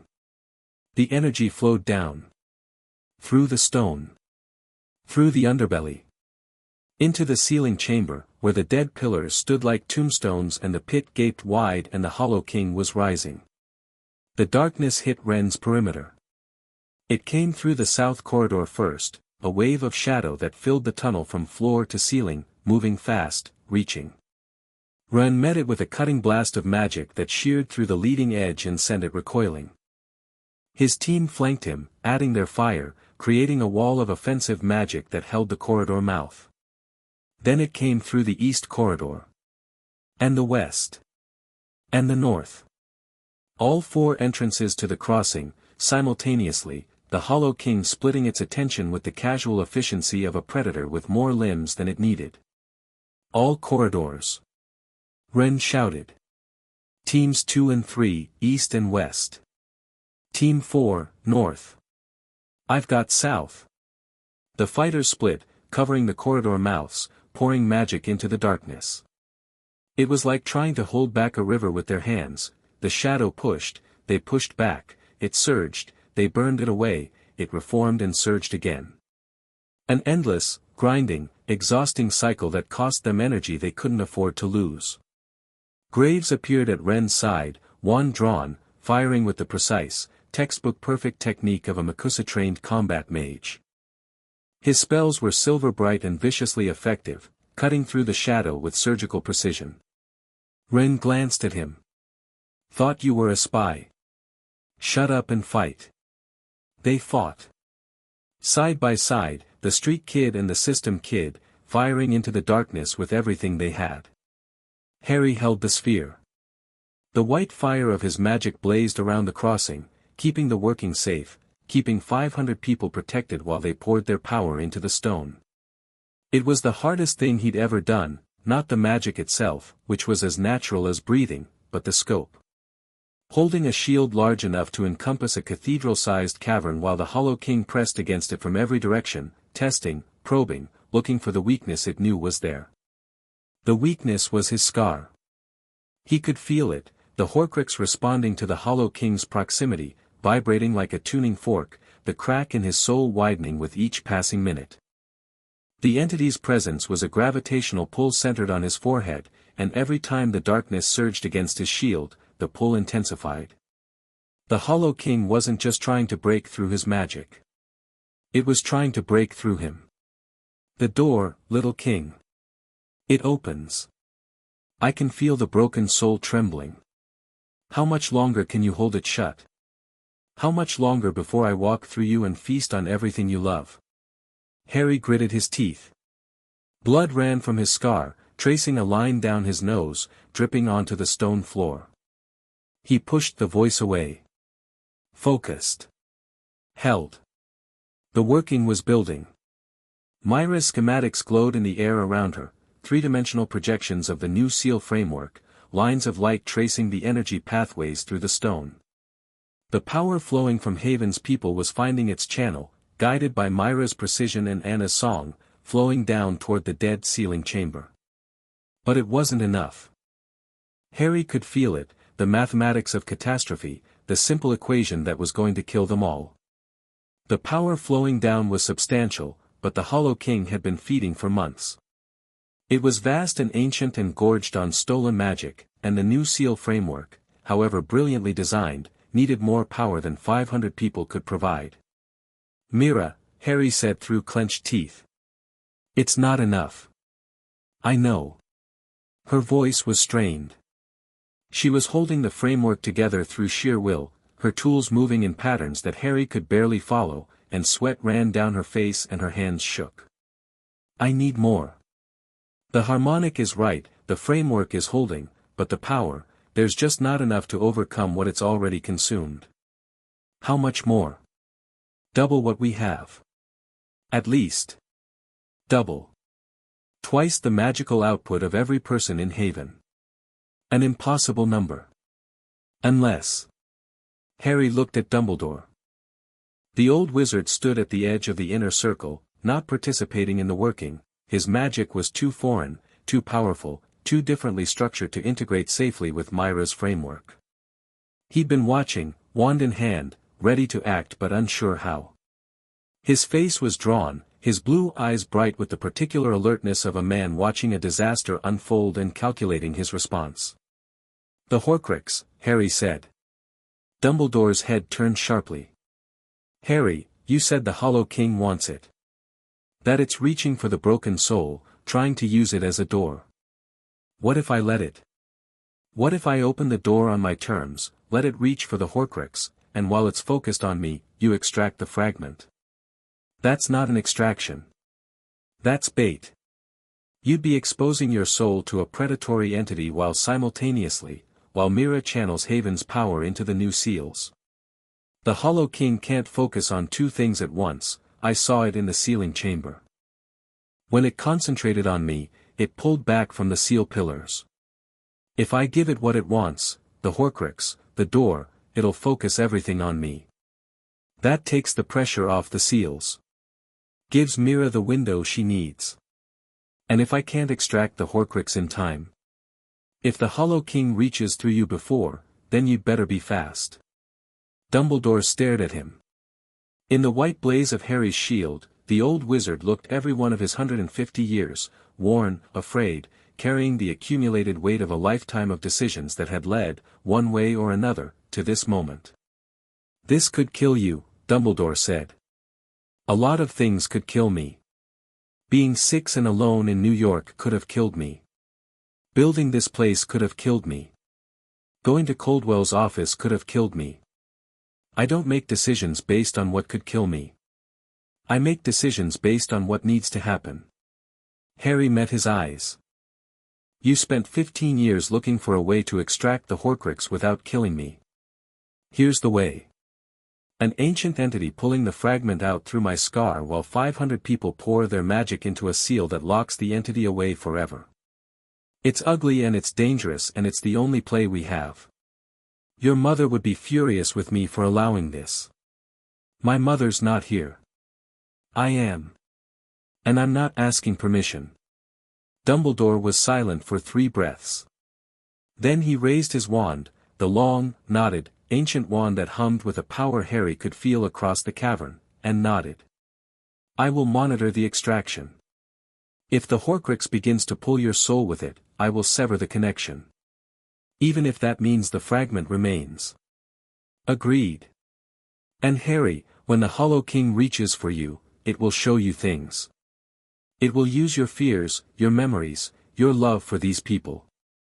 It feeds on emotion as much as magic. Do not let it inside your mind. I've been keeping things out of my mind since I was 6 years old. I'm good at it. Harry turned to Mira. She was watching him, her silver tools still moving, the framework still holding, her eyes full of everything she'd said in the war room and everything she hadn't. I heard the plan, she said. I hate it. I know. If you die, I'm going to design your tombstone, and it's going to say, "Here lies Harry Potter, who was too stubborn to ask for help and too brave to stay alive." That's a long tombstone. I'll make room. Her voice cracked on the last word, and for one instant, the mask slipped and she was just Mira, 16, terrified, watching the person she loved most in the world walk towards something that might eat him alive. Then the mask was back, and her hands were steady, and she said, "I'll have the seals ready. You give me the window, I'll slam it shut." Harry nodded. He looked around the crossing one more time. At his people, arranged in their circles, hands on stone, hands on shoulders, pouring their magic into the earth with the quiet, desperate faith of people who believed in what they'd built. At Wren and Graves, fighting back to back at the south corridor, Silver and Shadow, holding the line. At Rook, sitting in the inner circle, his dark face gray with pain but his hands steady on the stone, his magic flowing into the framework with the precise, careful control of a lifetime of expertise. At Cass, curled at the edge of the circle, eyes wide, seeing what was coming with the terrible clarity of her gift. At Twitch, contributing his angular goblin magic to the flow, his sharp teeth bared in concentration. At Anna, singing, her voice a thread of continuity reaching back through 2 centuries of silence to the people who had first put the Hollow King to sleep. His people. His city. His reason. Harry released the shield. The darkness surged inward, a tidal wave of shadow rushing toward the circles, toward the people, toward the feast it had been waiting for. Harry intercepted it. He stepped forward, out of the circle, and opened himself. Not his magic, himself. The crack in his scar, the Horcrux, the broken piece of Voldemort's soul that had lived in his skull for 15 years. He stopped fighting it, stopped holding it shut, and let it open. The effect was immediate. The Hollow King's attention snapped to him like a searchlight finding its target. The rushing darkness changed direction, All of it, every tendril and wave and surging flood of shadow, pivoting away from the circles and toward Harry. Toward the open door. It hit him like a freight train. Harry went to his knees. The darkness wrapped around him, not physically, metaphysically. It pressed against his mind, his soul, his sense of self, pushing through the open scar toward the Horcrux inside. He felt it reaching, grasping, pulling at the fragment of Voldemort's soul with the desperate hunger of a starving creature finding food. The Horcrux screamed. Not audibly, in his head. A high, thin wail of something that was not alive but was very much afraid, because the thing reaching for it was bigger and older and hungrier than anything Tom Riddle had ever imagined. Yes, the Hollow King breathed. Yes. The broken soul. I can taste it. So damaged. So fragile. So delicious. Give it to me, little king. Give it to me and I will stop. I will sleep again. Feed me this one morsel and I will let your people live. It was lying. Harry knew it was lying the way he knew his own heartbeat, instinctively, absolutely. The Hollow King would take the Horcrux and keep going. Take Harry and keep going. Take Haven and keep going. It was hunger given form, and hunger didn't negotiate. But for this moment, for this one crucial window, it was focused entirely on him. Mira! Harry shouted through the storm of darkness swirling around him. Now! Mira didn't hesitate. Her silver tools blazed, her notebook pages flying, her voice rising in a sharp, precise incantation that was half mathematics and half music. The framework she'd designed, the new seal, built on Lenape foundations with Myra's architectural precision, activated. Energy from the circles surged through the ward lattice with sudden, channeled force, flowing down through the stone toward the sealing chamber. Anna's song rose with it, carrying the resonant frequency, the old voice that the stone remembered. The two sounds, Myra's incantation and Anna's song, wove together, and the earth responded. Harry felt it through the darkness and the pain, the bedrock vibrating, the ancient seal framework stirring, dead pathways lighting up like nerves firing after a long sleep. It was working. The seals were responding. The power was flowing. But the Hollow King was in Harry's head, and it was pulling, and the Horcrux was coming loose. Dumbledore moved. The old wizard raised his wand and stepped toward Harry, and the magic that came off him was unlike anything Harry had ever felt. Not raw power, Dumbledore was powerful, enormously powerful, but this wasn't about force. It was about knowledge. 150 years of studying the deepest, most fundamental aspects of magic, distilled into a single, precise act. Dumbledore's wand touched Harry's scar. Harry screamed. He couldn't help it.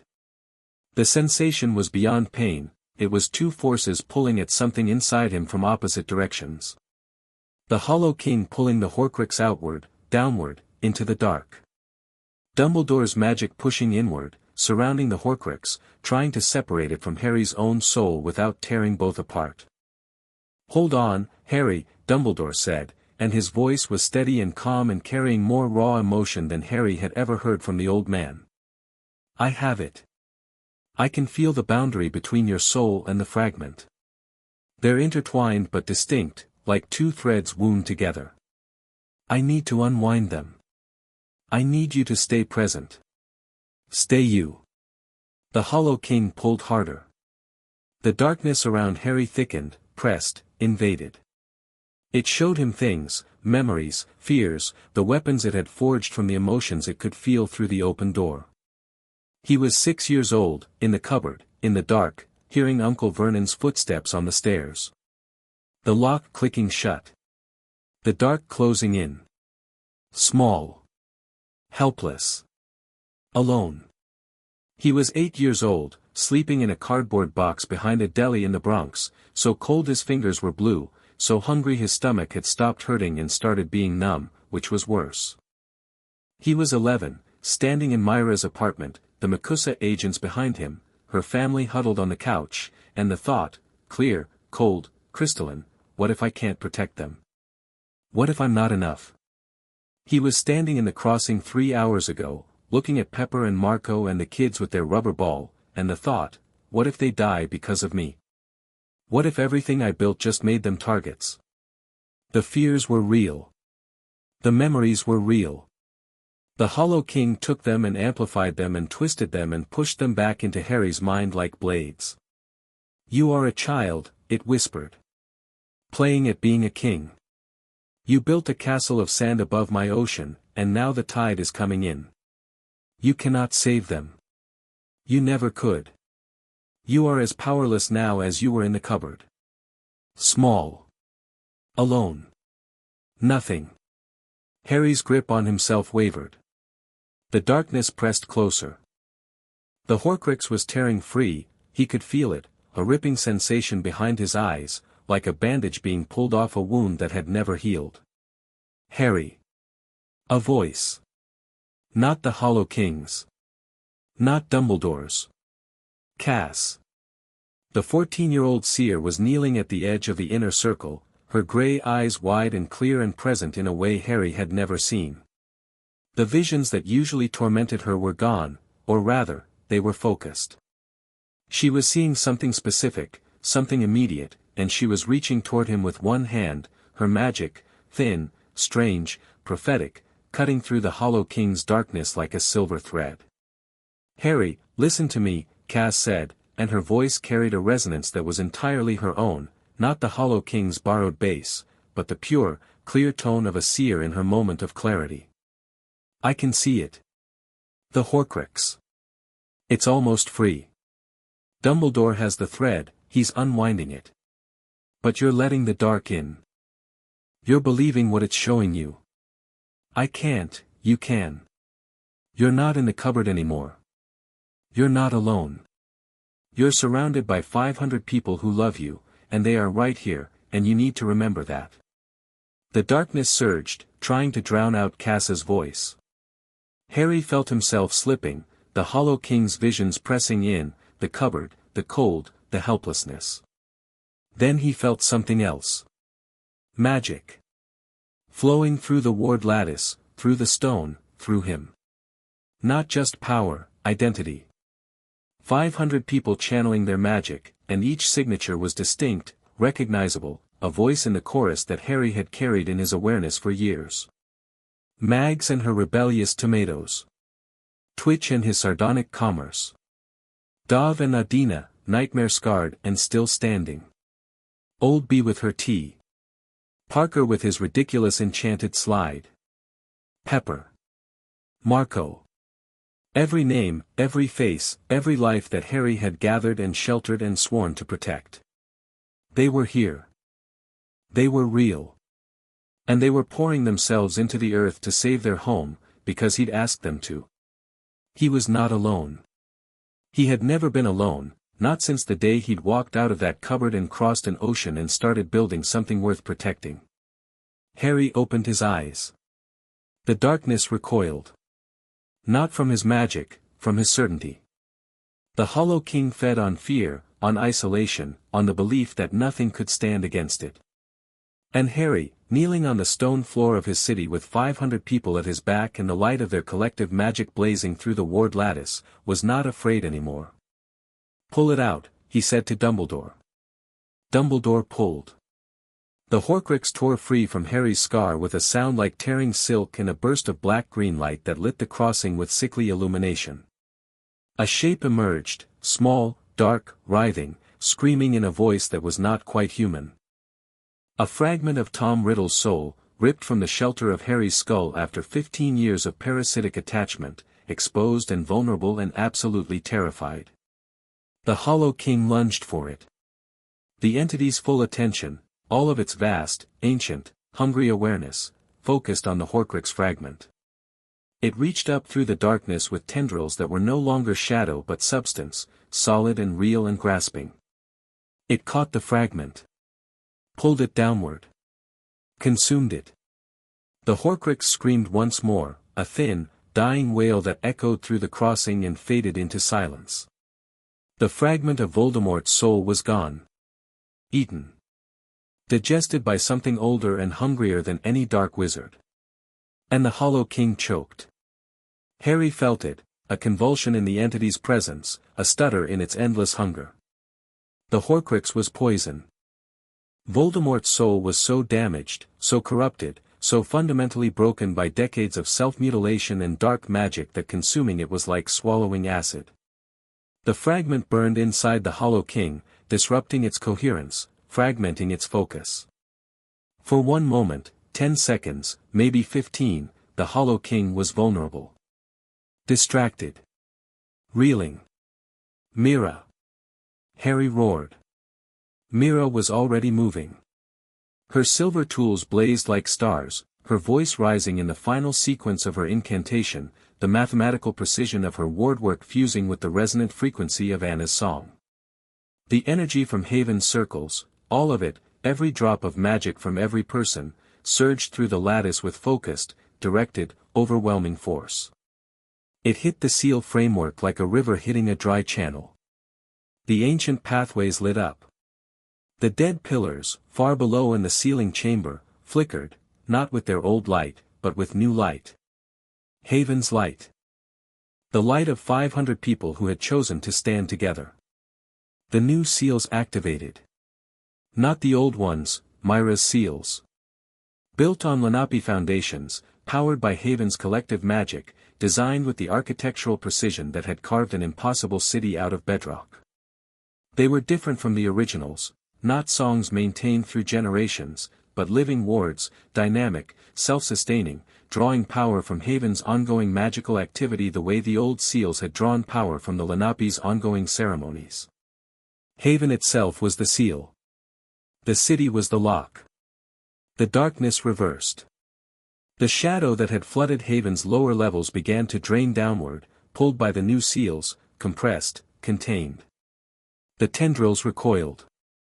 The suffocating pressure eased. In the corridor mouths, Ren's fighters staggered as the darkness they'd been fighting suddenly retreated, flowing past them and down, down, back to the pit, back to the prison. The Hollow King fought. It thrashed against the new seals with the desperate fury of a caged animal, and the ground shook and the walls cracked, and for one terrible moment Harry thought the seals would shatter.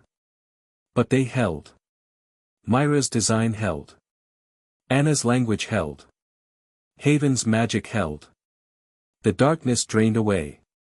Down through the stone, through the underbelly, through the sealing chamber where new pillars of light blazed in the positions of the dead originals, not stone pillars, but pillars of pure magical energy, sustained by the city above. Into the pit.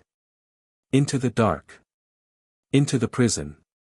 The Hollow King's voice came one last time, diminished, distant, carrying the echoes of something that had come very close to freedom and had it torn away. I will wait, little king. I am patient. I have waited centuries. I will wait centuries more. And when your city falls, and all cities fall, I will rise again. Then silence. Harry knelt on the stone floor of the crossing, his scar a raw, bleeding wound, his magic guttering like a spent candle. Around him, Haven's people sat in their circles, exhausted, drained, some unconscious, some weeping, all alive. Myra's silver tools clattered from her hands. She swayed on her feet. Harry reached for her but his arms wouldn't work, he'd given everything, poured himself empty, and it was Rook who caught her, the old man appearing at her side with a steadiness that belied his failing body. Easy, Rook murmured, lowering Mira gently to the ground. It worked. You did it. Rest. Mira looked at Harry from the floor, her eyes half closed, her face slack with exhaustion. Harry. I'm here. The scar. He touched his forehead. The scar was still there, a physical scar, lightning-shaped, carved into his skin since infancy. But the thing behind it was gone. The Horcrux, the fragment, the dark passenger he'd carried for 15 years without knowing it. Gone. Consumed by something that had found it indigestible. His head felt clear. For the first time in his life, his head felt clear. No background hum. No dark vibration. No sense of something watching through his eyes. Just, him. Just Harry. It's gone, he said. Mira smiled. Closed her eyes. Slept. Harry wanted to sleep too. His body begged for it, every muscle, every nerve, every cell screaming for rest. But he was the leader of this city, and the battle wasn't over yet. Not quite. He forced himself to his feet. Swayed. Dumbledore appeared at his side, one hand steadying Harry's elbow. The Horcrux is destroyed, Dumbledore said. His voice was exhausted but certain. I felt it consumed. Whatever piece of Tom's soul resided in you, it's gone. Good. Harry, you should rest, after. He pulled away from Dumbledore and walked toward the south corridor, where the fighting had been heaviest. The darkness was gone, the corridor was clear, its walls scarred and blackened but intact.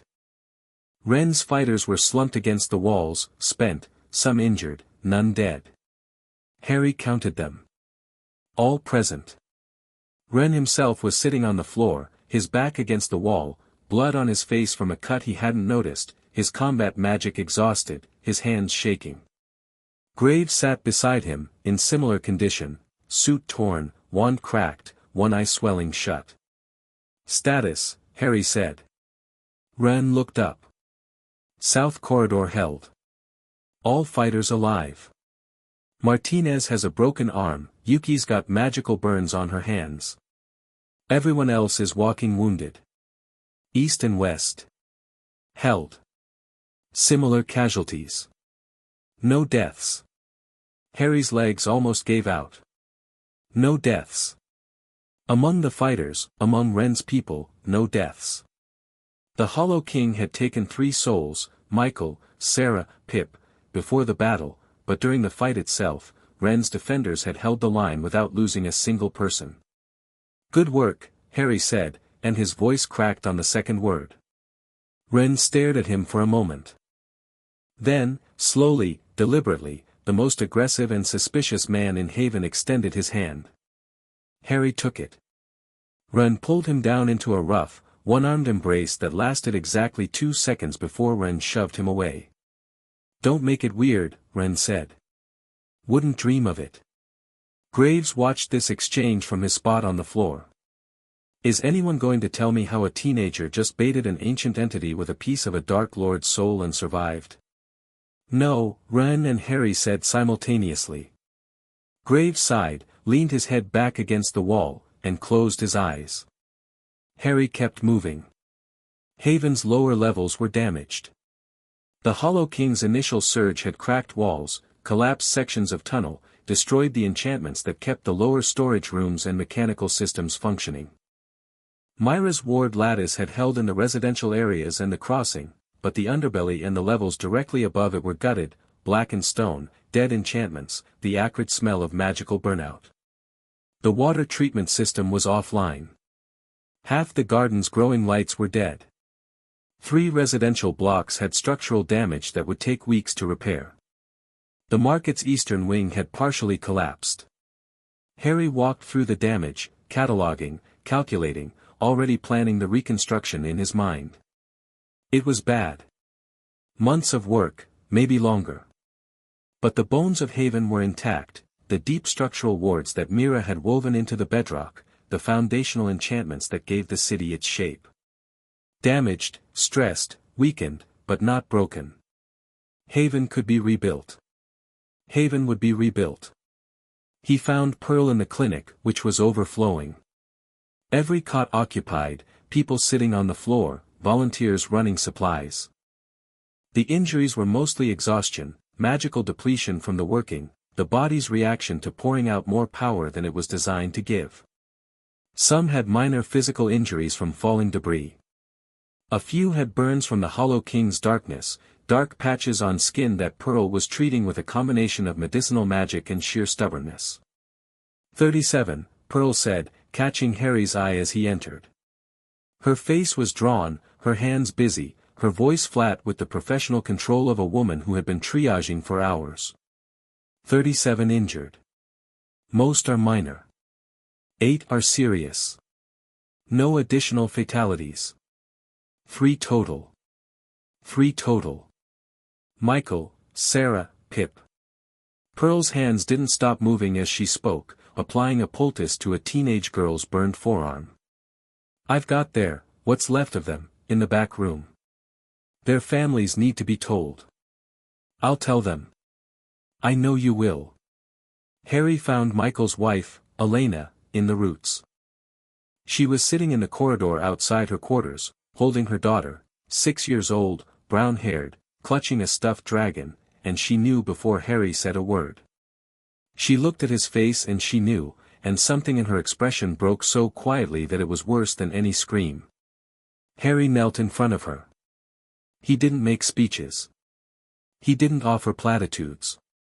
He said, Michael held the storage level. He was working when it came through. It was instant. He didn't suffer. He didn't know if that was true. He said it anyway, because Elena needed it to be true, and Harry owed her that. She nodded.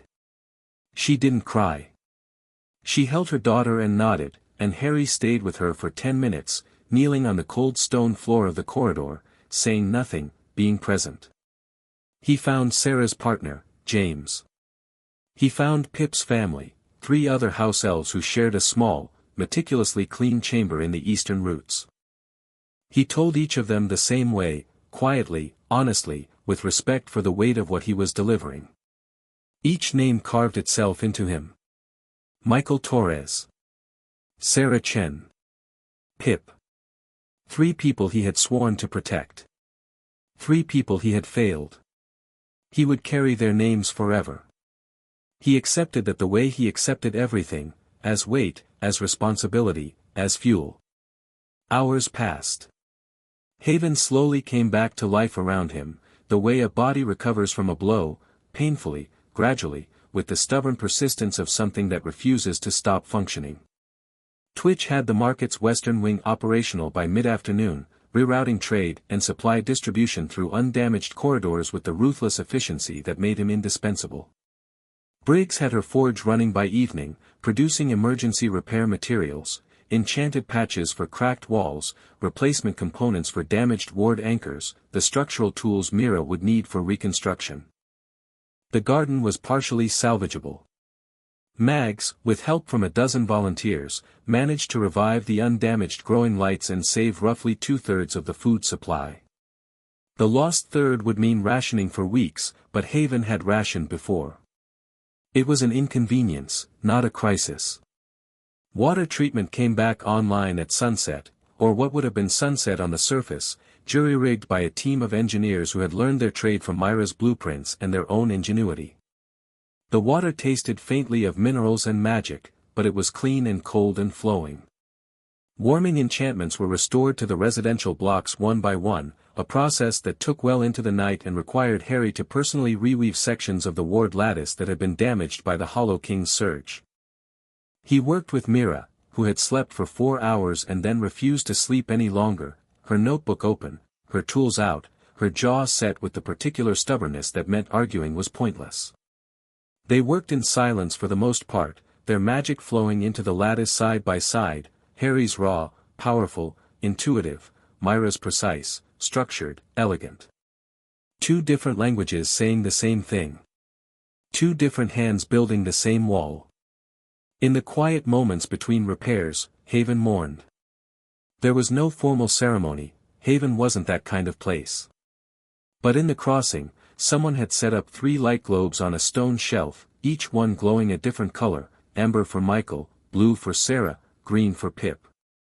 People passed by throughout the day, pausing, touching the shelf, leaving small offerings. A tomato from Mags's garden. A perfectly folded napkin. A pair of enchanted socks from Twitch's inventory, because Pip had loved socks. Harry stood at the shelf at midnight, alone, and looked at the 3 lights. "I'm sorry," he said. To them. To the empty air. To the weight in his chest that would never fully lift. "I'm sorry I wasn't fast enough." The lights glowed. The shelf was warm under his hands. Haven breathed around him, damaged and grieving and alive. The Alliance meeting happened the next morning, in the war room, with a table full of people who a week ago would have been trying to arrest each other. Harry sat at the head. Mira to his right, notebook open, pen ready. Ren to his left, arms crossed, expression guarded. Twitch beside Mira, his abacus on the table, calculating something that probably had to do with the economic impact of structural damage on Haven's trade networks. Rook, and here Harry had to control his expression, because Rook looked worse than he'd ever looked, the curse visibly eating at him, dark veins tracing patterns on his hands and neck, sat beside Ren, steady and present and refusing to acknowledge the obvious. Anna Blackwater sat at the far end, quiet, watching. Graves had pulled a chair from somewhere and positioned it between Haven's side and the other side. A deliberate statement of position, not quite either, belonging to both. On the other side of the table, Coldwell, flanked by Dr. Okonkwo and a Makusa legal officer named Chen who had been brought in to handle the jurisdictional nightmare of a secret city that had just saved Manhattan from an ancient predator. And Dumbledore, sitting slightly apart from everyone else, as was apparently his habit. Lupin stood by the door, looking like a man watching history happen and trying not to get in the way. The entity is contained, Dr. Okonkwo began. My team has confirmed that the new seal framework is active and stable. The design, she nodded at Mira, is innovative. It functions differently from the original seals.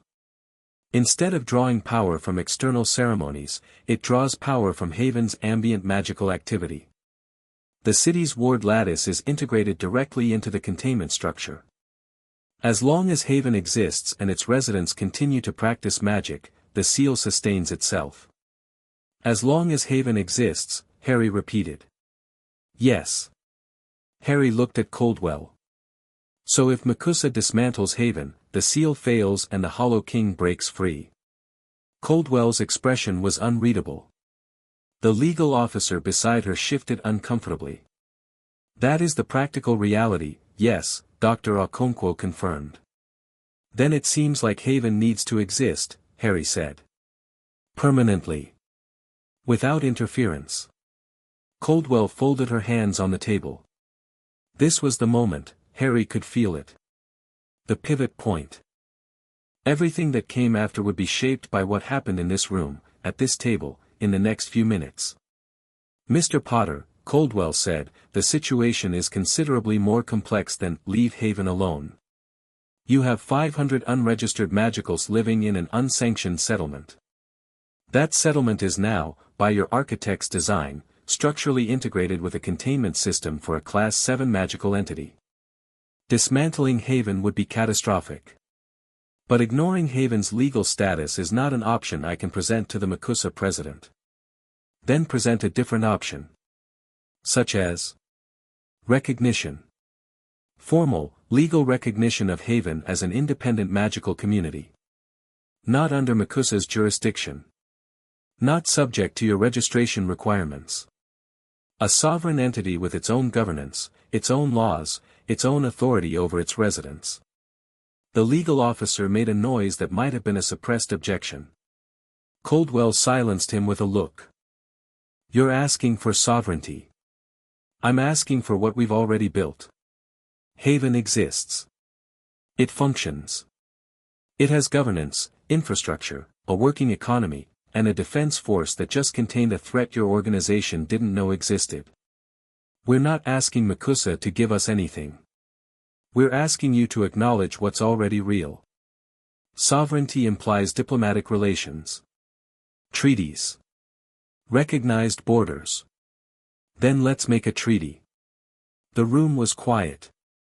Coldwell studied Harry with the measuring gaze that he'd come to expect from her, precise, analytical, weighing costs and benefits with the speed of someone who'd been doing political calculus for 30 years.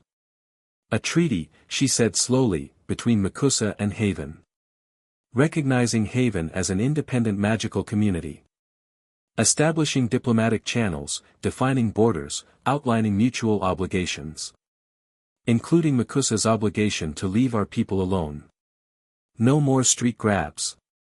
No more surveillance. No more 30-day ultimatums. And Haven's obligation to maintain the containment seal.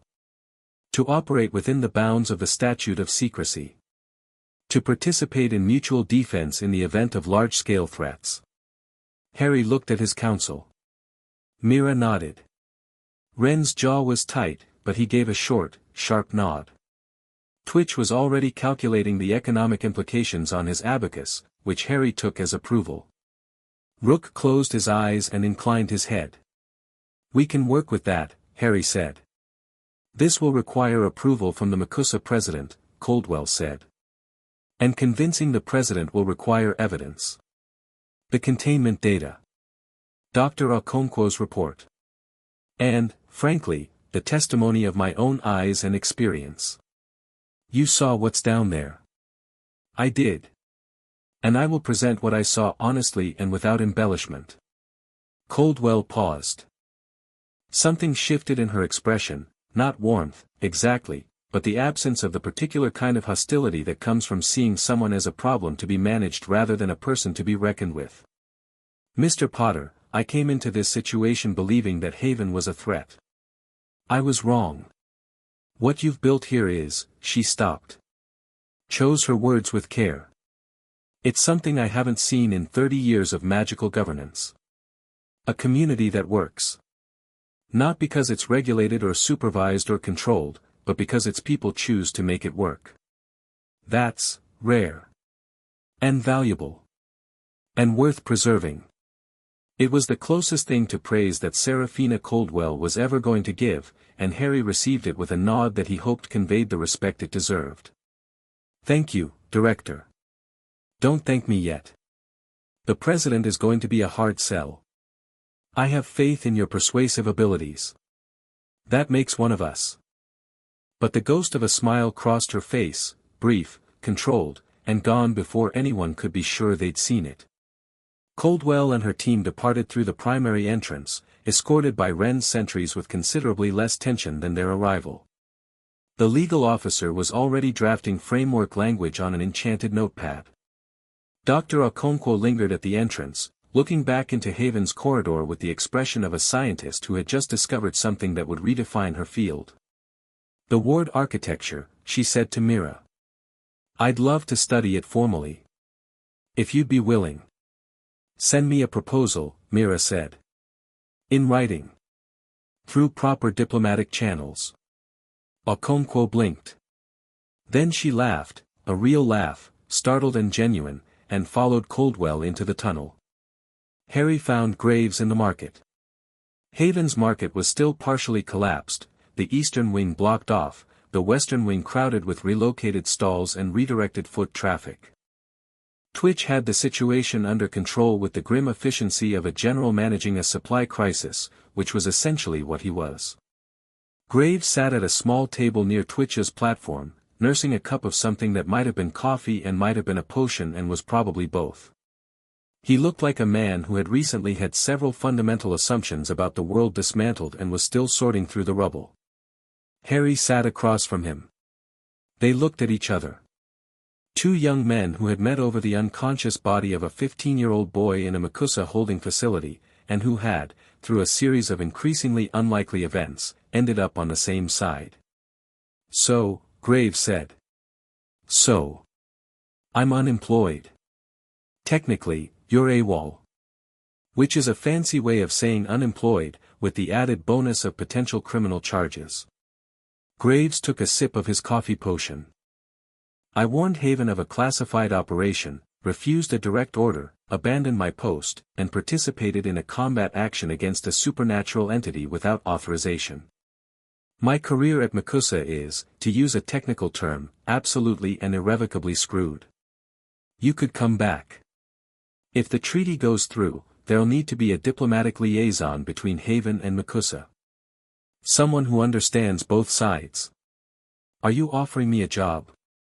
I'm offering you a place. Haven takes in people who don't fit. You don't fit anymore. Not at MACUSA.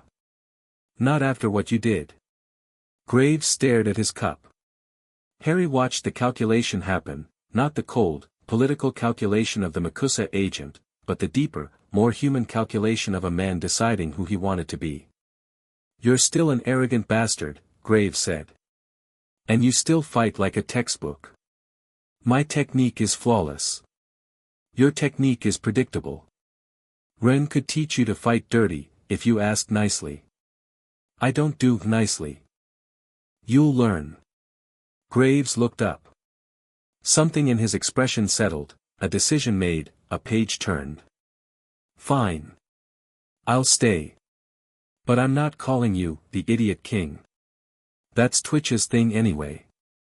I'm trademarking it, Twitch called from his platform without looking up from his abacus. Graves almost smiled. It was the first genuine expression Harry had seen on his face, not the professional mask, not the calculated charm, but a real, slightly bewildered smile of a man who had accidentally found somewhere he might belong. Harry left him to his coffee and went to find Dumbledore. The old wizard was in the library, standing before Cassa's wall of drawings, studying them with the intent, focused attention of a scholar examining a primary source.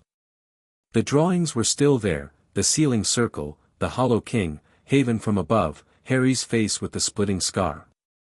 They were history now, rather than prophecy, but they carried the weight of what had happened, and Dumbledore read them like a text.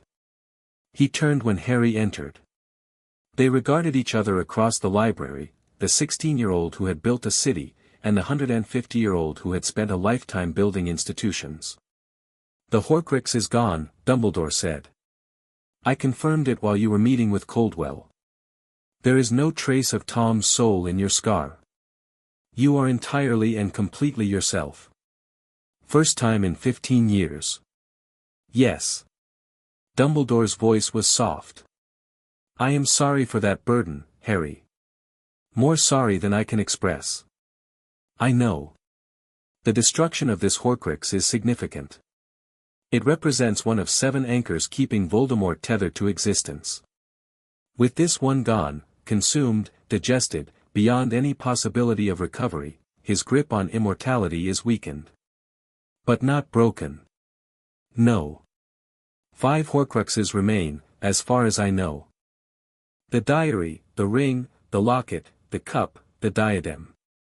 Each must be found and destroyed before Voldemort can be truly killed. Harry leaned against a bookshelf. The library was quiet. Around them, thousands of books, salvaged, stolen, scavenged from a dozen sources, lined the walls, the accumulated knowledge that Harry had gathered over 10 years of building and learning and refusing to accept the limits that the world tried to impose on him. I'm not coming to Britain, Harry said. I know. Not now. Not on your schedule. Not as your weapon. I know. But. Harry paused. Let the word hang. Voldemort killed my parents. He put this thing in my head. He tried to murder me as a baby, and someday he's going to try again. You're right that the Horcruxes need to be destroyed. You're right that as long as he has anchors, he can't truly be killed. And you're right that I'm part of this, whether I chose it or not. Dumbledore waited, saying nothing, letting Harry find his own way to the words. I'll come to Britain when I'm ready, Harry said. On my terms. With my people. And I'll fight Voldemort because it's right, not because you need me to. Not because of a prophecy. Not because you placed me in a cupboard and feel guilty about it. Because my parents died fighting him, and I'm not going to let their sacrifice be wasted. Dumbledore's eyes glistened. The old wizard, who had manipulated and calculated and maneuvered his way through a century and a half of magical politics, stood in a library built by a 16-year-old and blinked rapidly behind his half-moon spectacles. That's the only deal you'll ever get from me, Harry said. I accept. Dumbledore's voice was thick. He cleared his throat. I accept, Harry. And I will provide whatever support, information, and resources you require. On your terms. Starting with the Horcrux locations. Everything you know. Written down. Left with me. No strategic omissions, no, you'll learn when you need to, nonsense. Agreed. And Sirius Black. Lupin said he was my godfather. Said he was imprisoned for betraying my parents. Said he started to doubt the conviction. I want the truth. Something flickered across Dumbledore's face, guilt, sharp and immediate. The truth is that I have recently come to believe Sirius Black may be innocent. The evidence against him was circumstantial. He was never given a trial. Never given a trial. No. Harry let that sink in. A man, his godfather, imprisoned for 15 years without a trial, in a magical prison that Lupin had described as the worst place on Earth. Another failure. Another person failed by the institutions that claimed to protect. Fix it, Harry said. I don't care how. If he's innocent, get him out. If you can't do it through official channels, do it through unofficial ones. You seem to be good at that. Dumbledore nodded. I will. You have my word. Your word doesn't carry a lot of weight with me right now. But it's a start. Dumbledore accepted that with a grace that Harry grudgingly respected. The old man had flaws, deep, structural, potentially irredeemable flaws, but he wasn't incapable of growth. Whether that growth was genuine or strategic remained to be seen. One more thing, Harry said. Lupin stays. I beg your pardon. Lupin. He's staying in Haven. He's good with the kids, he's a competent teacher, and for the first time in his life he's somewhere that doesn't care that he's a werewolf. You don't get to order him back. Remus is a free man. He always has been. Then let him be free. Here. Dumbledore looked at Harry for a long moment. Then he smiled, not the calculated twinkle, not the grandfatherly warmth. A real smile, small and sad and proud. Your mother, he said, once told me that the measure of a leader is not the power they hold, but the people they protect. She would be, he stopped. She would recognize you, Harry.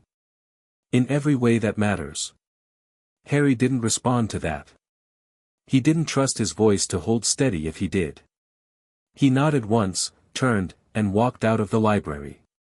Dumbledore departed Haven that evening, carrying his research journal, his ancient wand, and a promise. Harry watched him go through the primary entrance, the old wizard's blue robes disappearing into the dark of the subway maintenance tunnel. Think he'll keep his word? Ren asked, materializing at Harry's shoulder with the silent efficiency that made him invaluable. Some of it. The parts that align with his interests. The rest, we'll have to push for. Comforting. Since when do you need comfort? Ren huffed something that might have been a laugh and went to check on his sentries. The days after the battle blurred together in a haze of reconstruction and exhaustion.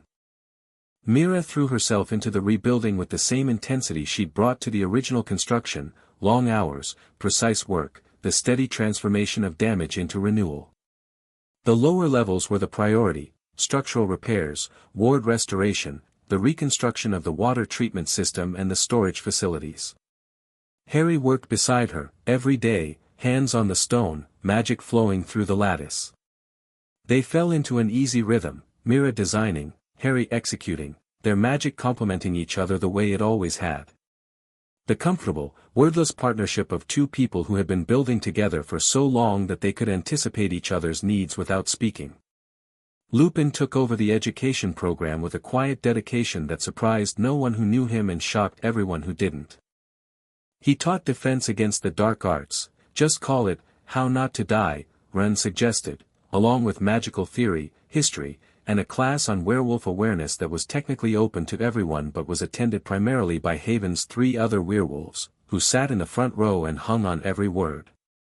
For the first time in his adult life, Remus Lupin had a home where the full moon was just another scheduling consideration, not a reason for exile.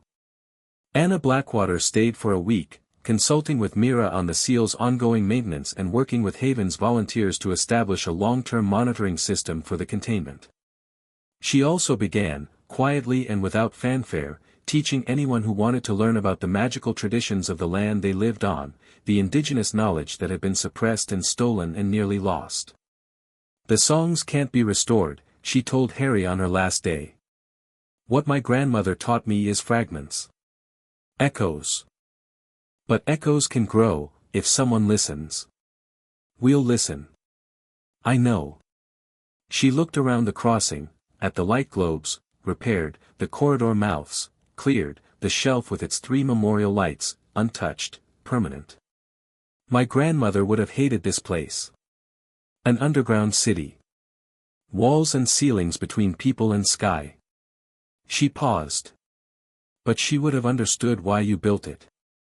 And she would have been glad that the seal found new keepers. Anna left through the primary entrance, escorted by Lupin, who had offered to drive her home and who returned 3 days later with a car he'd borrowed from somewhere and a suitcase full of books Anna had pressed on him. She said Haven needs a proper library, Lupin reported. She's sending more. Graves integrated into Haven with the awkward determination of a man building a new identity from scratch. He trained with Ren's combat teams, his Makusa technique clashing productively with Ren's street-forged style, each pushing the other to adapt. The first time Graves landed a clean hit on Ren in a sparring match, Ren stared at him for 3 seconds and then said, "Again." It was the closest thing to acceptance Ren had ever offered an outsider. Graves also began, carefully and without announcement, compiling a dossier of Makusa's internal operations, policies, and vulnerabilities. Not for use against Makusa, for use in the treaty negotiations. He understood the institution's pressure points because he'd spent his career applying them. Now he turned that knowledge inside out and gave it to Harry. "You're burning every bridge you have," Harry told him. "I'm building new ones. Isn't that what Haven does?" The treaty negotiations took 3 weeks. Coldwell, true to her word, presented the containment data to the Makusa president. The president, faced with the choice between acknowledging Haven's existence or risking the emergence of a Class 7 entity in the middle of Manhattan, chose pragmatism over pride. The Treaty of Haven, the first formal agreement between Makusa and an independent magical community in the history of American wizarding governance, was signed in the war room on a Tuesday afternoon. It was a simple document.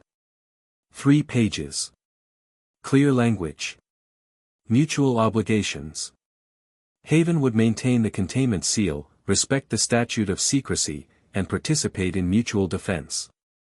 Makusa would recognize Haven's sovereignty, cease all surveillance and enforcement operations, and establish a diplomatic channel through a designated liaison. Coldwell signed for Makusa. Harry signed for Haven. Twitch witnessed for the goblin population. Mira countersigned as Haven's chief architect and ward keeper. The legal officer, Chen, notarized. No handshakes. Coldwell was not a handshake person. But she met Harry's eyes across the table after the signing, and the look that passed between them was one of mutual respect between 2 people who had started as adversaries and arrived, through honesty and shared crisis, at something more durable. "This won't be easy," Coldwell said. The president signed because the alternative was worse. "There are people in Makusa who will work to undermine this treaty from the inside. There are people in Haven who still think Makusa is the enemy," Harry said. "We'll manage our extremists. You manage yours. Blunt as always, Mr. Potter. Efficient." The ghost smile again. "I'll be in touch. Through proper channels. Wouldn't have it any other way, Director." Coldwell departed. The war room emptied. Harry sat alone at the table where he'd made 100 decisions, fought 100 arguments, carried 100 burdens, and looked at the treaty on the table. Sovereignty. Recognition. A future that didn't depend on hiding. He'd been building toward this since he was 10 years old, and now it was real, signed and sealed, a piece of paper that said what Haven's people had always known: we exist, we matter, and we're not going anywhere. He allowed himself 30 seconds of something that felt dangerously like peace. Then he folded the treaty, placed it in the lockbox he'd enchanted for Haven's most important documents, and went back to work. Rook died on a Sunday. It was quiet. That was the worst part, the quietness of it. No dramatic last stand, no heroic sacrifice.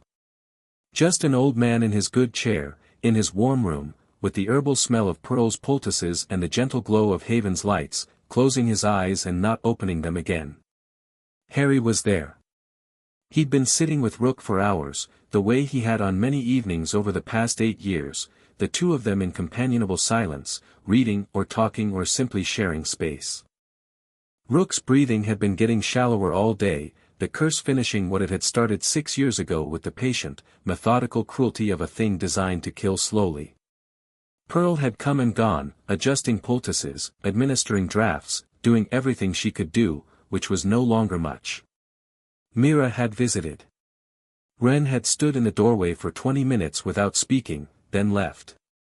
Twitch had brought a blanket, cashmere, enchanted for warmth, from his personal collection. He draped it over Rook's lap and left without a word. In the end, it was just Harry and Rook. "The seal is holding," Harry said. "Myra's monitoring it daily. The new framework is stable. Anna left us instructions for long-term maintenance." Rook's eyes were closed, but he nodded slightly. His breathing was thin and careful, each inhale a negotiation with a body that was shutting down. "The treaties signed," Harry continued. "Makusa recognized us. Coldwell is, she's not friendly, but she's fair. Graves is staying. He's good. Different from what I expected." A faint smile. "People usually are. You taught me that. I taught you spell work. The rest you figured out on your own." Rook opened his eyes. They were clear, remarkably clear, for a dying man. "Harry. I'm here. I need you to listen to me. Not as your teacher. Not as your advisor. As your—" He paused, and for the first time in Harry's memory, Rook's composure cracked, and the man underneath was visible. Not the cursebreaker. Not the strategist. The man who had found a feral child in a subway tunnel and chosen, without hesitation, to love him. As your father. In every way that matters. Harry's throat closed. He couldn't speak. He gripped Rook's hand, dark, thin, veined with the curse's dark energy, and held on. "You built something extraordinary," Rook said. "Not the city. Not the wards. The people. You found them and you kept them and you gave them a place to belong. You did that at 10 years old, Harry. 10 years old, alone, afraid, and you looked at the world and said, this isn't good enough. I'll build something better. And you did. Because of you. Because you taught me, I taught you technique. The rest, the courage, the stubbornness, the impossible, infuriating refusal to accept what you were told was possible, that was always yours." His hand squeezed Harry's, weakly. "Don't let them take it from you. Not Makusa. Not Dumbledore. Not the war that's coming. You fight it on your terms, or not at all. I will. And take care of Mira. She's smarter than you, which isn't hard. But she loves you, which is harder. Don't waste it. I won't. And tell Twitch his cashmere is scratchy." Harry laughed. It came out broken, half a sob, but it was real, and Rook smiled at the sound of it, a full, warm, genuine smile that was the last expression his face ever wore. His hand went slack in Harry's.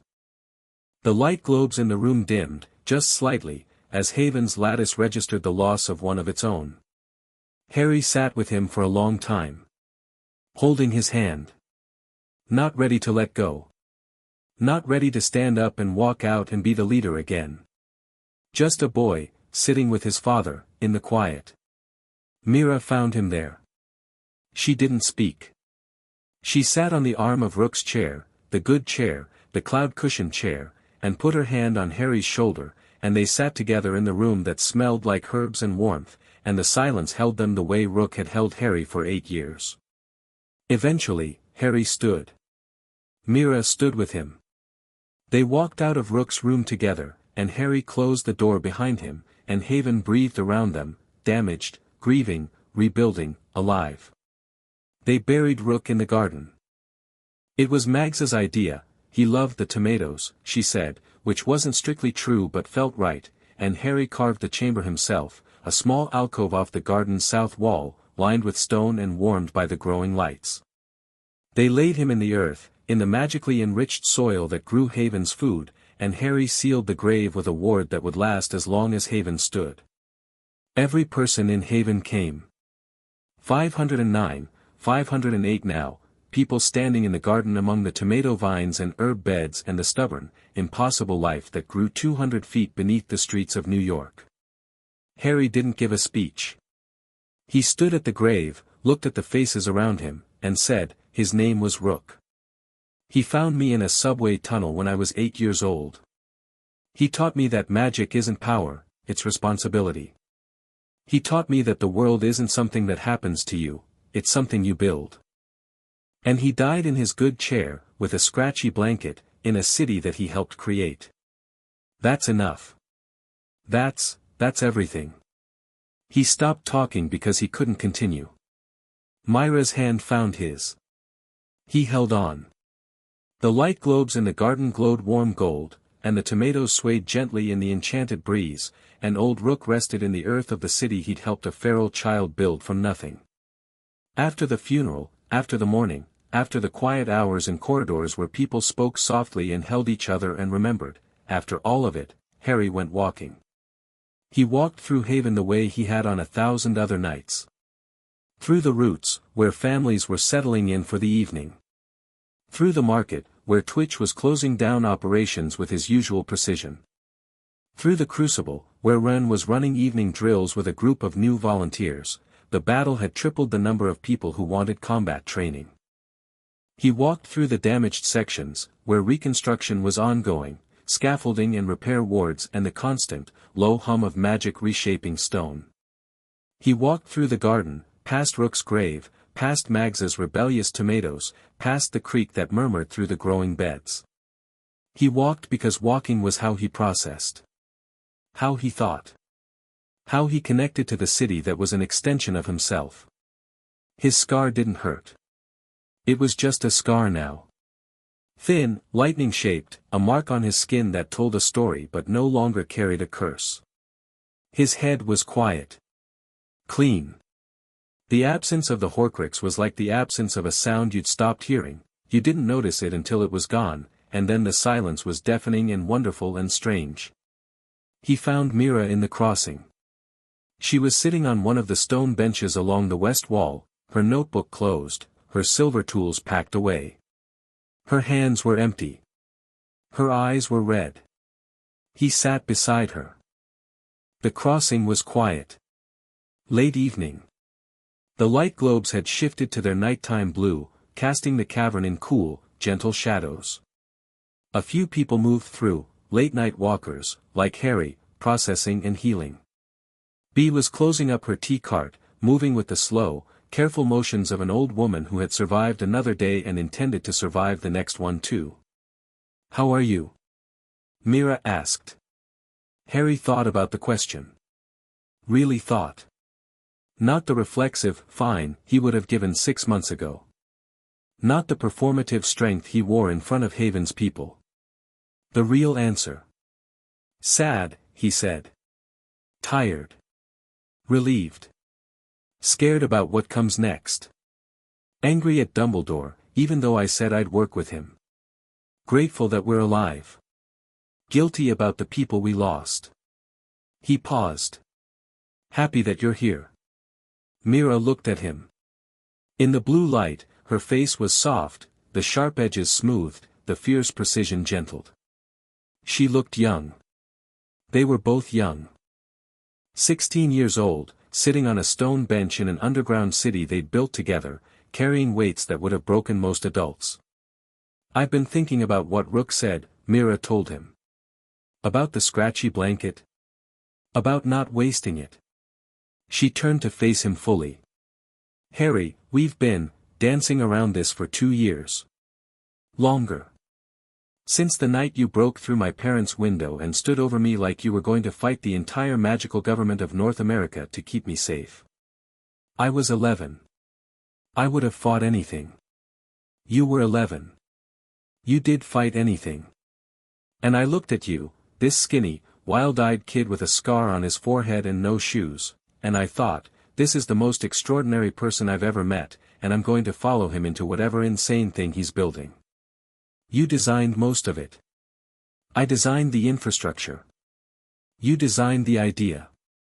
Haven was your dream before it was anyone's reality. And she stopped. Took a breath. I fell in love with the dream first. Then with the person. Harry's heart was doing something complicated.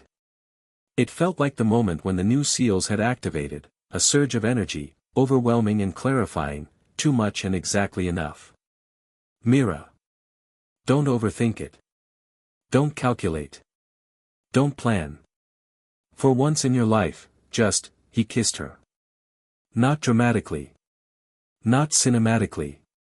Just leaned forward, crossed the distance between them on the stone bench, and pressed his lips to hers.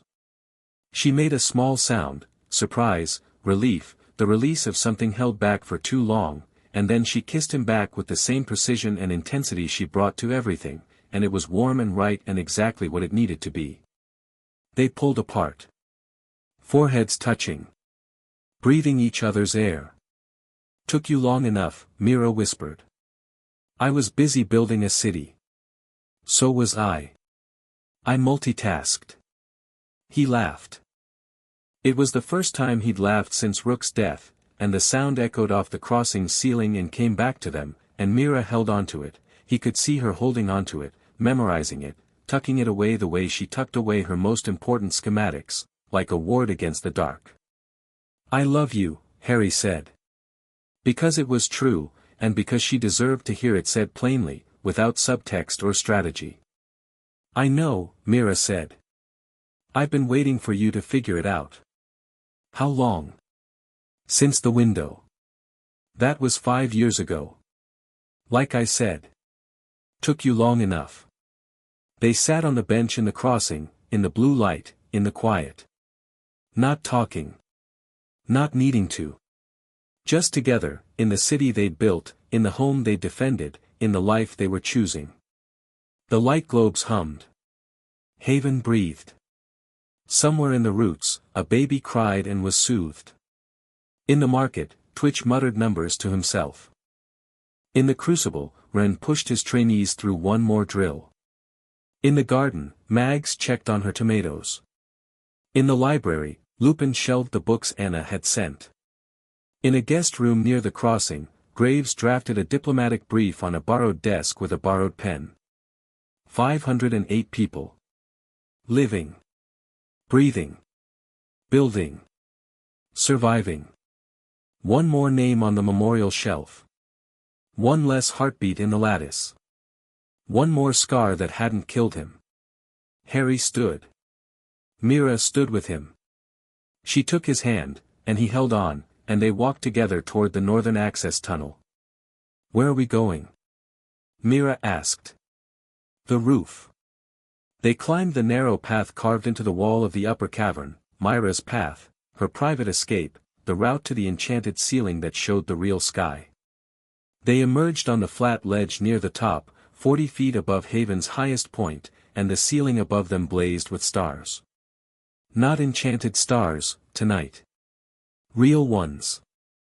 Mira had adjusted the ceiling enchantment, opened it wider, pulled from a satellite feed that one of Haven's tech-savvy residents had rigged. The actual sky, in real time. Winter constellations wheeling slowly over Manhattan, visible in a way the surface never allowed, no light pollution, no buildings, just the sky as it actually was, cold and clear and infinite. Harry stood on the ledge with Mira beside him and looked up at the stars. His scar was quiet. His head was clear. His hand was warm in hers. He still had a war to face. Voldemort was out there, diminished, disembodied, but tethered to 5 remaining Horcruxes that Dumbledore was even now working to locate. A Dark Lord in Britain who didn't know that a piece of his soul had been eaten by something older and hungrier than him. A Dark Lord who would come for Harry eventually, when he returned, when he rose again, because that was what prophecies did, they found you, whether you believed in them or not. There were magical governments around the world that would hear about Haven and have opinions. Some would want to replicate it. Some would want to crush it. Some would want to study it like a specimen under glass. All of them would have to be dealt with, carefully, strategically, on Harry's terms. There was the Hollow King, sealed but not destroyed, sleeping but not dead, waiting in the dark beneath them with the patient, implacable hunger of something that had existed before humanity and would exist after. The new seals held. The city was the lock. But locks could be picked, given enough time, and the Hollow King had nothing but time. There were 37 injured people in Pearl's clinic. 3 names on the memorial shelf. An old man buried in a garden. A treaty that might hold or might shatter. A relationship that was 5 minutes old and had been building for 5 years. A city that needed rebuilding, a people that needed healing, a future that needed building. But tonight, Haven stood. The lights glowed beneath the streets of Manhattan, invisible to the world above, 508 souls breathing in the dark. A city built by a boy who walked out of a cupboard at 6 years old and decided that the world owed him nothing and he would build everything.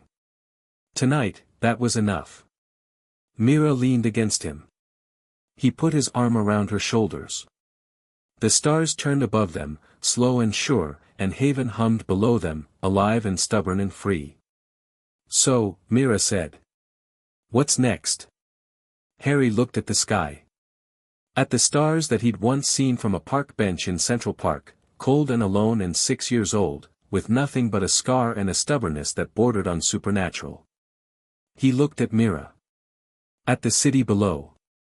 At the life he'd built. Everything, he said. The end. Thank you for watching this video. Please be sure to subscribe to our channel and like this video.